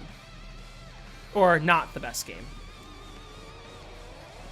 Origins BO3 is better. I think BO2 is better than BO3. Because BO2 is actually really interesting in, like, the nuance and intricacies needed to get to high rounds, especially because of the low reset. Whereas BO3, like, yeah, you camp with the staff for a while, but eventually you just start dead wiring and you get 255 in 90 hours. I wouldn't put World at War above BO3. I would say if I'm ranking World at War through BO4, World at War is the worst. And it's not World at War's fault, right? It's just that it's the first game, so it's primitive, you know? It's the first game, so it's got a lot of bugs that, like, shouldn't exist, but because the game, but because the mode was so new and because the mode was so, like, side mode and no longer a main, or, like, not yet a main mode, that's, like, why World at War is the way it is. But also, I do think basically all the World at War maps, except for maybe Shinonuma, are better in the Black Ops 1 form. Which is why, like, Black Ops 1 is so good, because you don't, you know, World at War is fine. World at War custom maps are goated, that's true. But these days, BO3's got some excellent custom maps. Even BO1 and BO2 are getting custom maps nowadays. This round should be close to over. I'm praying that we get the 4-rounder. 4-rounder would make my life easy. I forgot to buy ammo. Oh no.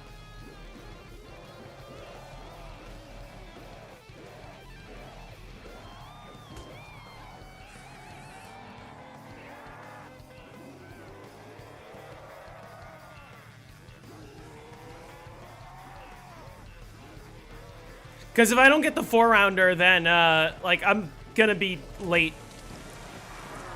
to work.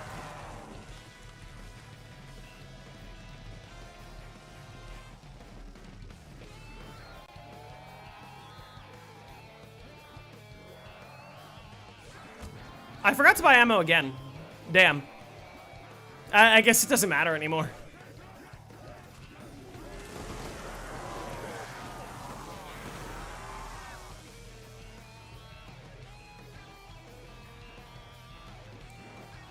The Boomhilda is even better. Well, I would say the Mark II's worse on BO3. And the Boomhilda's, I guess you could put AATs on it. Please, game. Please. Please. Give me Thief. Give me Thief. Come on. Yes! Yes! We did it!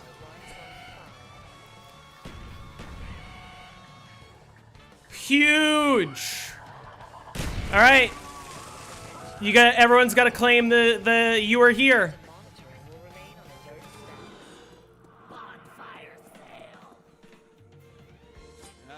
Woo! Another round 100 done. Pat my MPL. I don't want to go into the Pack-a-Punch room just yet because I actually want to move the box first. Woo! There's the 100. Love to see it. I guess I could have glitched the trap to show that off, but I'm just gonna defer to TTS's video. Okay, now here's what I am gonna do. I want to move the box. So I'm actually gonna go down to the labs. Hopefully this brings me to the labs and not the war room. Whoa! What the fuck? What was those animations?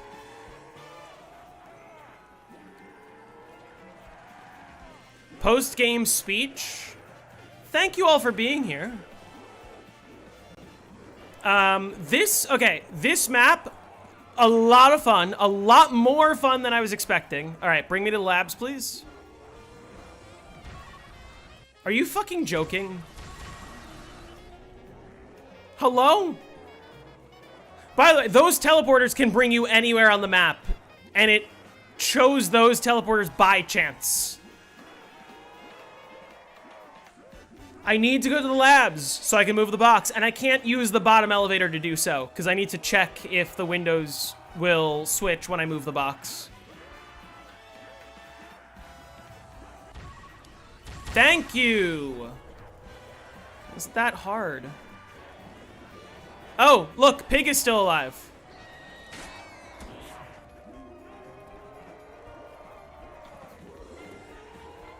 Where is the box?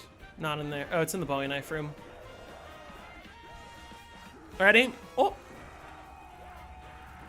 So many people don't know about that.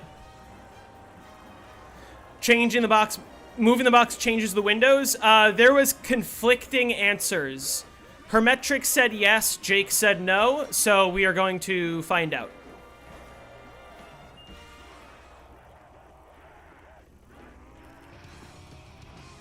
Don't want to get too close. I'm sorry, but this is an extremely funny way to hit the box.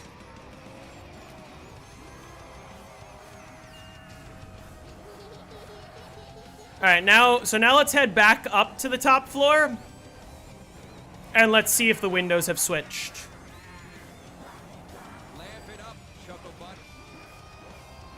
Iceberg also says no.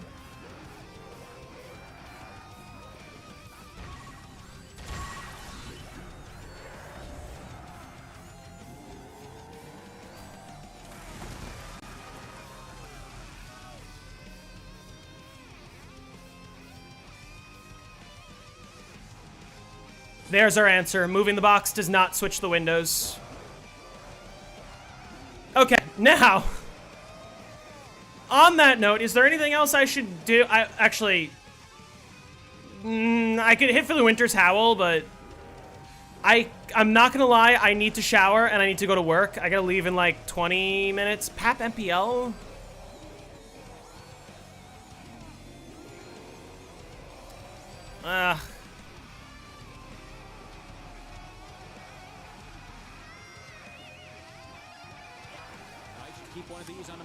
Quickly. But then I really have to go because I have to get ready for work. So we're gonna end the game real soon. I also gotta fucking hit the switches. Now Pack-a-Punching will change the windows.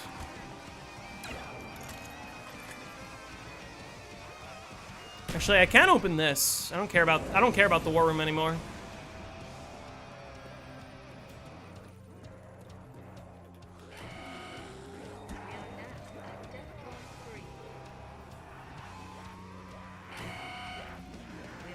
No, I'll pack a bunch of the MPL real quick and then we're calling it.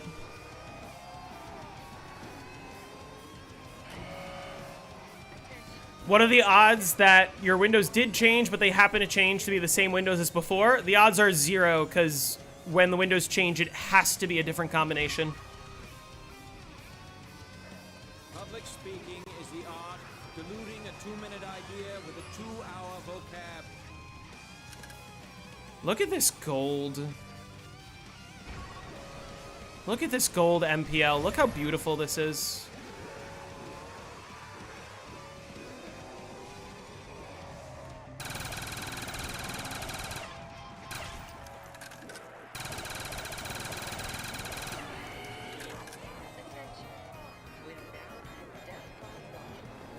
Lovely. Can you stay in the pap room forever? After like a minute, the doors to the pap room will open. You can stay inside, except it, except the zombies will chase after you. And so, like, the short answer is like, no, you can't stay there forever. You're gonna die. All right, so now that I entered the Pack-a-Punch room, now my windows have switched. So this is really gonna fuck me up here. Did I go flawless? I had 1 down on 81, so I was not flawless.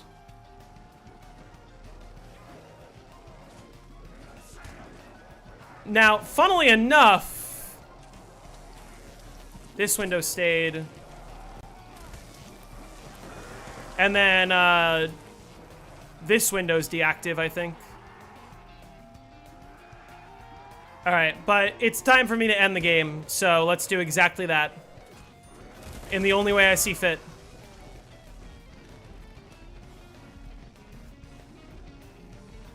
I can't really run it like that with that window combination. I never hope for an easy life, just to be a stronger man. GG. There it is.